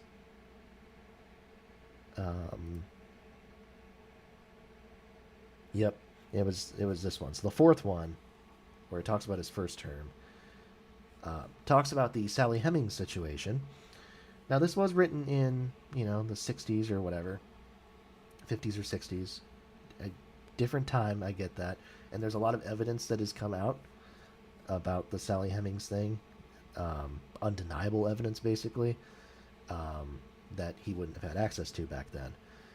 That being said, he sort of laughs at the Sally Hemings situation and the allegations there, and basically says there's no way they could be true. There's weak evidence, and also Jefferson just wouldn't have done it. It wouldn't have been in his character, which is an interesting evaluation. But Yeah, it hasn't aged well. And so I can't take this as seriously as a work of Jefferson scholarship anymore. I can still be impressed for what it represents at the time, but these days, no, it hasn't aged especially well. I owned this book already, which is why I read it. Jefferson and Hamilton: The Rivalry That Forged a Nation. I It was fine, but I mean, I didn't get anything out of this that I didn't already get from any of the stuff I read on Jefferson or the book that I read on Hamilton. Um, so it sort of reiterates the same points a little bit. Um, yeah, just get biographies of them. If you want a single volume Jefferson biography, apparently that's pretty hard to, like, not hard to come by, but harder to get a consensus of what the best one is. Um, I heard good things about this one, Jefferson, Architect of American Liberty by John Bowles. Um, and yeah, I was impressed. It was very good. And the and it's interesting because this John Bowles guy, I don't think he'd written a book before. Again, he's this esteemed history professor at wherever, whatever university he's in, Rice University. And yet, yeah, and this book just kind of flew under the radar. And yeah, it's really good. Um, Again, can't crack the Jefferson personality as well as it needs to, and the writing is a bit dry. But I think if you're looking for just, you know, perspective on who the man was, um, this is pretty doggone good. So I would, um, I'd encourage you to check that one out if you're going to check any comprehensive bio of Jefferson. Um, I would say the same thing for this one, Ron Chernow's Alexander Hamilton, but there's more that needs to be said. We all know the context of this and what happened after the fact. That this was a very popular biography, um, exceptionally popular, and inspired the hit Broadway musical Hamilton, which has, broken records left and right. Um, I hadn't read the biography before, but I'd heard the Hamilton soundtrack and I really liked it. After reading this biography, um, I I get why they made the musical. I totally get it. I definitely wouldn't say that making a musical would have been my first thought after reading the book, but I would definitely have said this could be a movie. Like, this story should be represented somewhere. Is Hamilton gets a bad rap in almost every other Revolutionary War biography that I've read, or every other Revolution book, consistently. Um, and I'm not saying it's unfair, because there's plenty of stuff where you read about it and you're like, okay, yeah, I mean, that's dodgy. And Chernow doesn't shy away from that, but he gives a very fair-minded perspective that doesn't, that says, well, you got to consider this aspect of the situation, or, things like that. And I'm also just so impressed by how Chernow handled the research side of things by going to, um, you know, by, describing, Hamilton's, early life by going to Hamilton's birthplace and citing the records there as best as he possibly could. Um, I adore the little through line that he puts about Eliza, um, where he talks about her in the introduction and then talks about her kind of in the ending part. Um, it's it's not as pronounced as it is in the musical. The musical really kind of emphasizes how important Eliza is to the story, but Chernow, I think, presents himself as kind of finishing what she started, like kind of trying to continue her legacy as much as he is continuing her husband's. Um, so it's powerful. It's really powerful, and Chernow is such an amazing writer.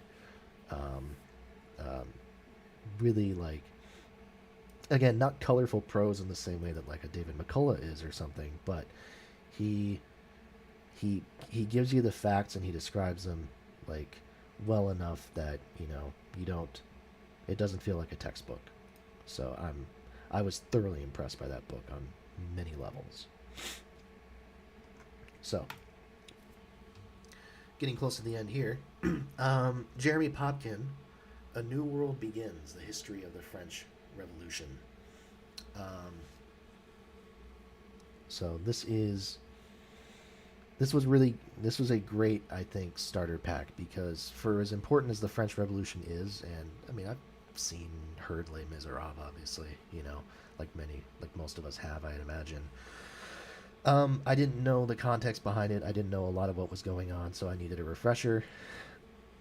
Um, Saw this book in a bookstore. I was like, "Yep, this looks perfect. I'll take it." Read it, and yeah, I learned a lot. It's a fantastic starter book. I would say maybe one of the best genuine starter, not biographies, but like historical books that I've read. Because it has the detail. It has the detail, so you're not. It doesn't invalidate. Um, it's not something that I would say is irrelevant just because you already knew something about the subject. You still might learn something even if you were already an expert. So, great stuff. Great stuff.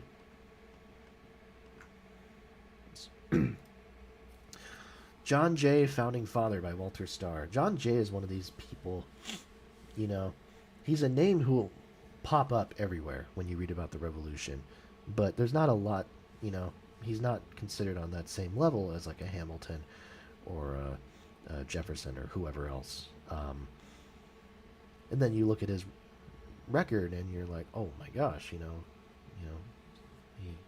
innovated this and that, first ever Chief Justice. Um, he's around everywhere and didn't really have yeah, I think for a long time just did not have a good, like, solid one volume biography on his life. And so that's what this guy came in to do. And it's a very good biography. And I mean, John Jay as a person, I don't think is exceptionally interesting. Um, so in a way, I suppose you could see why there wasn't a biography yet. But um, it's still excellent to have that portrayal of someone, because he was important. He was someone of outsized importance. Um,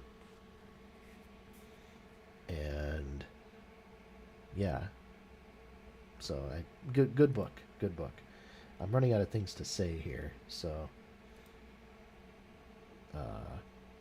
I don't know how much I'll say about this one. American Emperor Aaron Burr's Challenge to Jefferson's America. I don't know why I thought this was going to be an Aaron Burr biography. It's clearly, I mean, I guess it says in that first sentence that it is. It really isn't. It's a description of essentially Burr's treason. When he was supposedly involved in a plot, with these Spanish commanders, they were going to overthrow, a certain section of government and lead a revolution against the U.S. or whatever else. It doesn't deal with the first part of Burr's life much, except just as kind of a preview into what's to come next. And it doesn't deal even that much with the vice presidential battle, or with the presidential battle in 1800, which I was a bit surprised by. I thought it was missing that a little bit. So, I think in that sense I was disappointed because the book didn't give me what I was expecting, but my expectations should have been different. And for what it is, for what it's describing, it's good. It's very good. And describing the huge, like, uproar around Aaron Burr. I mean, the fact that this guy, Aaron Burr, who was at the time was a murderer, already a known murderer on, what else do you want to call it? Potentially on treason charges. This guy was presiding in the U.S. Senate, because he's the vice president. That's his role. He was presiding in the U.S. Senate while awaiting these charges, which is one of the most remarkable images, I think, in the history of U.S. politics. So, yeah, it's good for what it's really good at, for what it is. Just don't mix it up with this vivid and brilliant biography that the reviews are saying here. I am still going. Probably not for much longer, but I am still going. All right. Joshua Kendall, The Forgotten Founding Father, Noah Webster's Obsession in the Creation of an American Culture. Noah Webster is an interesting person. Very interesting person. Um, the thing with Webster and his fascination with language is I think it's interesting. Um, it's something that is fascinating on its own, and the author I think kind of portrays Webster as this like um, social. I don't know what you want to call it. He's very socially unusual, I guess.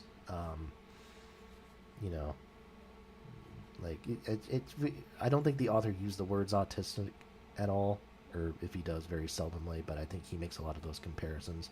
OCD, maybe that's what it is. I think he explicitly mentions OCD at one point. Um, but you know, his obsessive fascination with words and trying to figure out what they mean, and just his obsession with lists. That's the other thing. He really liked making lists of things, and that's what inspired the idea of the dictionaries. Because the guy said, "Well, you know, I want to make a list of the words related to this subject, and then what their definitions are." Um, and then I might as well do this for every single subject that there is. So that inspired the dictionary concept.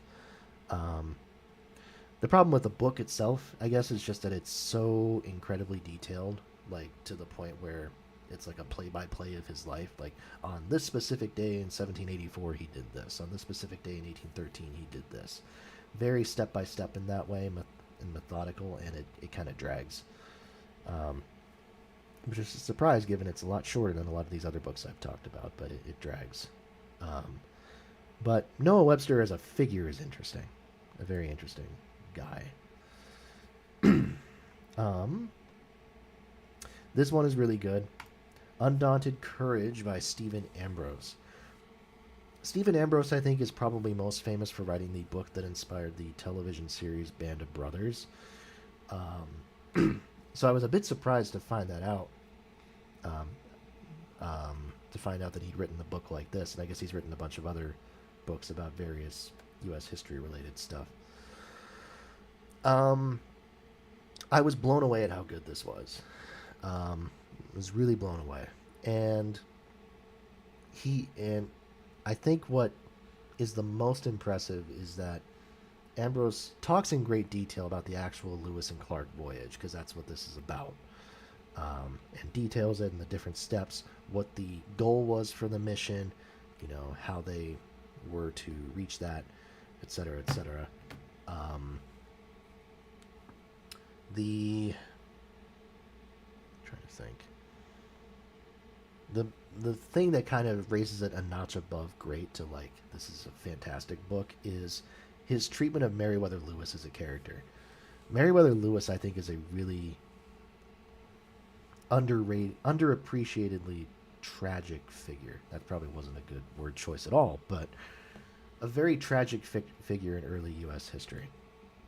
A guy who was, you know, had everything, was kind of on top of the world after he came back, and then somehow along the way it all got, you know, lost or taken away from him. Um, you know, watching his discoveries get publicized while he didn't get any credit for it, or not enough credit, and then he was also mentally declining, and of course it eventually ends up with him, you know, shooting himself in a remote cabin or something like that. I think it was a cabin. Really just kind of a sad story that doesn't get talked about in context with the Lewis and Clark voyage enough. And Ambrose takes that time. He really takes that time. So I really appreciate that he did that. But it's not all sad. The story itself is still really adventurous, and the interactions that the group has with Native Americans throughout. Both the good interactions and the bad interactions are detailed really well. So, really good, really fantastic. Highly recommend. Napoleon: A Life, also by Andrew Roberts, who wrote that George III biography we talked about earlier. Um, this book is has all the good parts about the George III book, with none of the Roberts trying to kind of, be overzealous in defending his subject. Um, Napoleon, I don't think Roberts. I think Roberts admires Napoleon clearly, but he doesn't have this like protectiveness over him that he does with George. And so you read a very detailed biography of one of history's most well documented figures, from a guy who admires him, but also feels okay to make criticisms of him at times. Um, yeah, it's really great. It's an intimidating length, but when you read the biography again, it's one of those ones where you're surprised at um, how fast it reads. It feels it looks more intimidating than it actually is. It's a pretty relatively light read. Um, and yeah, in Napoleon, there's not much more to say. I didn't actually know nearly as much about Napoleon as I should have going into this, but reading the actual book and kind of piecing together the chronology of his career, even that I wasn't really that conscious of, with descriptions of him as a person. Um, yeah, it was perfect. I thought it was a perfect introduction for what I wanted. It's not going to be perfect for everybody, again, because of the length, but um, worthwhile reading for. Um, I think I think some beginners will like it, and I think anybody who is somewhat familiar with Napoleon would benefit from that. All right. Jean Edward Smith, John Marshall, Definer of a Nation. John Marshall, not the first Chief Justice. A lot of people make that mistake. He was number three, um, but he was the most important. And after reading this book, Smith is a fantastic writer. I've read his FDR biography before, and I really like that. But after reading this book with John Marshall, I think Marshall might be my personal favorite of the founding fathers. He is a incredibly important, incredibly hard worker and everything else, and had great connections with people, but was very, genuinely very humble. Um, didn't, and it came from like a reasonably well off upbringing, but was very good at relating to the common person, and really didn't have an ego to speak of. And you can, and because of that, he was able to maintain his relationships with people even when he disagreed with them politically, and disagreed with them in very public ways even. Um, Apart from Jefferson, he and Jefferson hated each other, but that's supposedly that was also like a family thing. Like there's family history between those two. Um, but beyond that, like he, disagreed with presidents like Washington and Madison and Monroe, et cetera, but had great relationships with all of them. Um, so I really admire that he was able to do that, and then just the mindfulness and the strength that he was able to bring that Chief Justice role at a time when it was, the Supreme Court was a very weak branch. Um, Really interesting figure, and the biography, I think, paints him in a very great light and describes the important, like, Supreme Court cases that he worked on in enough detail to where you get what you want to out of it, but also it doesn't overwhelm you, I don't think, which is nice. A two-parter on Samuel Coleridge, which, as you can see, I've rated both of those 5 stars, by Richard Holmes here. Um, One of Britain's greats, as it says. I'm just reading the Goodreads thing at this point. Um, Coleridge is, again, another guy where I've only read The Rime of the Ancient Mariner. I haven't read anything else of his yet. But I know of the influence. I know he's had an enormous influence, and after these books, I get it. And I also understand the fascination behind him as a person. Coleridge is like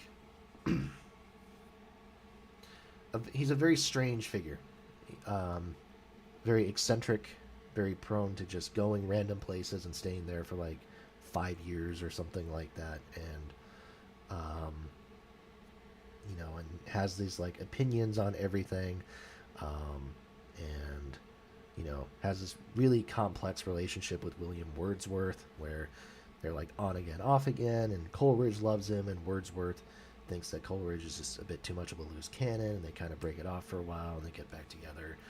It's so, you know, it's a wild story.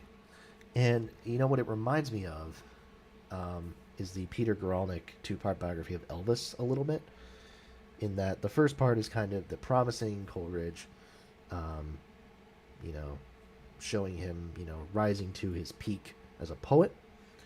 Um, the second part talks about kind of Coleridge's decline. At this point, he's a hardcore, um, he's an opium addict, which would follow him for the remainder of his life. Um, and, he was not fading more and more from relevance. He was actually still incredibly relevant at this time, but transitioning away from the poetry as being his most prominent way of impacting people and going more into the lecture circuit. I didn't realize that his lectures on William Shakespeare are actually really important in determining how Shakespeare has been performed, has been perceived today.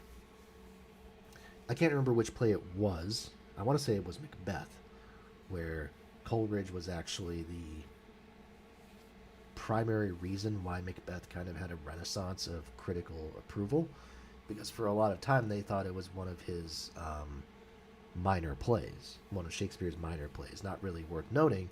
And then Coleridge does his lecture and say, actually, you don't get it. This is actually like one of the most involved, in-depth things he ever did, Shakespeare. And Coleridge kind of helped spawn this reevaluation in English critical circles. So that was a fascinating story that I had no idea about. But yeah, the second book is heavier than the first, for sure.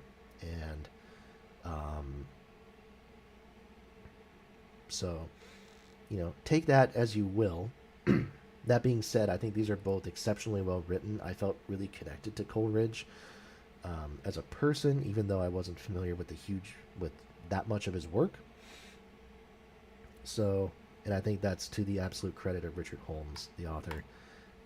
He's got a biography of Percy Shelley that I actually have sitting on my floor here that I'll be getting to at some point down the line. Leo Damrosch, Eternity's Sunrise, The Imaginative World of William Blake. This is it's a beautiful book, primarily for the portraits and the imagery, because Blake, while his poetry is famous, his artwork it was his main claim to fame in his life. It was kind of how he made his living. And so separating Blake from the actual artwork is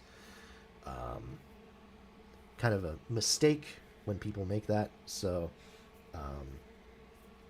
yeah, I like this book because it kind of combines the, both the talking about the text and the actual visual representations of it in a balanced manner. The only thing about it is just that Blake was not an especially popular figure, especially as a poet by the time he died. So there's not a lot of resources and like sources that exist out there of like Blake's personal writings. So I don't feel like I understand him that much better after reading this, but I appreciate his art a lot more, him as an artist. So I value that. And then this book is the book I'm reading currently. And I'm actually going to show it to you. It's a different cover, but this is James Madison, a biography by Ralph Ketchum.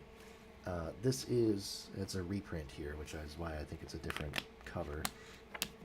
I'm about I'm almost 200 pages through it right now. I haven't read much over the last couple of days, but um, this book, so far so good. I'll say more about what I think of it later. A little bit dry, but that's about my only complaint. I like how it focuses on Madison as kind of an intellectual, and as a thinker, because that really kind of sets the stage for how he how he comes to impact the United States as a as a framer of the Constitution, and then later on as a leader and as a president. So Madison, an interesting figure. I get the feeling personally he's not going to be especially interesting, but c'est la vie. I'm okay with that. All right. So that is all the contextual stuff, kind of the supplemental stuff that I've read there. Now I'm actually going to prepare for a second to talk about the musical books, which will be the last part of our little series here.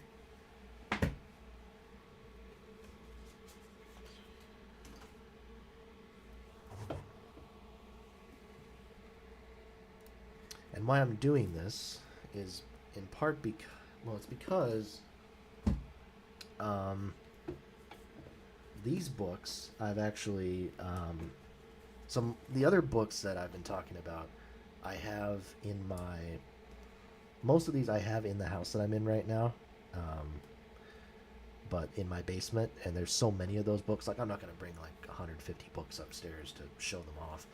But with the music ones, they're actually all by my desk, so I can go ahead and just pull these out and talk about them one at a time.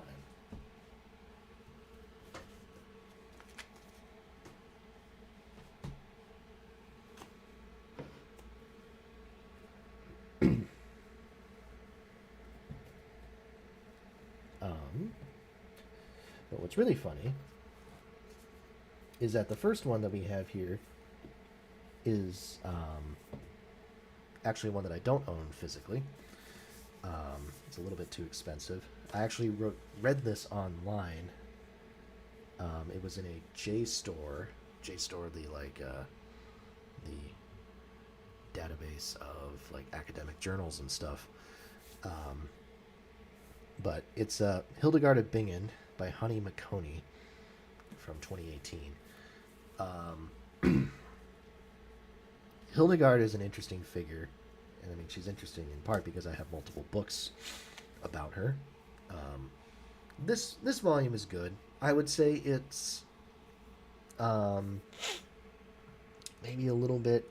This one is stronger, I think, than the other one that I have because it's a little bit more,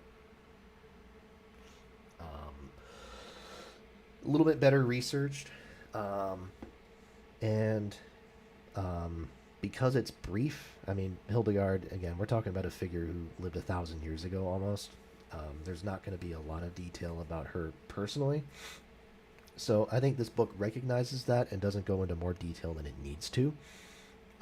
But it's a great little summarization there, and worth reading if you want to get your hands on a general overview of her life.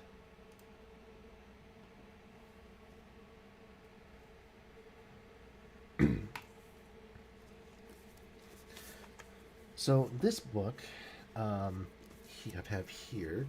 This is Hildegard of Bingen, The Woman of Her Age, by Fiona Maddox. So this book, compared to the Honey McConey one that I just talked about, little bit broader in its purview, and I don't believe Fiona Maddox is a music. Okay, she's a music critic, so she doesn't have a musical, like she doesn't have a scholarship background, I don't think, in that sense. So this is a little bit more general, and I think as a result it suffers. Now I don't tend to think that Hildegard's music benefits from incredibly in-depth analysis. It's still primitive, still monophonic stuff, obviously based off of, chant styles and things. Um, so different in that sense. But that said, I think this could do with a little bit more detail and talking about her, a little bit more musical detail would have been nice to see. What it was about her writing in her, her like the Ordo Virtutum, for example. What it was about that stuff that stood out, as opposed to um, as opposed to other composers or compositions from the era. Um, but just in general, Hildegard, I mean, she's such an interesting figure because of, she's widely known outside of just music. For most people, in fact, music is not how they first picture her. They picture her as this kind of polymath, which is great. But the other thing is that because she's a famous figure in general, it means we can put a name to her compositions, and we have context about her as a composer, which is something we don't have for pretty much anyone else of her day and time. So that's cool. Next, we have this book by Meg Bogan, The Women Troubadours. The female troubadours, or as they were sometimes called,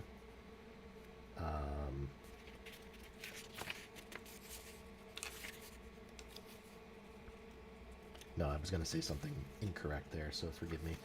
I won't say that. I was going to call them the Trouvères, but that's not actually what they were called at all. So this summarizes the impact of women on the troubadour scene. The troubadours, if you don't know, were a group of lyric poets from depending on if you were in northern or southern France, they were called different things, but they were from France, and these were poets who would write poetry usually in the Occitan language, and they would often be kind of roving people. I mean, when we conceptualize the idea of a bard, the troubadour is essentially a more commercial version of the bard. I say commercial because they were actually employed by royal courts a lot of the time.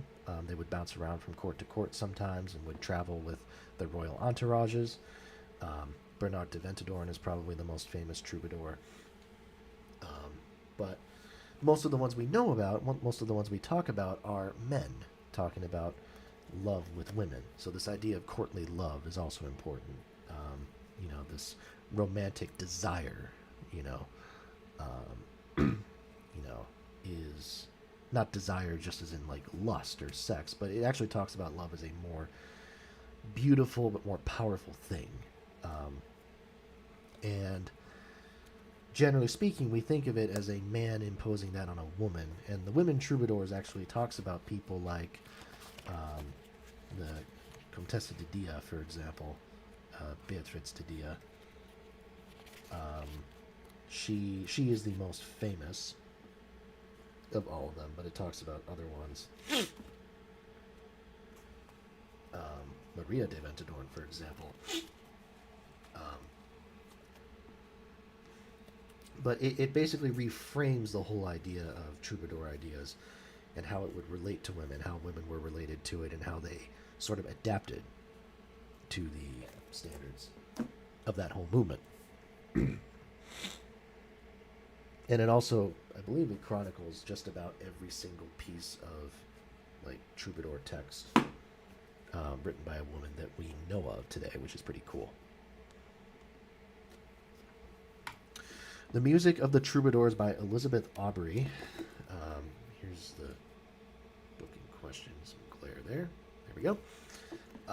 This is a kind of a tour de force of a book as far as discussing the troubadour tradition, just in general.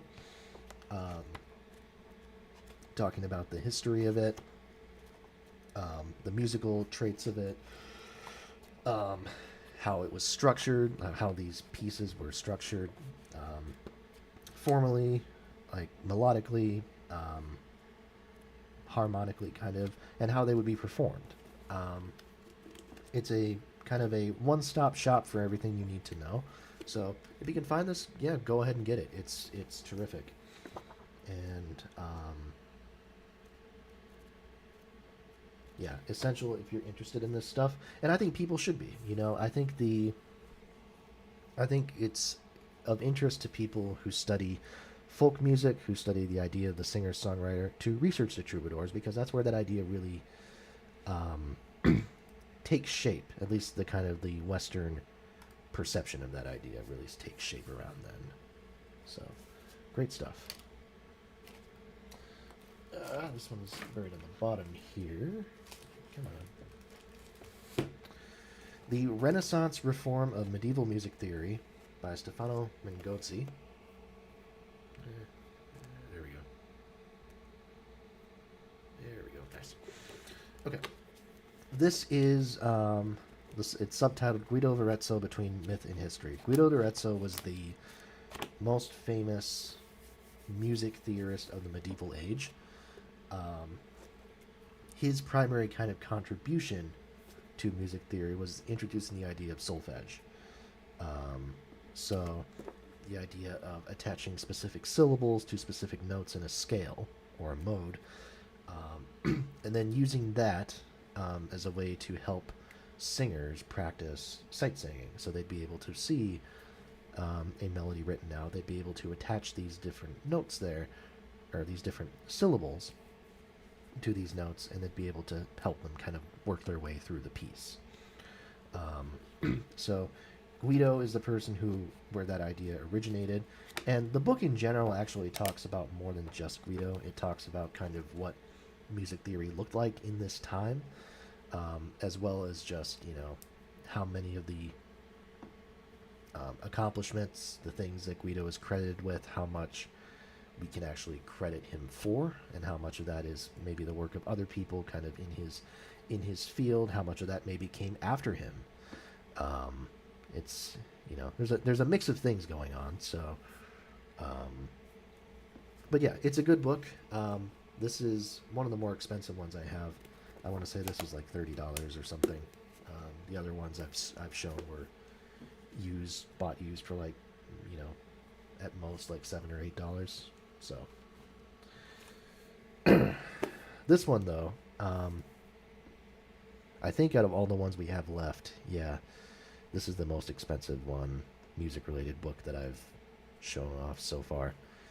This is Guillaume de Machaut, Secretary, Poet, Musician, by Elizabeth Ava Leach, from 2011. This is a biography of Guillaume de Machaut. Machaut has sort of a twofold influence on the history of art. In one way, he's influential as a poet. He was actually a predecessor to Geoffrey Chaucer. Chaucer was actually very influenced by some of Machaut's writings, and used that as a foundation for his own work, his early work. From my understanding, I haven't read Chaucer's early work, but my understanding is it was informed very heavily by what Machaut was doing some 20, 30 years before. And then Chaucer would go on to write Canterbury Tales, and that's considered kind of his mature work. So Machaut was influential in this sense. He's also influential as a composer.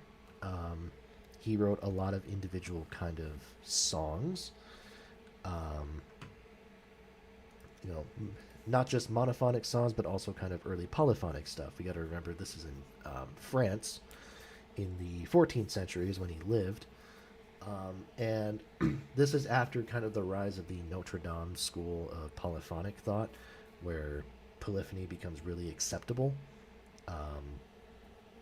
as this idea of performance, as opposed to just I should say, just to clarify, monophony is when one voice is singing at the same time, or if multiple voices are singing in unison. Polyphony is when there's multiple parts um, multiple people singing different distinct parts in harmony with one another. Um, Polyphony was a very controversial thing for a while. The Catholic Church didn't want anything to do with it. And then France is where you really start to see polyphony popularized in worship in the Notre Dame Cathedral, and et cetera, et cetera. Michaud comes after that by about 100 or 200 years. But, and you can tell while he's influenced heavily by it, he's going in as kind of his own creative direction. Um, and the piece he has a lot of pieces that are really heavily studied as far as medieval music goes. He has the largest surviving catalog of any medieval composer, and it's not even close. Because he was very conscious of protecting his own legacy. So he made sure to archive everything.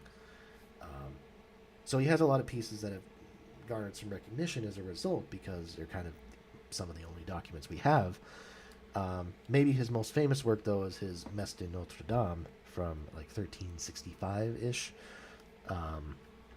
which is the first complete polyphonic mass that we have. And if you know anything about masses, you know, settings of the Mass Ordinary are going to become the most kind of progressive, creative way for musical composers to express themselves, especially during kind of the early part of the Renaissance. So Michaud actually sort of may not have been a direct influence for very many of them. It doesn't seem like he was, but it's interesting to have that sort of evidence in there as an example that he was kind of on the cusp of doing everything.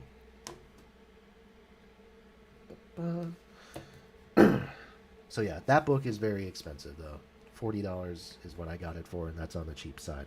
Very much on the cheap side. So I'm spending some bucks for these books, but they're also, I mean, this is information you're not going to get anywhere else. You're not going to get it on Wikipedia. A lot of, there's not going to be most articles you're going to read on people like Michaud are going to be scholarly articles on JSTOR, which oftentimes are just going to be like abbreviations of what is already in this book. So at that point, I might as well just go ahead and get the book and read the full thing unabridged and get some even more context behind it. From medieval era to the Renaissance we go. I didn't even review the book. The book's good. The book's really good. It talks about, it details everything well. It's a scholarly book, so it's not going to have the same flow as a general biography, but it details everything well. As does this one, although I think this one is a little bit more kind of patchwork in some ways. This is a book on the most influential Renaissance composer, and believe it or not, one of the only Renaissance composers there actually is a singular book about, Josquin des Prez and his Musical Legacy, an introductory guide by William Elders. Elders is Danish, I want to say. That's a good question. Professor at Utrecht University. Elders is a very, he's considered like the preeminent Josquin scholar. You go on JSTOR, you look up articles about Josquin. Oftentimes he's going to be either the author or he's going to be one of the first people cited. Very influential. And this book, this is actually a translation that I think just came out like a year or two ago. The book itself is significantly older than that. But this book essentially kind of condenses a lot of his writings and ideas into one book. So it details Josquin's life, what we know of it, his perception, his contemporary perception at the time, his perception now, and then talks about his musical traits, and then a full list of his compositions that we know of. The interesting thing, well, for one thing, Josquin was a contemporary of Da Vinci, which I didn't know. It does make sense because Josquin was in Florence for some time, but the two of them apparently did know each other and were actually good friends. And it's believed that one of Da Vinci's portraits is actually of Josquin. Um, we'll see if it's. I thought it was reproduced in here. Yes, this portrait right there. Yep. Um, from about 1485. So both Josquin and Da Vinci, they would have been in their 30s at that point. Supposedly that image is of Josquin. It was painted by Da Vinci. So really cool. Um, Josquin's influence is incredible. Um, Definitely the most influential at the time, easily the most influential composer that had ever been. In part because just of word of mouth was better, but also because of the burgeoning music publishing scene. So Josquin's um, works were getting reproduced a lot more than other prominent composers had been before him. And it got to the point where actually, after he died, there became a huge, it's not a bootleg market, but a market where people would compose fake Josquin pieces, or publishers would attribute these random pieces to Josquin. So there's a famous quote from someone saying that, Josquin wrote more after his death than he did while he was alive. So it's funny in that sense, but in all seriousness, the book itself, again, a little bit patchwork and doesn't really have any flow towards it, but again, it's information written by a scholar. I don't really expect all that much flow wise from these like scholarly biographies, so it's good, very good for what it is.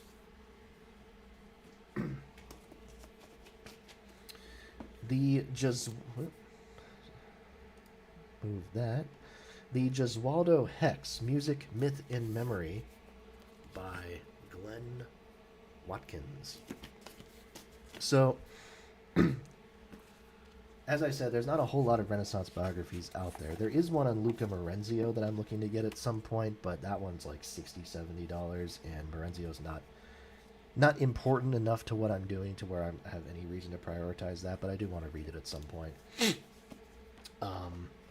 But yeah, Carlo Gesualdo. Gesualdo is an important composer of madrigals. Madrigals being a very important genre because they were the first really popular secular genre. They were popularized in mass because of, again, the rise of the music publishing industry. And their songs were so they were shorter, they were digestible, so there was some market for people to perform them at home, to sing them at home. Um, so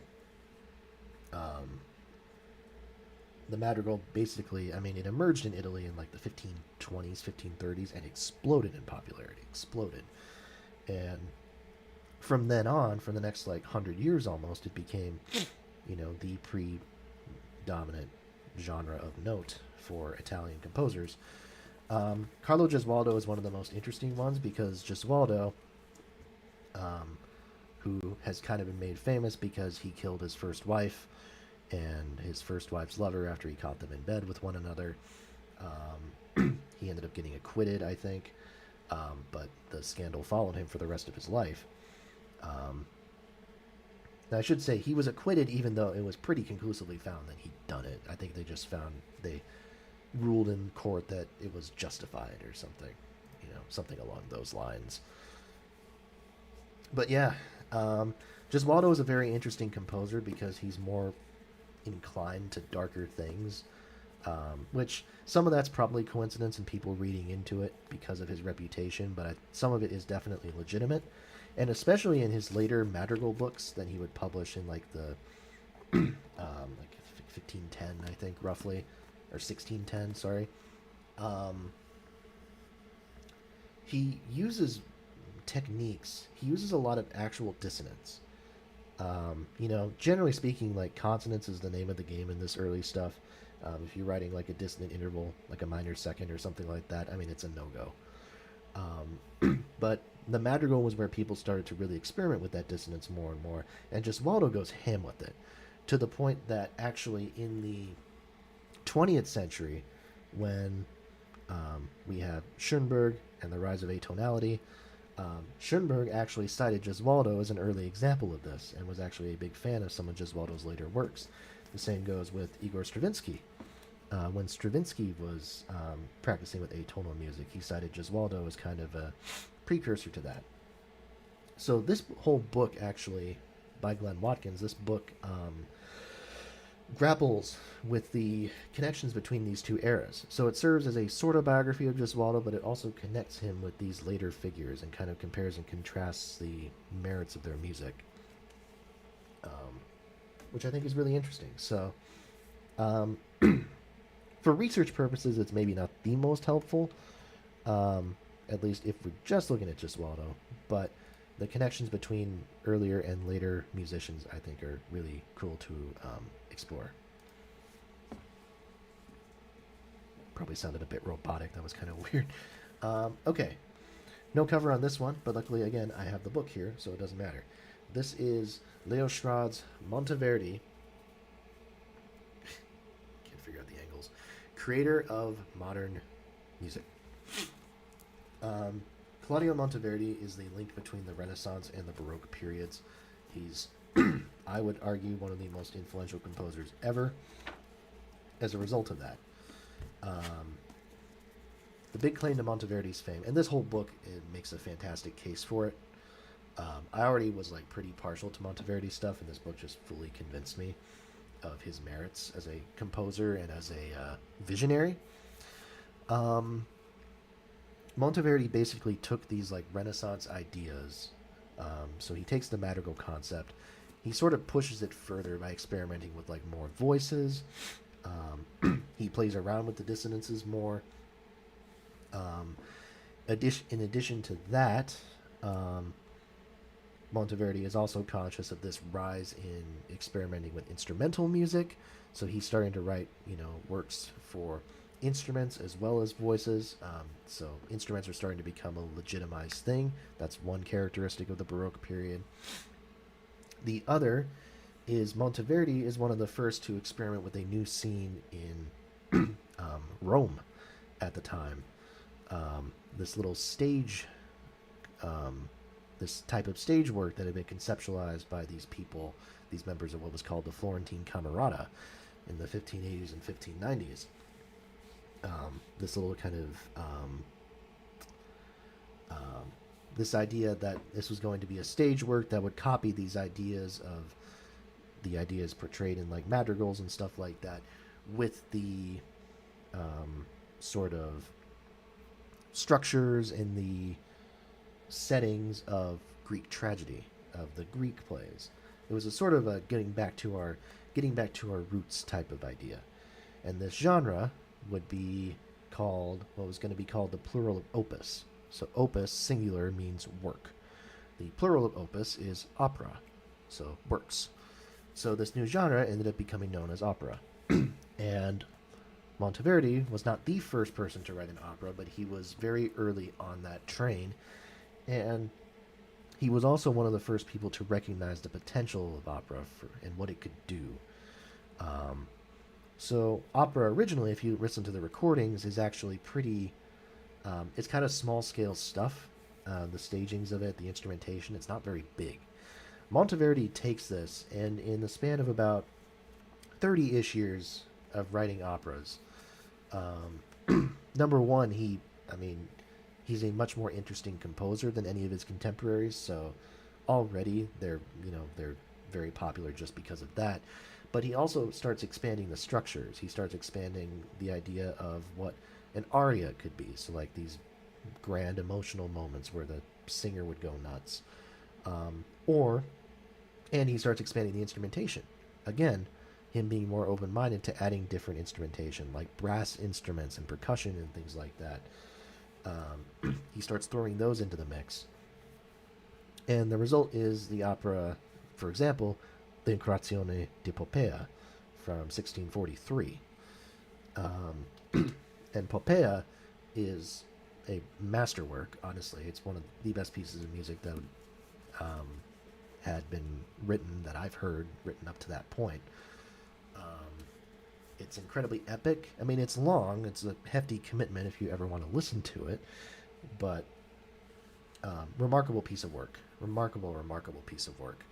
So, yeah, Monteverdi has a very important impact, and the people who came after him in Italy and in elsewhere, they kind of just jumped off of what he was doing because it's hard not to. He caused the whole genre, the whole scene to grow immensely. So, very important work. Leo Schrad's book is great, so would highly recommend it if you can find it.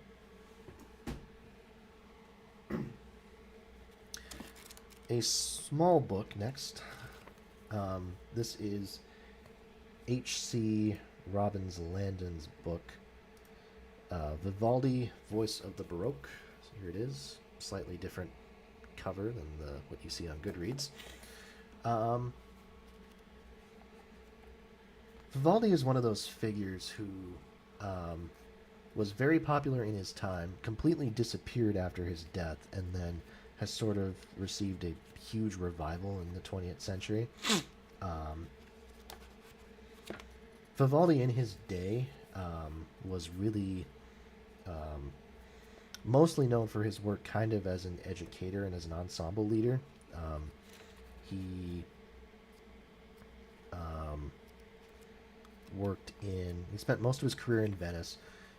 He was notable for leading this school, and I've got to remember what the school's called now. Otherwise, I'm going to sound like I don't know what I'm talking about. The Ospedale della Pietà, which is a convent. He ran an all-female music school. He taught violin. He led the string ensembles, and the ensembles there were supposedly some of the most proficient string ensembles in all of Europe. Not even just for kid standards necessarily. And so Vivaldi would write his pieces. He moonlit as a composer. He composed operas actually as his main source of income, but he would also write these string pieces for his ensemble to perform at festivals and stuff, and they were exceptionally popular as well. The Four Seasons, Vivaldi's Four Seasons, is one such example. His concertos are fantastic, so would highly recommend those, just in general. But yeah, the book's good. I wouldn't say it adds too much to the story that I couldn't read in articles and whatever else. And oh yeah, and then there's one chapter where there's a whole section about Vivaldi's operas becoming less and less popular, and there's a bunch of letters that are reproduced in full, kind of Vivaldi talking to people about, why are my operas failing? I need to leave, I need to go elsewhere, or whatever. It brings the flow of the book to a halt, so not the most useful thing in the world, but still decent resource. And Vivaldi is a very important composer, maybe not as much going on a historical level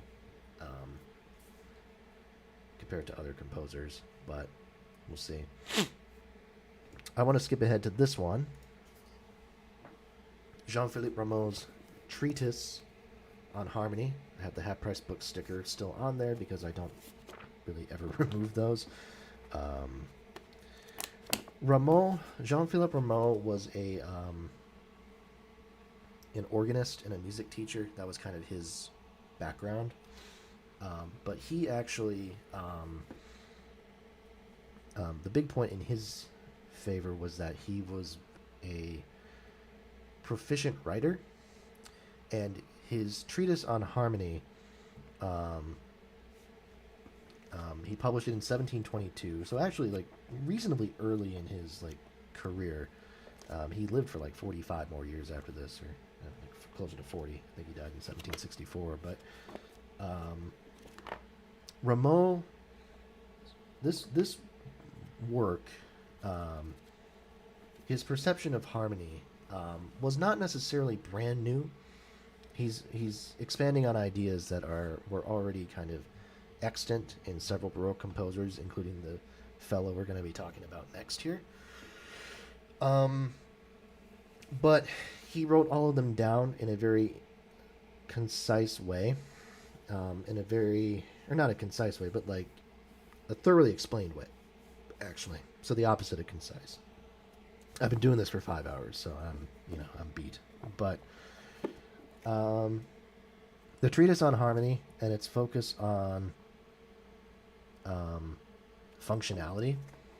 Um, so as opposed to, um, the harmony of the Renaissance era, which was more kind of, you know, chord based, but didn't necessarily have a direction towards it. So it was beautiful, but didn't ever sound like it was going anywhere. Rameau was focusing on the idea of functional harmony, which is very directional. So the whole point is you have a starting point, you have a middle point, and you have an end point. So the idea of a tonic chord, a dominant chord, and or tonic predominant dominant, and then going back to the tonic, that type of idea. Chord symbols like 1, 4, 5, 1, etc. A lot of this stuff really stems from Rameau. So really, Rameau is the person on whose back all of modern music theory lies. Now, that being said, it's a very important book, but it's not an easy read. It's not something I'd read. Yeah, not something I'd recommend at all as like a casual read by any stretch of the imagination. But because of its importance, it's worth acknowledging and respecting, I think. And I'm glad I read it. I'm very glad I read it. 3 more books here. 2 of them concern the same person, but I'm gonna have them be the bookends. Which you'll see why.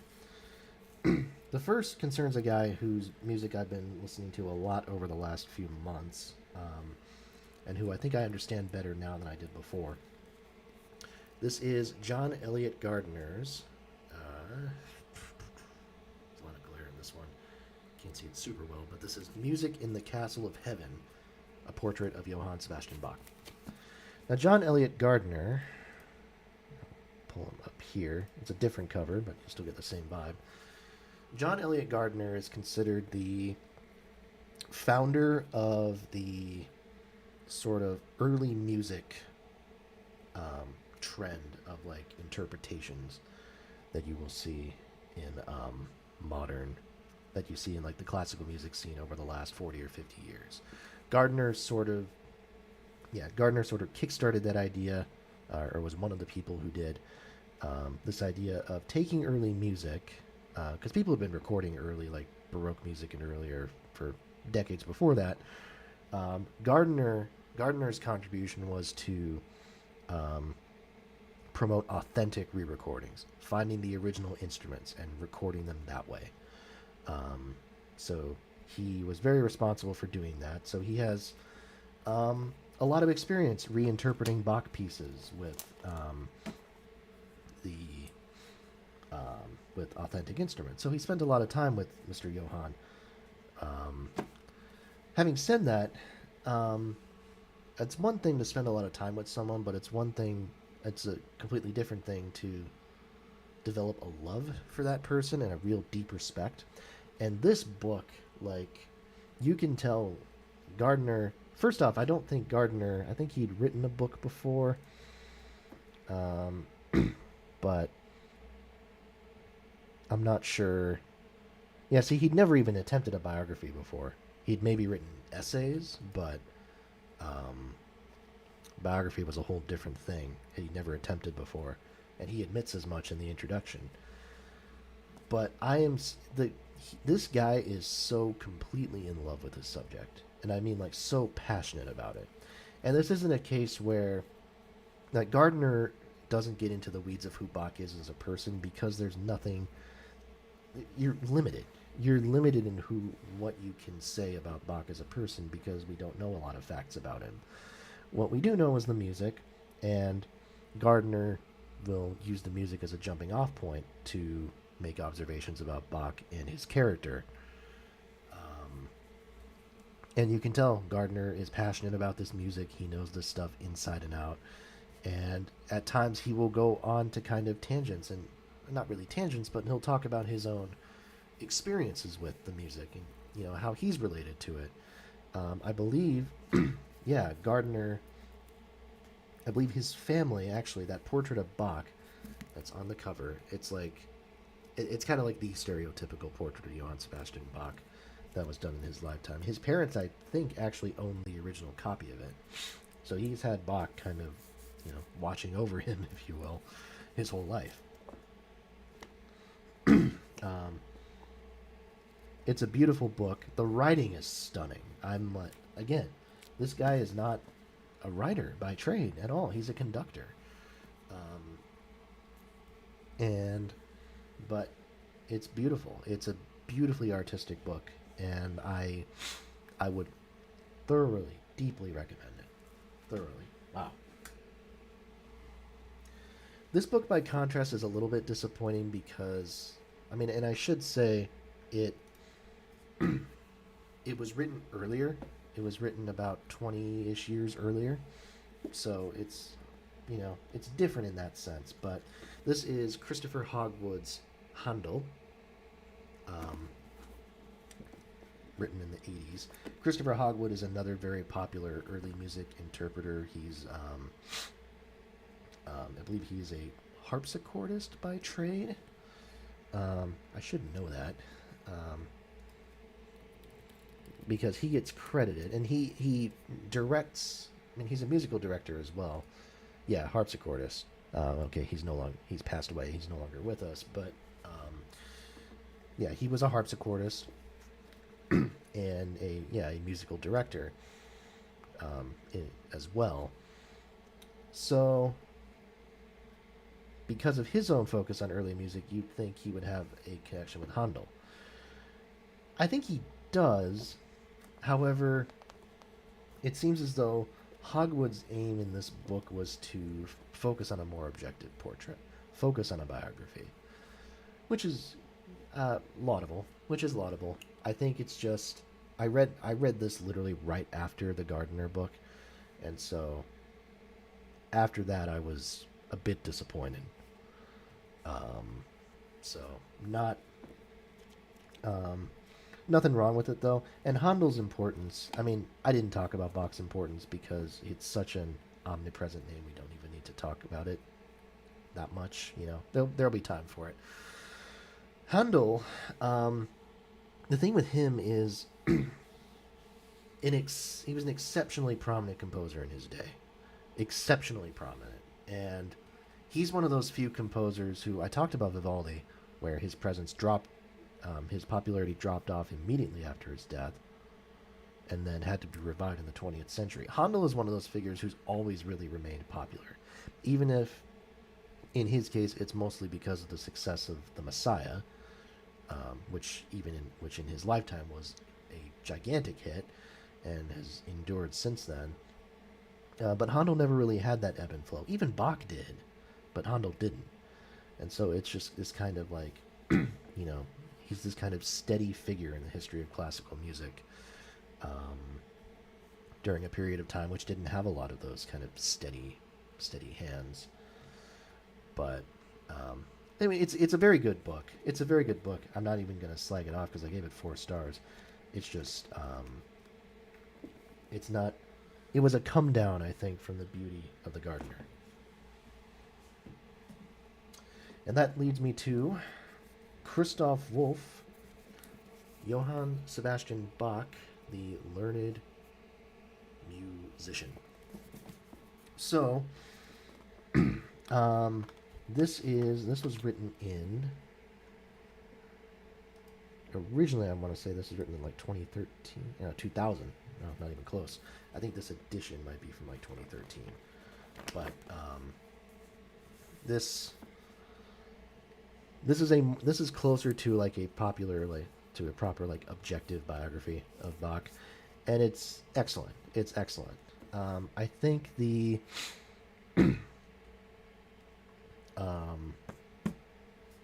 weak point for this book is definitely not the research. The research is its high point. It's superbly done. The weak point is just that it's a bit dry, again.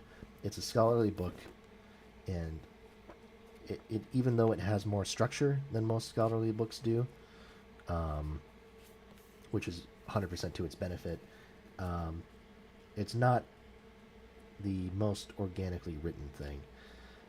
He also sometimes will like just kind of go on with like these really like lavish like descriptions of like Bach is like I don't know those like really like those like superlative words like you know undeniably or no one had ever done this before. Like those words that they tell you to avoid when writing academic papers or when writing like journalistic articles and stuff like that because they're such like huge statements. They're like so opinionated. He uses a lot of those, which is kind of surprising given the scholarliness of his background, I guess. But um, yeah, still a really informative book with a lot of detail in it, and yeah, I think that is. I'd still recommend The Gardener above it, but yeah, if you're looking just for like the facts, just for the info, the background stuff, Christoph Wolf will serve you fine. Wow. Okay. Well, that's all the music related books that I've read that are in conjunction with this project so far. There's more to come. Now you can't see it because you can only see a blank wall behind me. Right next to my feet are about if I counted every book around here, I would guess it's probably about 100 books. Um, and there's more at my house. There's more that I haven't rented or bought where that came from. So there's a lot of stuff that I have not accounted for yet. There's stuff that I've read before that I'll have to be revisiting at some point. There's a ton to deal with. And that's why we're here. So the rest of my streams are probably not going to be like this at all. They are going to be not me lecturing for 5 hours and 18 minutes almost. It's going to be me reading. We're going to be listening to music together. We're going to be doing much more chilled things that don't involve me talking to the point of losing my voice. So, but for now, yeah, for now, I just wanted to make sure that everyone gets caught up and understands this is what I've been doing for the past probably like year and a half now. This is what I've been doing to get to the point where I'm at now. And now that I'm here, this is where it starts to get fun. This is where it'll get really fun. So next time we do one of these, maybe the next time, we'll see. But I'll probably do it the next time just to be careful about it.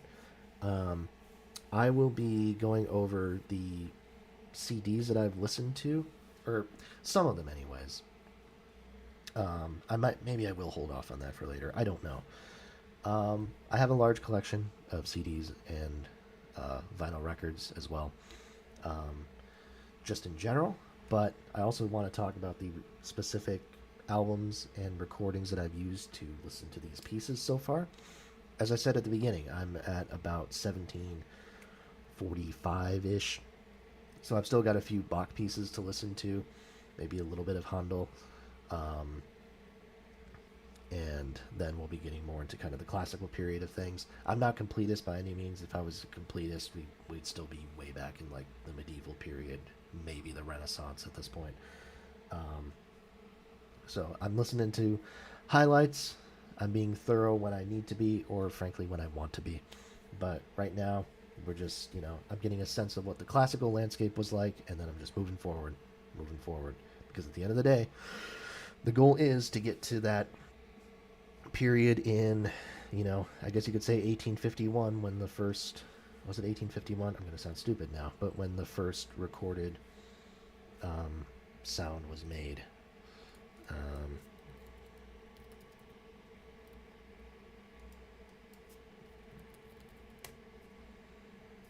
just going to double check just to make sure I have the right date.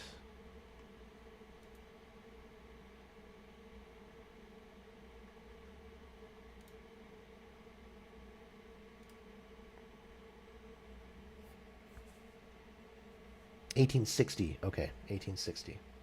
It's about 10 years off. 1860. Um, so yeah, so really starting about 1860, although more practically we're probably going to the 1880s before we get really into the really juicy meat of stuff. But until then, there are books to be read, there is music to listen to, and I invite you all to do as much as you want to with me, or as little as you want to with me. If you just want to jump into a live stream, just chill while I read, and I'll talk about what I read while I do it, or we'll listen to stuff together, or whatever else, you know. That's what I'm here for. That's the goal of this channel, the goal of these live streams, and we'll see how it goes. So, that's the plan. Like I said, the book I'm reading right now, James Madison by Ralph Ketchum, I am on precisely page 190, so starting chapter 10 of that. So I'll probably be digging into that a bit tonight. Well, actually, no. I probably won't be digging into it tonight. But tomorrow, maybe. And then if I'm doing it tomorrow, I probably just might go live for a little while, and then we can have fun together. So that's the plan. I've been doing this for a long-ass time. I've been doing this for 5 hours, 21 minutes now. So with that, I'm going to wrap it up. Thank you guys so much for watching. And if you made it through any part of this, I applaud you and I appreciate you. And if some crazy bastard goes back in and watches the whole thing one of these days, I would be beyond stunned. Beyond stunned. So, but I would also be very appreciative if that were to happen too. So, you know, if you're that crazy bastard, props to you. So, until next time. This is Alex. This has been Music Hub, and I will see you later. Bye.